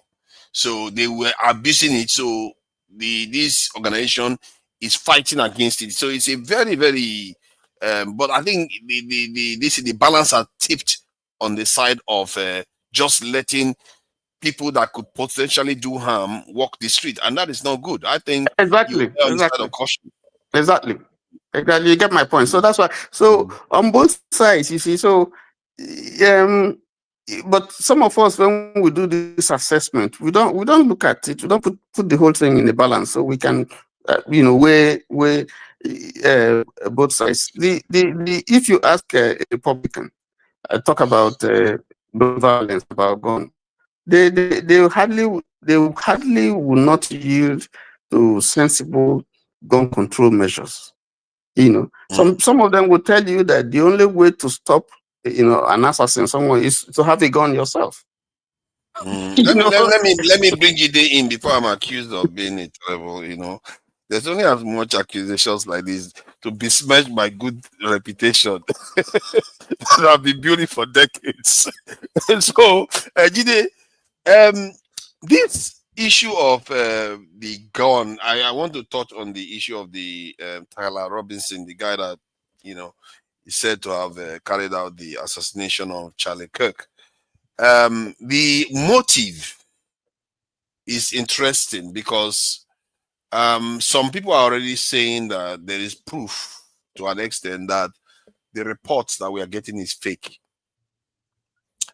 They put the information that the police reported to the people, they put it in ChatGPT. ChatGPT said that thing is fake. Nobody, no teenager, no young no 22-year-old will write like that.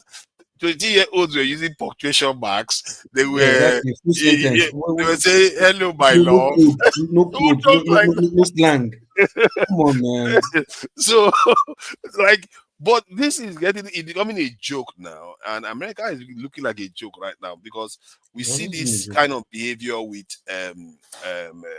Maxwell on the Epstein case, where when I interviewed her, suddenly they thought, she had nothing to say. She didn't indict Trump. Let's put her in a. It's like everything is just being manufactured now. And Tony, you are being optimistic. When fascism takes over, there is no room for democracy anymore. And you guys have to be careful. There's something. America is going down a rabbit hole right now. And so, what regarding the motive though? What do you think is the real motive? Because some people are saying that this guy, Tyler Robinson, seems to be going out with a trans guy. It's a lie. I think, what's his name again? Is it Alan? What was the name of the trans? Lance, isn't it? Lance is supposed to be his boyfriend or something, or girlfriend, depending on how the trans goes.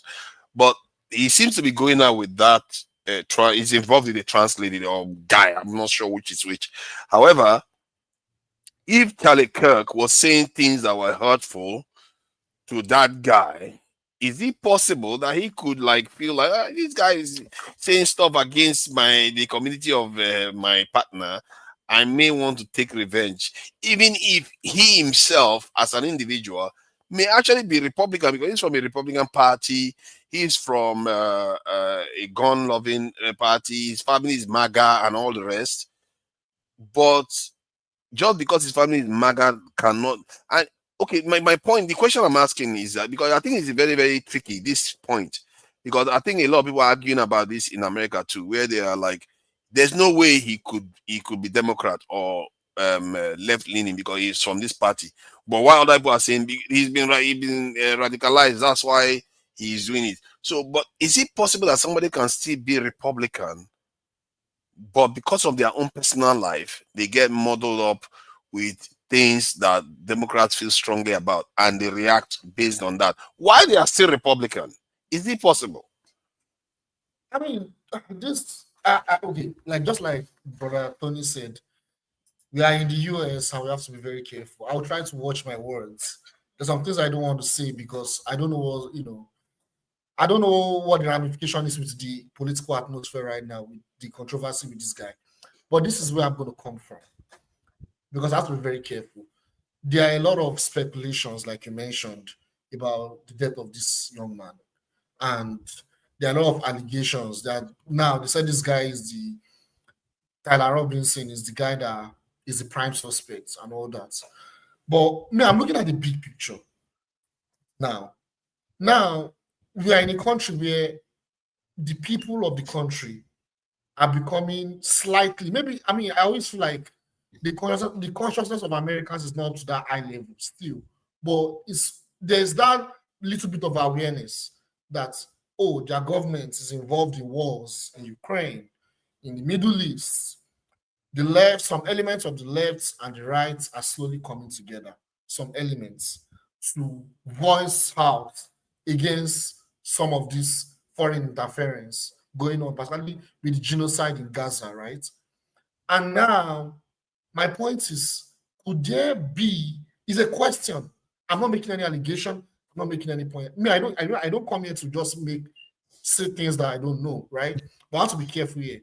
Could there be foreign or central intelligence involved in the death of this guy? That's a big question I want everyone to think about. Because I think the Candidates Owen is suggesting, I wouldn't say suggesting, it's investigating it. There are quite a lot of people that feel like this doesn't look right. There's a lot of things that needs to be fleshed out, but there's no clear evidence. The reaction is weird. Exactly. Why are they forging text messages? Why are they forging text messages if you don't feel guilty about anything? So there's a lot of questions there. You understand? Like because the reaction their forging is called distraction, because they just want to, like, okay, give them something to think about, even if they don't believe it, but it will distract them from where to look. Everybody knows that guy is not the one. It's just the guy. That guy is a fall guy. Everybody knows that guy is just a fall guy. Then how do you get the fall guy to go on the roof? Yeah, the fall guy. But you forgot the fact that the first person they caught was an older guy, about the 60s or whatever. You understand? Which is also strange. So that one, like, I did it. Why would you? Somebody be saying I did it. Looking at the big picture now. A lot of strange things happen that day. Forefathers, have you ever heard of MK Ultra? Forefathers. I've heard the word before. Forefathers. Go look into MK Ultra. Yeah, there's a point I'm trying to make, and I want everyone to listen. Someone like that will end up on a rooftop willingly. So you look at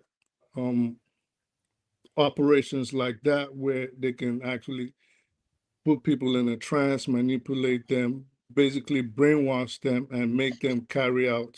They do what they call activation. You activate the subject, and the subject goes and carries out. That's where I'm going with that. Regardless of that. No, sorry. Hey, before you say I'm a bad moderator, hey, that's where I'm going with that. Let you finish, please. That's where I'm going. I want why you want me to call me bad moderator? After he started saying I'm a bad moderator, let you finish, Jerry. That's why I'm going with that question. So this playbook has happened historically in another country, and CIA was involved. Italy, we call it Operation Gladio. You see, after the Second World War, the communists were winning votes, winning elections in Western Europe, especially in Italy, and I think France. You know what foreign intelligence and central intelligence, CIA did? They started to sponsor mentally ill militias, mafias. Listening, they call them leftists. Because I don't think I have to connect the dots. They call them mentally ill, but what kind of Listen, you're going. What kind of set of mentally ill? No. It's mentally ill, like different kind of radical groups, like crazy people, you know. Okay. May not have anything to even do with communism or leftism, but they use those people to carry out violence, to kill people. I shouldn't use the word kill. To unalive people. Excuse my language. To unalive people. Yes, it's kind of like a false flag. Then When that happened, they said, oh, the communists are terrorists. They are rebels. They are violent. Are you seeing? Then they decided to purge all the leftists in Italy. They call it Operation Gladio. It was that That's Operation interesting. Gladio that now evolved over time to become a military that now formed NATO. Over time. I don't want to go into I don't have a lot of time. We're talking about how Operation Gladio. So hold on. You are saying that the Operation Gladio was deliberately done by It's the a psyop. Yeah. actual Listen. You guys Yes. haven't gone too far. It's not. No. The point I'm making is they're using it to purge out leftists. All right. So and I'm thinking, because I see the correlation you are trying to make. Well, like I said, I don't know what might have caused them, but I suppose you should talk. Yeah. So the question you asked was, how did he get on the rooftop? You're going too far mentioning France and Italy and all these other sides. On home turf, when JFK got killed, till today we still do not know who killed JFK. Because if you look at it, every time they do the reframing and you go frame by frame, you realize it wasn't the shot did not come from just from outside. No. It came from the driver. Hold on. Yeah, it might have come from the driver. It might have come from the bodyguard in front. But what we do know is that there was more than one shooter outside of Lee Harvey Oswald. This much we know. And what they did, if you go look at the archives, when they had back then, they would do the pep walk. And when they did the pep walk for Lee Harvey Oswald, a man named Jack Ruby just came from out of the blue, shot him before he could go to trial, and killed him right there. This is what everybody suspected was going to happen with this Tyler Robinson again. And this is why people like Candace Owens and Ann Carroll and Dan Bazarian and the rest of them have been screaming Stu Peters from the rooftop. And why are they doing this? Well, things are not adding up. Let's start from when Charlie Kirk got killed. Right away, his security team, which under normal circumstances, since they are trained LEO officers, they're trained law enforcement officers, they know to secure the scene. This is the first thing you do. You secure the scene, you cordon it off, you form a perimeter until the investigative unit can come gather evidence. This 101, right? They didn't do that. They started dismantling the cameras. Yeah. That's the first thing. Then they came out. This is Kash Patel. Kash Patel tells us we have the suspect in custody. It turned out to be the old man Local P is talking about. Yeah. Then for 2 days we did not know who he was. Then they brought out a still picture of an individual. Then before that, they told us they found a Mauser rifle in the woods with the box. This is where people started becoming intrigued. Like, okay, we see the rifle. They made a mistake. The scope was on the left side. It wasn't fitted right, fitted too close. So there was a joke amongst everybody. If anybody on here knows about guns or rifles, everybody started saying, we might be looking for a guy with a black eye. Because when you look at the gun, a recoil would have given whoever shot that gun a black eye. A black eye, because it would have popped back. Yeah. Yeah. So what we call it scope eye. So it would have been a scope eye. Right? So that was the ongoing joke. The next thing they told us, the kid came up there with a gun, he dismantled it, he walked up there. Go try walking with a rifle in your pants. You can't do it. Then they're telling us he shot the gun from 172 yards, dismantled it, and started running off. Go try dismantling it. Even to dismantle a scope, you need 2 freaking pins. Yeah, but maybe somebody should try that, carry that exercise. You can't do it. You can't. It's impossible. Yeah, but if nobody has tried it, how would you be convinced that maybe this guy didn't figure it out? Listen. This is not the time to argue. It is I'm just impossible. saying. People that are talk, do I sound like someone that doesn't know what I'm talking about? You can't do it. It's impossible. And the backpack, they said he put the gun in. There's no way. Let me ask you, since you say you know. So that gun, I saw how it looks. So you can't, is it not possible to fold it in half in any way? No, No, you have to break it no, down. you can't break it. No, You can't break it. Gotta break it. No. It's not collapsible. You gotta. no collapsible. You can't break it. And to collapse it to that smaller bit that you describe, how long would it take to do that? With all your adrenaline pumping, because you Yeah. have to take those into account. Yeah, exactly. You can't Because do you're it. not in the in right that frame of suit. mind. Listen, that kid, first of all, that I'd say give or take 5-7 minutes. Okay, so clearly he never had And that that's if while he you're was mad living. composed. You can't do it. And it will not fit in the bags, not the stock, not the barrel, not the nothing. It won't fit. It won't fit. It's not gonna fit. It would be good that it would be quite beautiful if somebody can demonstrate that in the US so that But then people think see about that it. that Think is a about it. ridiculous claim. Think about this more. So they said when people started asking questions, where did he put the gun if he broke it down that fast? Let's give it to him. He broke it down that fast. They said he put it in his pants leg. So you're telling us that he jumped. Have you seen the video where he Yeah, jumped? yeah, we saw it, yeah. How? So everything is not adding up. Then they write the text messages look like someone that wrote from India. It was like, yes, my dear, my love. Oh, Yeah, they can't. Oh my God, howdy that was ho, so poor. jolly, kissing, and the fuck That is was this? so poor, man. Like no, Indian film. no 22-year-old. Like No you know, 22-year-old. That was poor. everything Jeez, is they not can't adding even up. fake it properly. It's God, not man. adding. It's God, not that adding. was sad. That one was faked. That's for sure. So if you can lie at that small point, that small incident, what else? What bigger picture can you not lie about?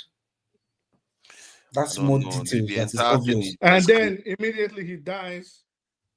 Less than an hour, Netanyahu goes online, expresses his condolence, starts blaming Yeah. Muslims and leftists. yeah. He wants to use it for his own benefit. So the entire thing, there's so many unseemly acts going on in America right now. It's too many to keep up. I knew Trump was gonna rip the bandage open, but I didn't know it was gonna be this fast. It's happening too fast. Jeez, man. I knew that's why I supported Trump. I knew Trump was going to reveal all the dark secrets of America. All this is going to come out. Now he's just coming out. Look at how petty the way they were fabricating text messages. Because of all those things, you wonder, why do you need to fabricate it if he was guilty? Why do you have to bother? Probably he wasn't. I don't think he was. Really sad to see what is going on in the US these days. I don't know how you will put up with these your leaders. Well, it's coming your way too. It's not just here. Yes, so we already got it. Okay, you mean the Yeah, UK? it's coming. It's coming your way. The UK one is not the same. The fear of the UK people is just for foreigners. No, it's for America one is deeper. It's for everybody. What they're doing is for everybody. So remember prior to 9/11, do you remember how, Tony would know this on local P, right? How we used to get on planes. Mm-hmm. Seamless, no problem. No problem. Mm-hmm. But then all of a sudden, they do the controlled demolition and call it 9/11, blame the Saudis. Somehow they wanted to do the same thing they did they're using the same playbook.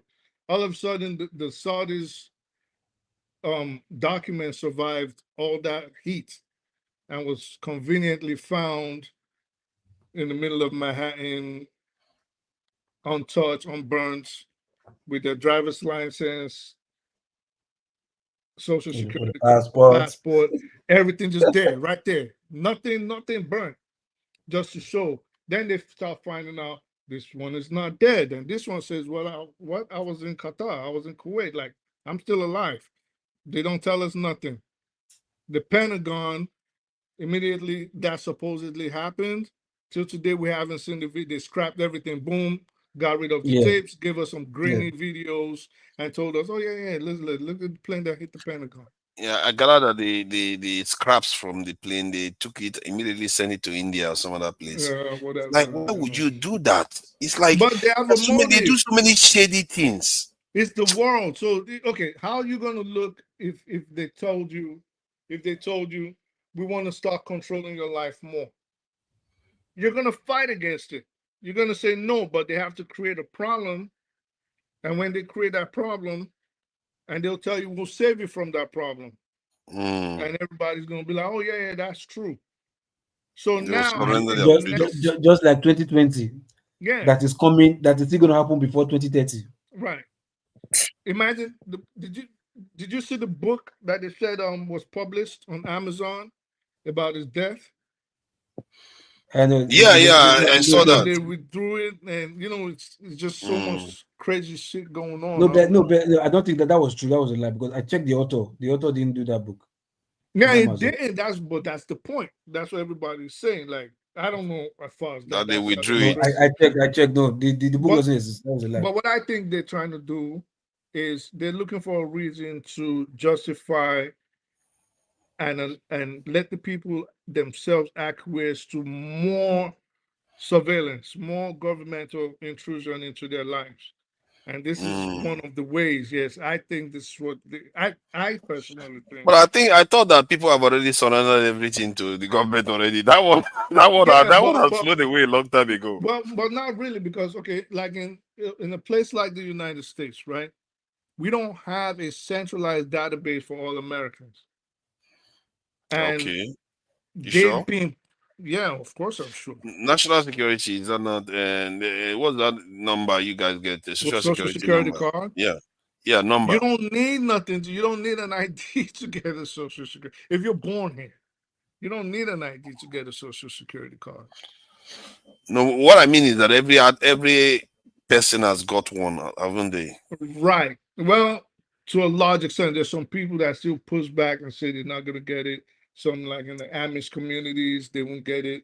Some people in the native reservations, some of them don't get it. But that's besides the point. The point I'm trying to make is we don't have technically, up until the enactment of the Patriot Act, right? Which was after September 11th.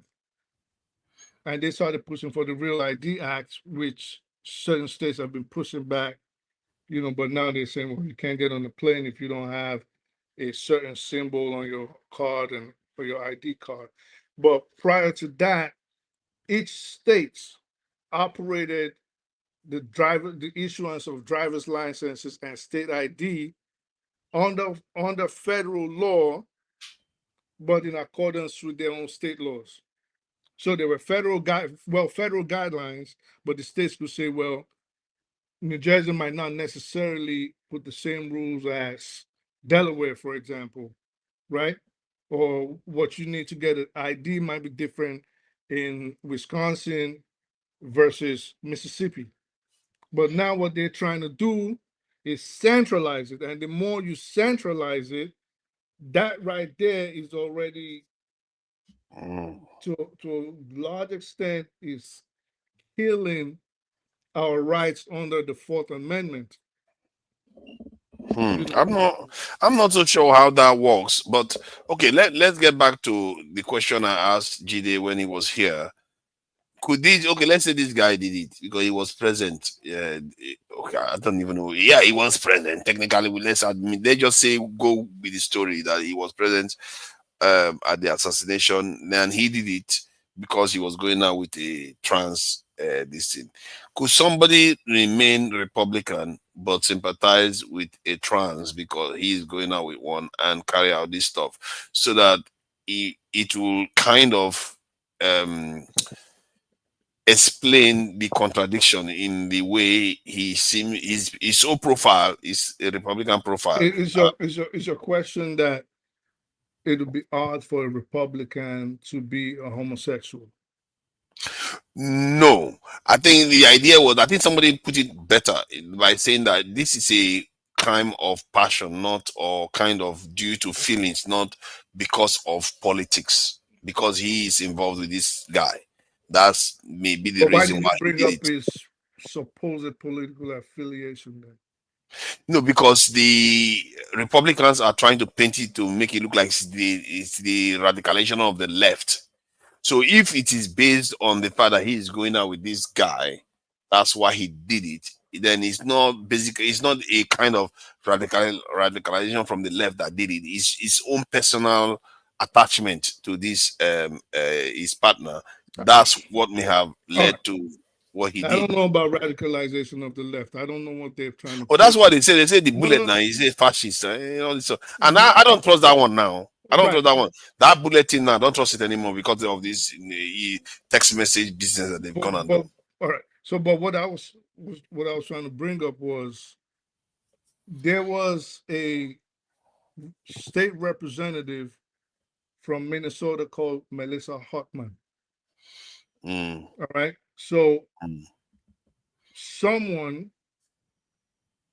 on the Republican side or more on the conservative side murdered her husband, a deputy, I think it was deputy speaker of the House in Minnesota.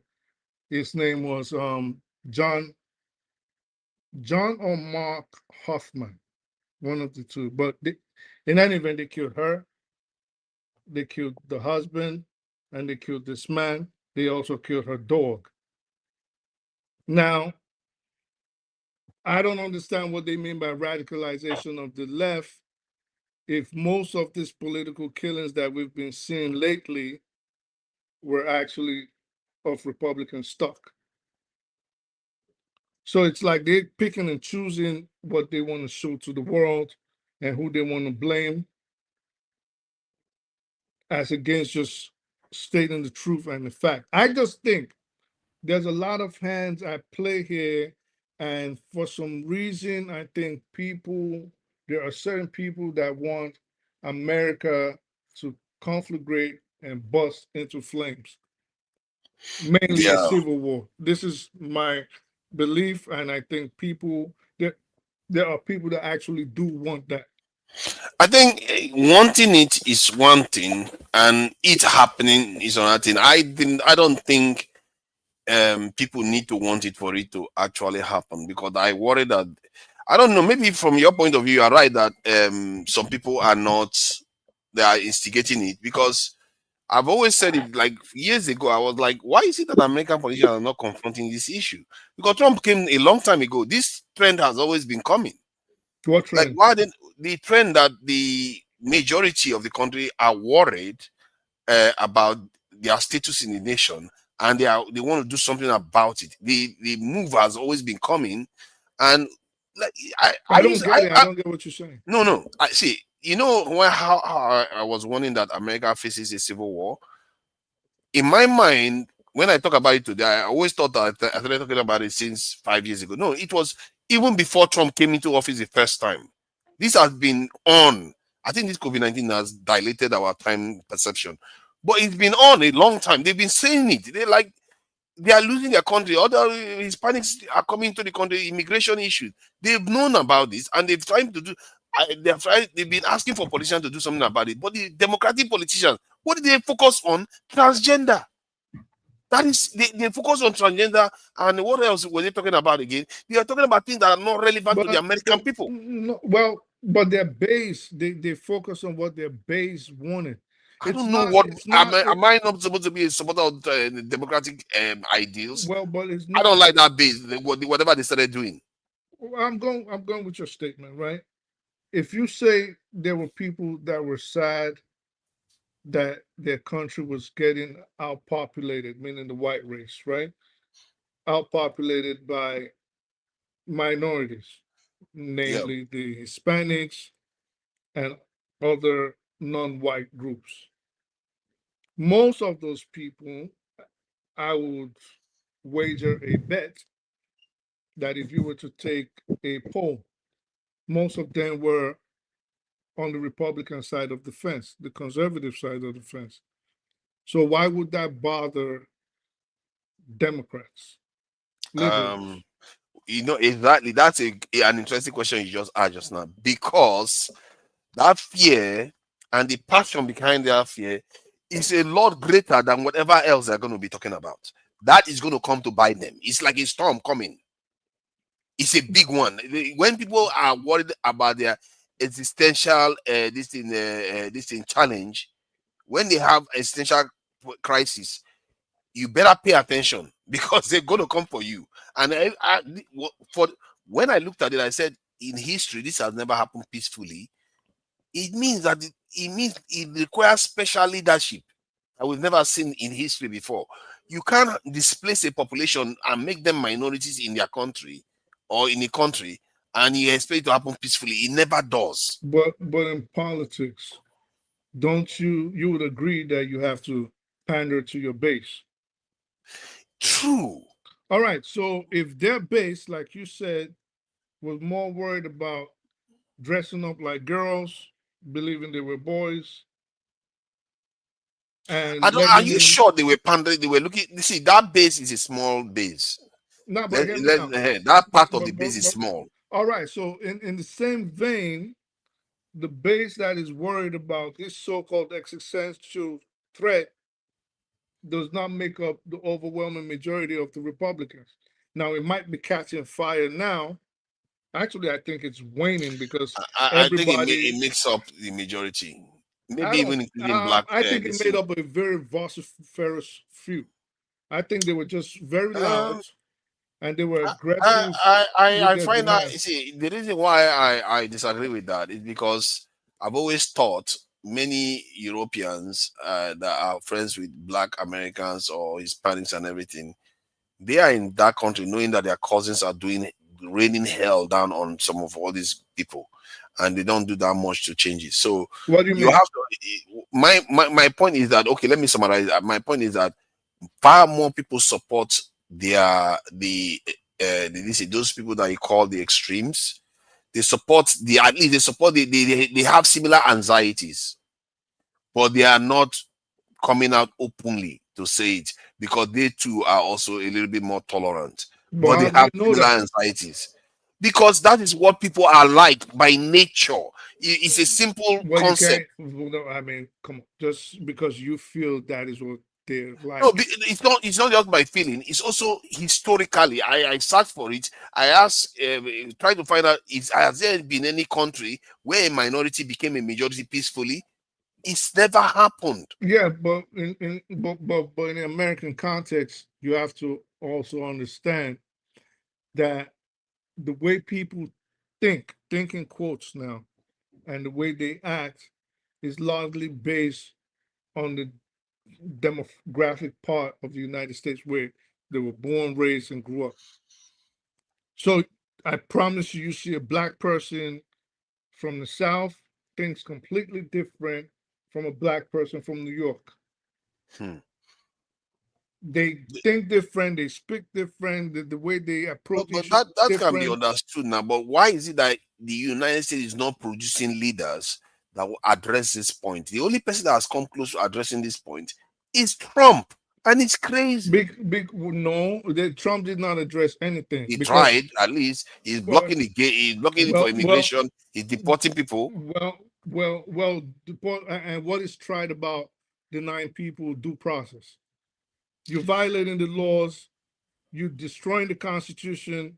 You're destroying how the country works. There's nothing trying about that. That comes from failure of leadership on the traditional conservatives, on the traditional Republicans, and the Democrats. It comes from their failure. If that failure wasn't there, Trump wouldn't have the room to exist. We have to admit it. What failure? Their failure to address the anxiety of their people. The anxiety of a very small few. Majority is the majority. You cannot stay across the pond.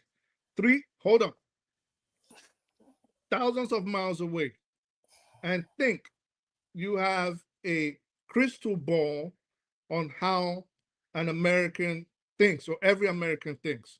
You don't. And I don't. All I follow is the data. No, all you follow is news, and what you follow is Sky News and things like that. Hear me out. And when you follow mainstream media, they all have a bias. All right. Yes, they So do. they all have a bias. So you cannot stay in Nottingham or Duxbury or London and think you know how America operates. I promise you, you do not have an inkling outside of, and I say this without, I'm not saying to disrespect you. I'm saying outside of what Sky News or BBC or whatever other channel in your See, little island I don't tells know. you. You keep saying all these different things. All I didn't even use any of this fancy stuff you're talking about. I use the results from Obama's election and say, okay, look at the Obama, one of the most charismatic leader of all time. Yet he didn't win the white vote. And at the same time, you look at the data that people don't transfer population in terms of demographics from one group to another peacefully. It never happens in history. I've not found it. So if an event, if an event that has never happened, make no mistake, that event has occurred in history, but it often occurs through violence. Let's start from it never happens peacefully. All right. So let's start, and that can be argued that you might be right to an extent. But let's start with the Obama issue of you saying he did not get the white vote. Why would that be? That would be because vast majority, that most of the Europeans tend to vote their own, and some of them do have some bias too. No, there is not. They are. It is a racist country. So America, then why do you say that only a few of them are the ones that are very, very strong against this immigration? So, because at the same time, like I said, demography plays a role. Political leanings also play a role. So it's not like we tend to know that, okay, a conservative might not be that open in his way of thinking and accepting foreigners into the country, as opposed to someone you would expect. Now, not always the case, but you expect that if you're liberal, I mean, they're called liberals for a reason. If a liberal was to be asked the same question on how he feels about immigrants, I don't think they'll be that hard-necked on it and say, I don't want this, or I'm worried my whole society is going to be mixed up, or we're not cool with race mixing. I don't think so. So I agree with you. They will not say that, but that is the reason why they will not say that, is because they are towing the party line, because there are other things within the liberal. I'm saying the average. I'm saying the average. I'm saying the average human being. Yeah, let me try to explain why you hear that. Because there are many other policies within the liberal umbrella that they subscribe to. So the other, let's say when it comes to immigration, their strength, their feelings on it may be neutral or even positive. But it doesn't mean they will be against what the Republicans part is saying. No, they will be. And I'll give you an example why I not strongly anyway. I believe very strongly so, even ready to die over that issue. And there are some that would die over it. Well, there's a lot of not them that many. There's a lot of them that will die over it, and I'll tell you, give you one historical fact to my position: the American Civil War. So the American Civil War was basically a fight over emancipation. Meaning they want certain side wanted blacks free, certain sides wanted blacks still enslaved. It's still carrying on till today. Descendants of both sides still, to a large extent, still hold the same position. And there were people that were willing to die for it. And they did go to war and die for it. No, I think the true reason for that was, yes, the slave issue came into it. However, there was an overarching issue. I think it had something to do with a policy that they not felt that they needed to get over the South. Well, that's if we start to go deep into the taxation issues and everything. Yeah, exactly. You know that you are aware of it. So the surface is a slave one, but there's other things behind it. Still pointed towards slavery, the taxation of it, and well, Yeah, but they were not. society They didn't started moving. start killing themselves because of slaves. There was something else behind it. That's my point. No, okay. Even within the Union, even as they were losing soldiers, they still did not want Negroes in their army. They needed the soldiers. Mhm. They didn't want them. Oh, I mean the Confederates, I meant to say. Within the Confederates. Yeah, they didn't. Yeah, because they were very principled in their position. Now No, they they didn't weren't want to. principled, they were just racist. Yeah, but that's my point. A principled racist No, in you their can't be racist principled position. and demonize You people. can be principled. You have a principle of being racist. It's a principle. Hey, Tony, So, you have been listening. I don't know whether you want to say something. And this one that Spirit is looking at us as if he doesn't have any thoughts in his mind. He does. If you want to add to it, please join in with the conversation before you all start giving me agros. We are going to be finishing around 5, so we are not going to go on too long. 5 hours, I mean. But it's quite fascinating because you are saying that on the Republican side, they are not the Democrats don't subscribe to their views. I beg to differ because they don't subscribe to all Republican views. They don't care about. They don't like all the capitalist kind of instinct and all that stuff. Yeah, for sure they don't like it, and they don't like so many things about Republicans. They support this in choice, birth control, and all the rest. But in terms of that anxiety, you have to understand human beings. They will not always tell you the truth of how they truly feel. Even some of them may not even know they feel it. This is why Trump is so popular. I don't understand how people are surprised. Trump is so popular because of it. If you check the polls, a lot of people support him on the immigration issue. Where do you think all that support is coming from? Go and check the polls. It's not the divide of Democrats anymore. Trump has gotten a lot of support because of that immigration issue. And many of those people that are supporting him, I would like to think that they are actually Europeans. You see what I mean?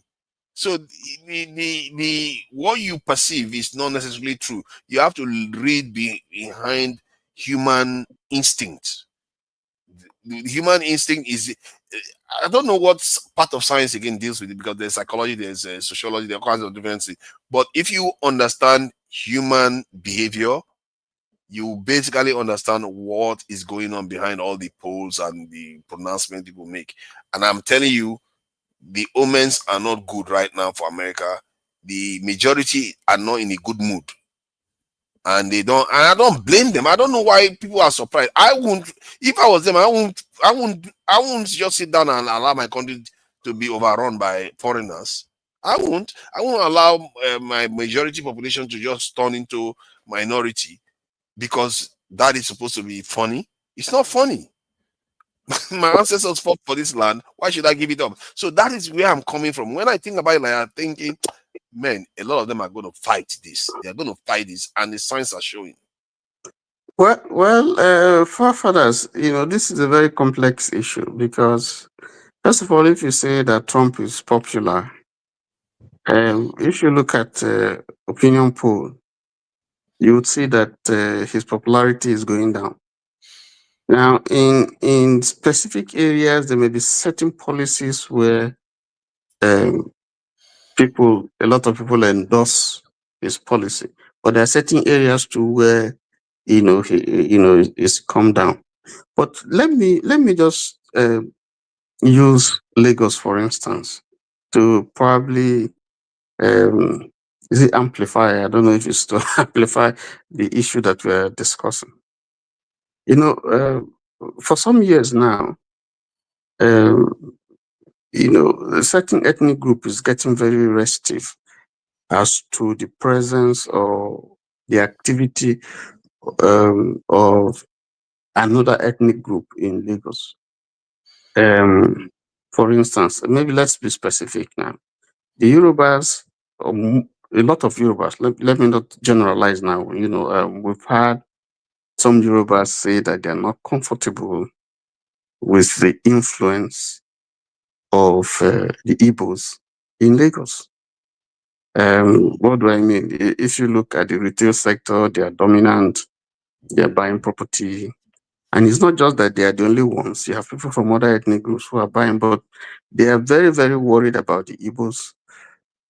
Sometimes because of their attitude, their social life, their industry, and so on and so forth.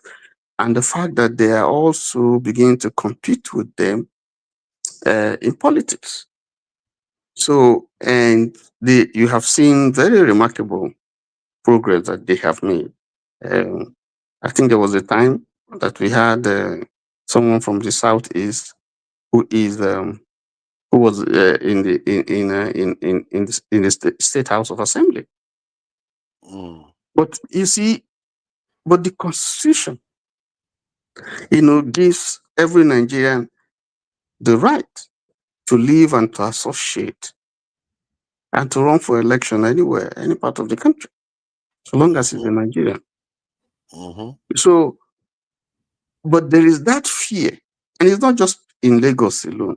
Even in my state, I can tell you in my town, we have also that kind of fear that certain people are beginning to take our land, buy our land, and so on, because they have the money and they can buy land for whatever cost, and they set up industries there. People are failing, and they're coming to the villages, areas that used to be 100% reserved for the natives. Now you now have some sort of the people coming in and buying up property. Now, they don't force people to buy those. They don't force those people. You willingly sell your property to them. Okay, the same way you see in Lagos, because that's part of what people have said. That listen, you are the ones that sell land to these people, and then now you now feel that they are taking over your land, but you sold it to them. They didn't take it by force. That's the same thing that's the same thing that you are seeing here. Everybody came from somewhere.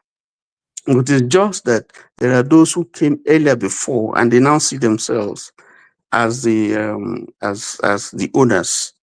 Okay, because if you want to talk about if you want to follow it strictly the way you are arguing, the real people who own America, or most part of America, are the Indians. Yeah, the Native Americans. But they are in the minority today. They are the ones that are supposed to be shouting that we are marginalized. We are, even though the Constitution has given some concessions to them. Okay, but they're the ones that are supposed to be shouting that, they've taken their land and so on, but that's not what you see. Now, is it right for people to say, well, we feel threatened? It's normal. That's a normal. That's why I use Lagos. That's why I use my town and so on. It's normal for people to feel, these people are taking over, because there are certain rights that you enjoy that you're going to lose. When, for instance, take Onitsha, for instance. The average Onitsha person, when it comes to voting and choosing who represents them, his right to make that decision has been encroached upon, because Onitsha is dominated predominantly, I think, more outsiders than the indigenous themselves. So when it comes to voting, the Onitsha man hardly has the same right of voice that he used to have many, many years ago, when you didn't have this kind of cosmopolitan opposition. So they have a right to say, listen, we have to put a check to this sort of thing. You understand? So in some places, you find the local government saying, okay, street names, it must only be so people who can, be allowed to take street names. Certain areas, nobody will buy land. Certain practices, Is it not fascinating though? Because this conversation is interesting, because I like the fact that you try to even highlight the same patterns you see in every, many societies. And one other pattern I'm seeing again is the idea that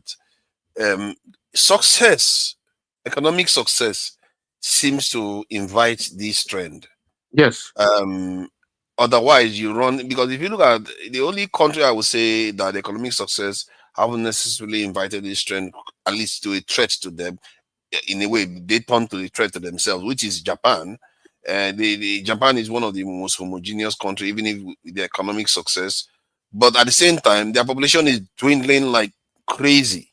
So by not subscribing to this, allowing foreigners to come in, their population now is falling rapidly. So it's almost as if economic success, one way or the other, either you bring foreigners in to take over, or you yourself will do your will do yourself in. It's a strange dynamics, and That is true. That is perfectly right. You see, the immigrant population has contributed quite a lot to American economy. They are contributing, and they have contributed, to the same growth of Lagos, America. same to Onitsha Yes. again. The same thing with Lagos, the same pattern. So you ask yourself, why is America doing this diversity visa where it allows people to come in and come and take up come and take permanent residence, have resident status, and then eventually you have a pathway to becoming Citizen. citizen. Why? Because if you look at the policies, it is designed to bring in people who they think over time will contribute to the growth of the economy, and they have really done that. Now, the same you who is doing that from all parts of the world, now you are now at some point feeling that this thing is almost becoming a threat. Because this thing is not directed at Latinos, because it's just that we have had this incident from the southern border. So that's the one that is looking like it's a problem. Now you have benefited tremendously from people coming in. Now, and you are happy with that. But now you are now frowning at part of the consequence of allowing people to come in. The whole thing, I don't know, man. It's really strange, isn't it?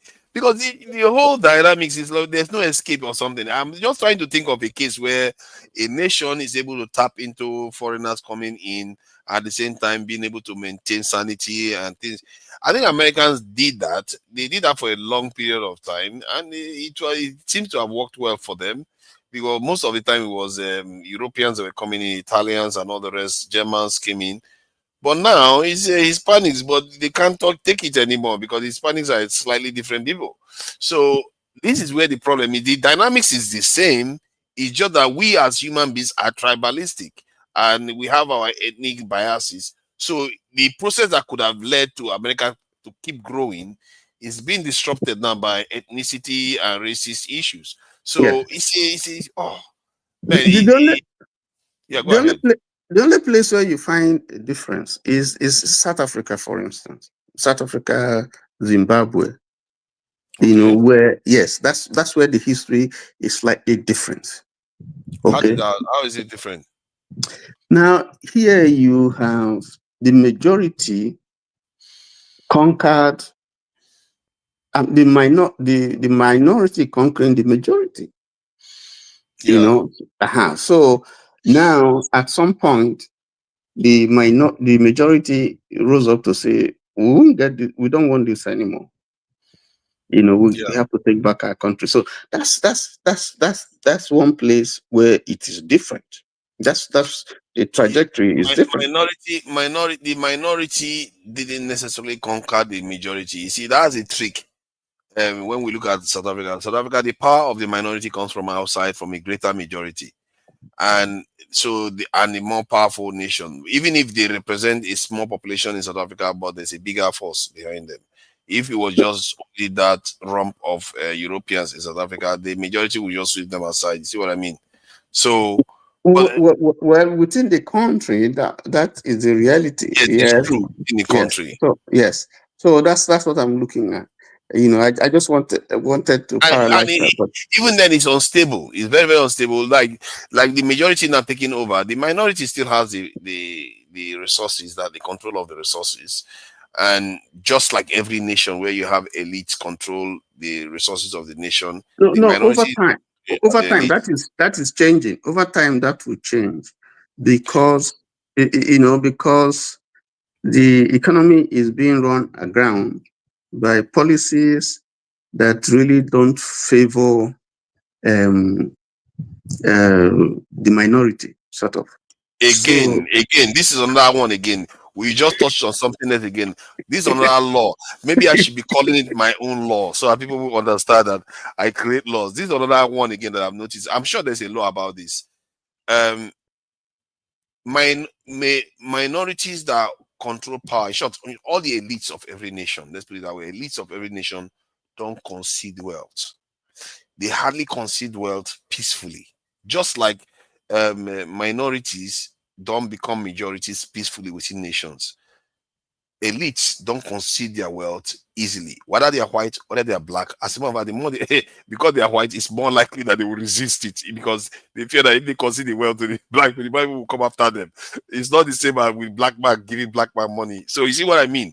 So that dynamics I think is going to happen is do you think it's going to happen peacefully based on what I just revealed to you? Think about it. Any nation in the world, have you ever seen an elite concede their wealth to the poorer people in that nation without any major upheaval? It's going to happen just like the same policy we are seeing here.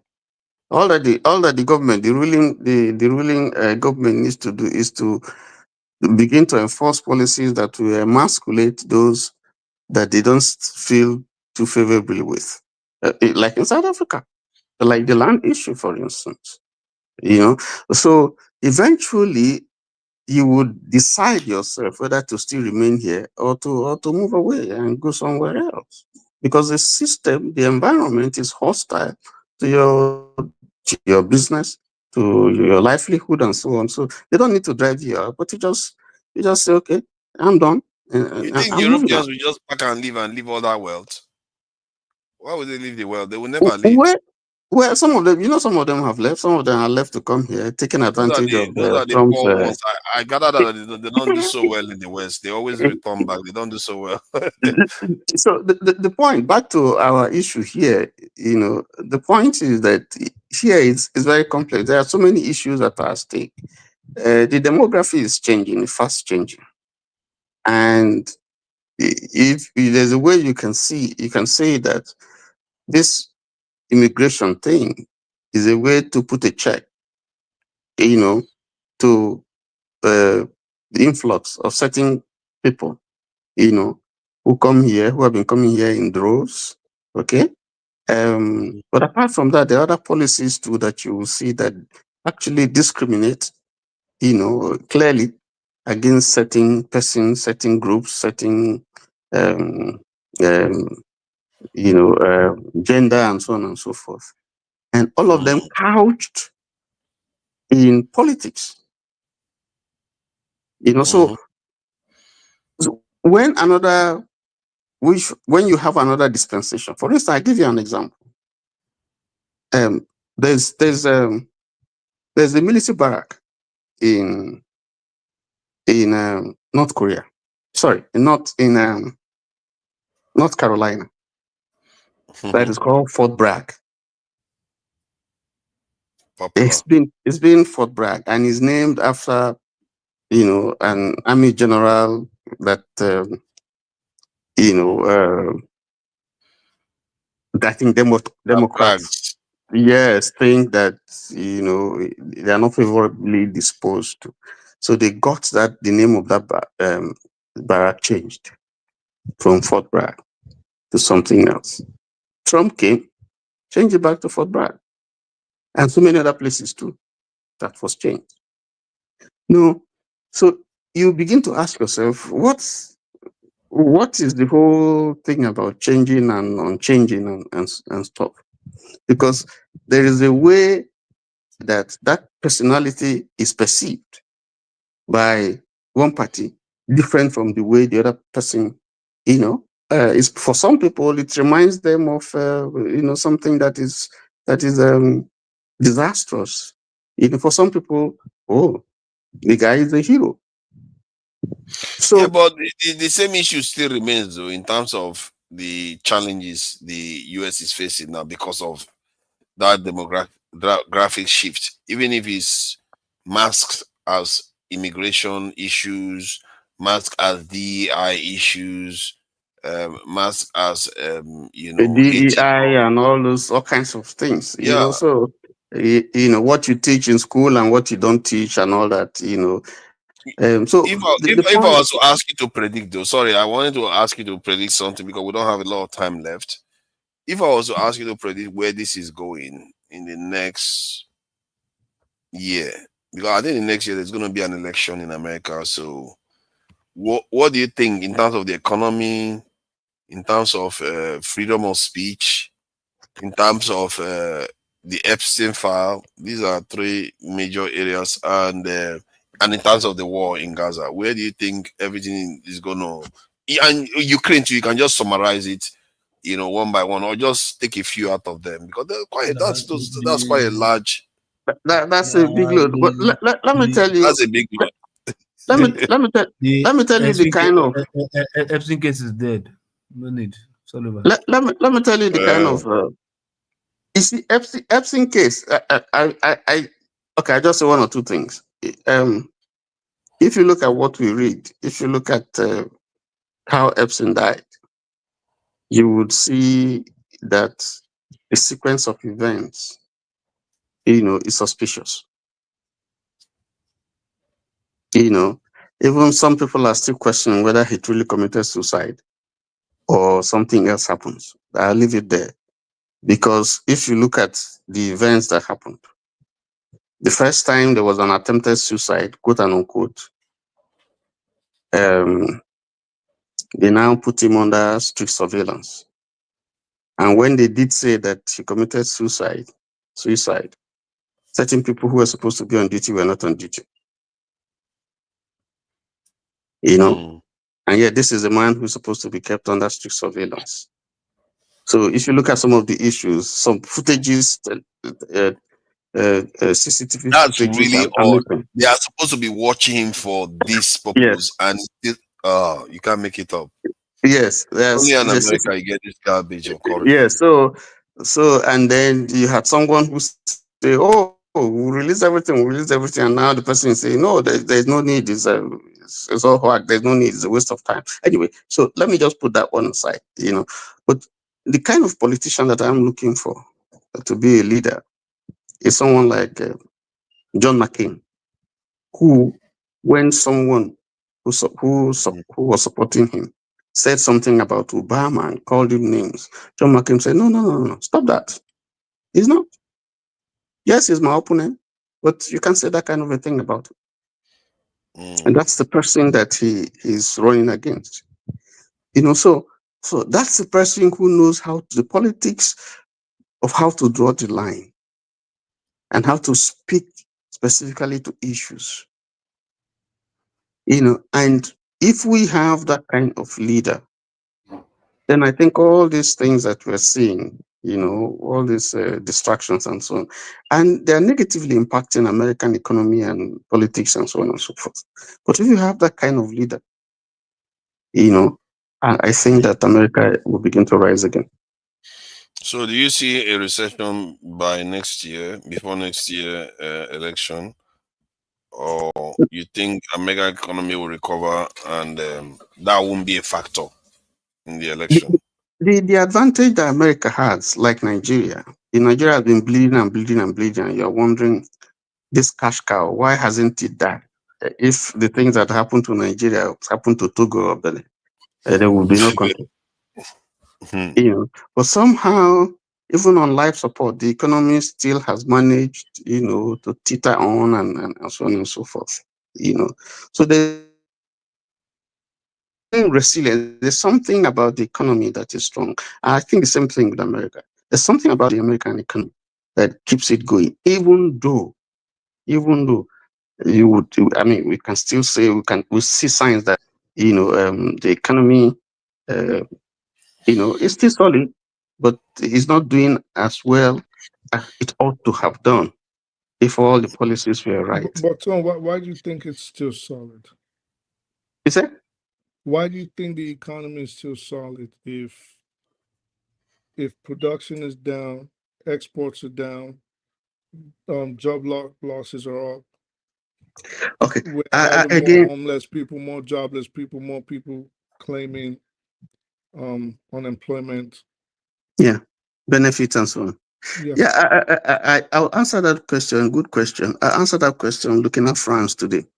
I was reading some time ago that some people in France came out and they were demonstrating, asking for the president to go because they didn't like his policies towards French West Africa, and that the policy of the president Macron has led France to lose a lot of the economic benefits they were deriving from those countries, and is impacting them because yes, and is impacting the citizens because they begin to see the effects of that in terms of policies and benefits and whatever they are getting.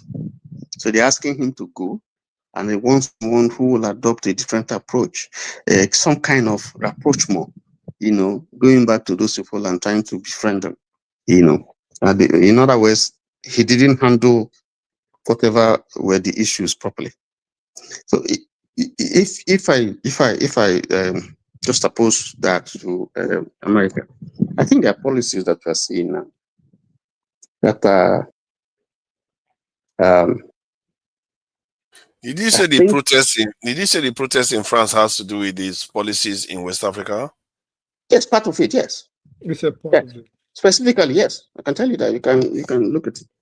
They were protested by people who are saying, "Listen, we don't like the way that you have dealt with some of these West African countries, and it has made France lose some of the economic benefits they're deriving from there. So we want you to go, and we want a president, a leader who will embrace these people and sit with them and talk with them and see how they can restructure this whole thing and be friends with them again." I think the economy, personally, especially since we don't have a lot of time, yes. I think we're in trouble.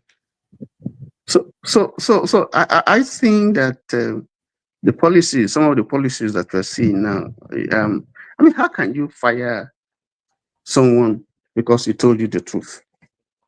He told you that the economy is going down, and you don't like it. Say, "Oh, it's." How can you just go and fire people who they have spent resources for years to train in some of the very sensitive? You are saying that the economy is going to still remain resilient. No, the economy is already strong. It's like, how do I put it? The economy is strong. Okay, so you can enjoy that benefit up to a point. But if you continue with consistently with that kind of policy, then the impact is going to be disastrous. But Tony, how strong is an economy where month after month the unemployment claims keep rising and exports are low, production is low? Yes, because before debt this ceiling is it's climbing. Before this government, in debt. Before this government, the economy, whether you like it or not, was doing very well. Yeah, because of Biden's policies. It was doing very well. All the index, all the statistics, were the important thing now is it not how it, because if the economy weakens, it may affect Trump's popularity. And if he affects his popularity, then his overreach, the way he's wielding power now without control, maybe it will energize to an extent the Democratic Party and its opposition against. So I may slow him down a little bit. And maybe that is a good thing in the context of where America is going right now, because right now they are just going headlong to just take over almost every aspect of American life. So I don't know I don't know whether this thing is going to lead to a recession. I can't be sure. No, I think we're already in a recession. For sure. Well, we've been there for a minute. But I feel sorry for the person that will announce that. But for America is in a recession. There have been warnings that the economy may go into recession. Even though the fundamentals. Who is going to read that report? Who is going to read that report to Trump? And come to what you said about it affecting his popularity, I don't think it'll do that much damage to his popularity. I don't think so too. I don't think so because some people, especially in Middle America, to them racism is more important than the food they put. Yes, that's for sure. That's for sure. No. When we talk about damage to his popularity, you find out that even when you look at his popularity, you haven't had any significant. It's the same base. The same base. It's still the same thing, basically. Yeah. He's not interested in winning more people. He's just interested in retaining his base. He's not. He doesn't even care about winning friends overseas. Not to mention at home. He doesn't care about anybody. So long as his base is there, people who would. I sincerely think the turning point for America, and I'm very glad about this, is that Christians are finally, conservative evangelicals are finally realizing that we should not be subsidizing Israel, as we've been lied to forever, and it is not a friend of ours. So that's the area. You're right. That's the area where there's been some movement, because there are some who solidly were behind him, and some of them are beginning to say, "Well, no, wait, you're having this is universal not." health care, you have free education from kindergarten up to university, free home, your rents are paid, and then we have Skid Row all over the country.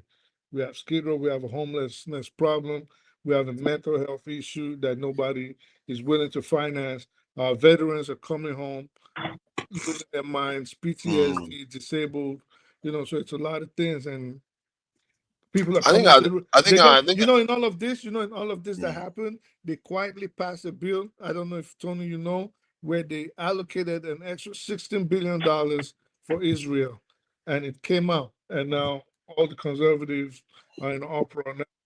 I think it's $6 billion that they said they want to sell weapons to Israel recently.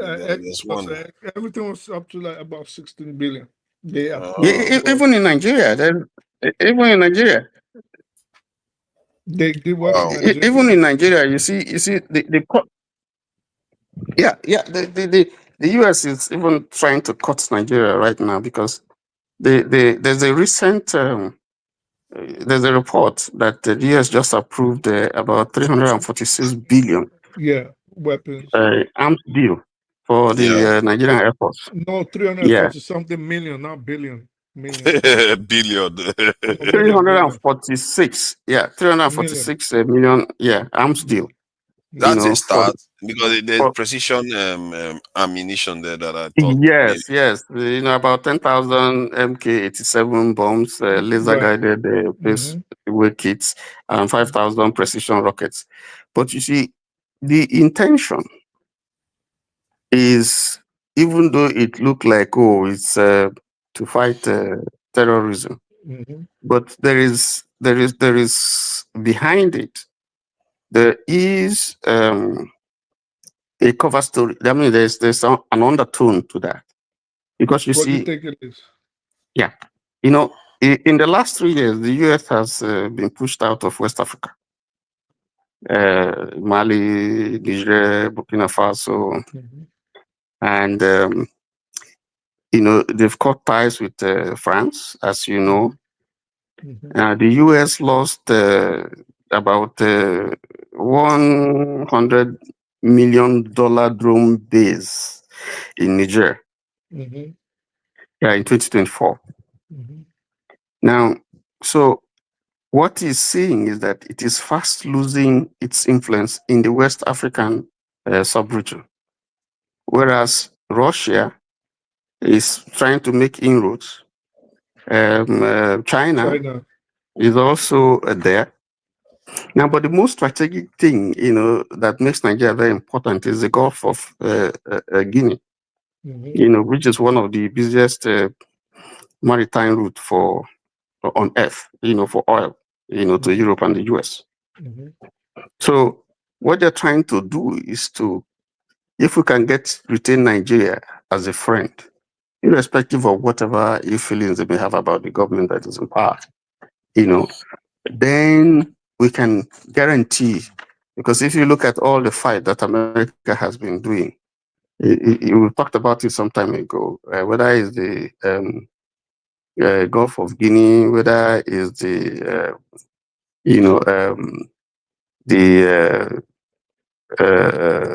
the Straits of Gulf, Suez Canal, Hormuz, South Asian Sea, Southeast Asian Sea, all those areas. They're very, very strategic, not I just for think maritime. we have gone far afield now. Let's round. I'm going to round up now. To be fair, we've gone far Yeah. afield talking about all those things. Nigerians don't care about all those things. They just want to solve No, their no. problems. So what I'm trying to say is that the policy of America has always been what is in our best interest, not in your own interest. So and that's I think we shouldn't worry. I think America should do America. America should do America's interest. We are supposed to do our own interest.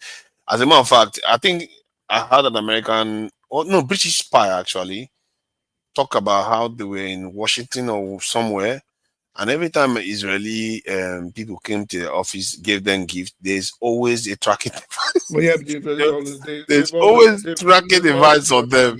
Like they say, but the reporter was asking, you mean sometimes they're tracking? He said, no, all the time. All the time. So this is what nations do to each other. A policy for a long time. Israelis, they come in agencies.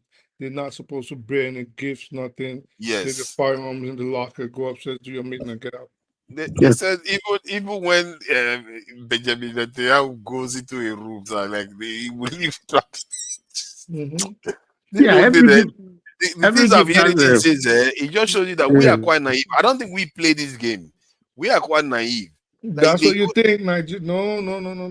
I'm not sure Nigeria plays a lot of these games. No, Nigeria does play those games too. It's just after in the West, not in the West. Not they in the do West, it maybe but in Africa. Sub-region of Africa, but it has just gotten, I guess, with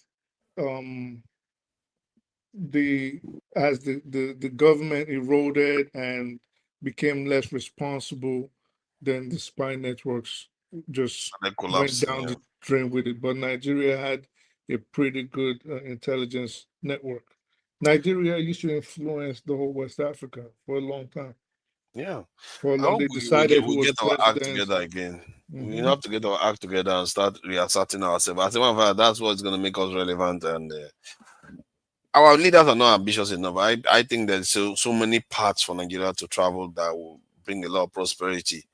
I have to respect Saudi Arabia today in terms of the quickly after Israel bombed Qatar, they quickly said defense pact with Pakistan. You have to respect that. So they are moving quickly. To go down in the Middle East. It's about it's about to go down.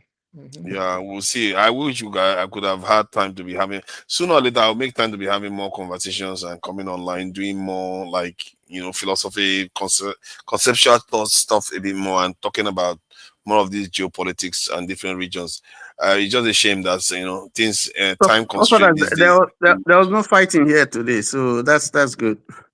Yeah, that's very nice. Apart from Mr. Roforofo.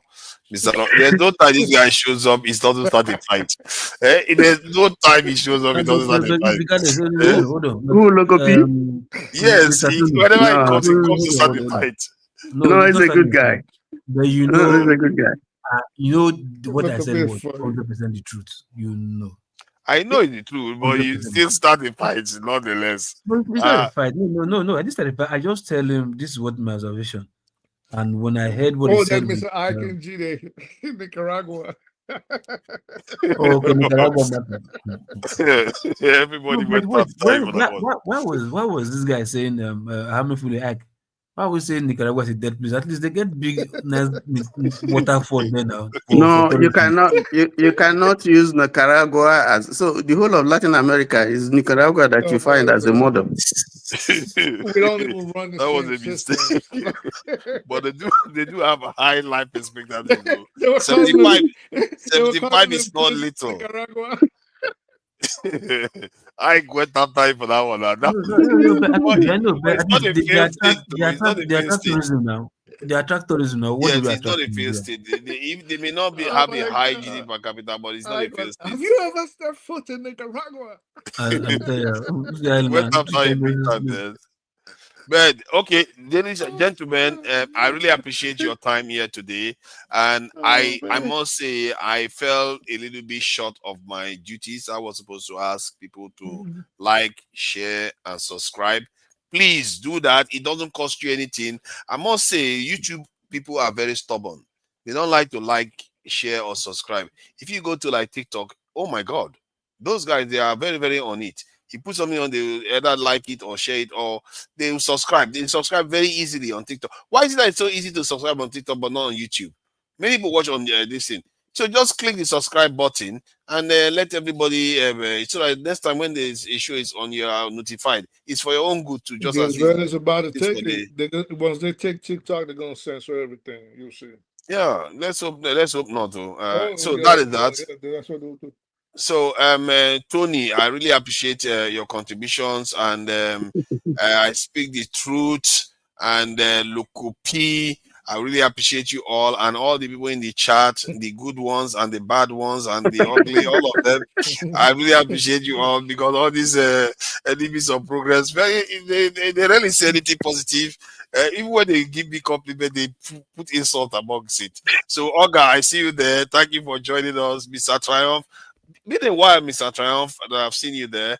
Obi, I see you there too. McAnally, Tracy Jacobin, all the usual suspects. You're all around. Peter Odigye, I don't think I've seen that name before. Peter Odigye, thank you for joining us. Duru Obi, I've not seen that one before too. I really appreciate you all for joining us. You see, for people they didn't donate, it was all right.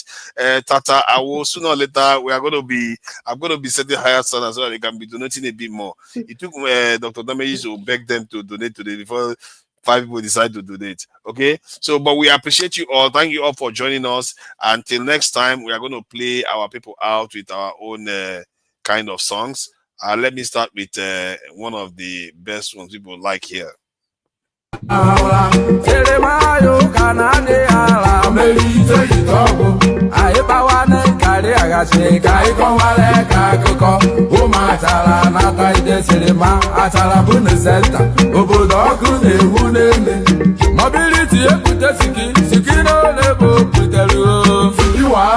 Siki 2, Siki 3, Siki 4, Siki 5, Siki 6. Oh, we take a winner. Why, Wemia, Mbachi Wemia, Mbame Wemia, Oya Yegodia, Oya Mewemia, Oya Mewemia, Ogoliba, Ogoliba, Wemia, Ogoliba,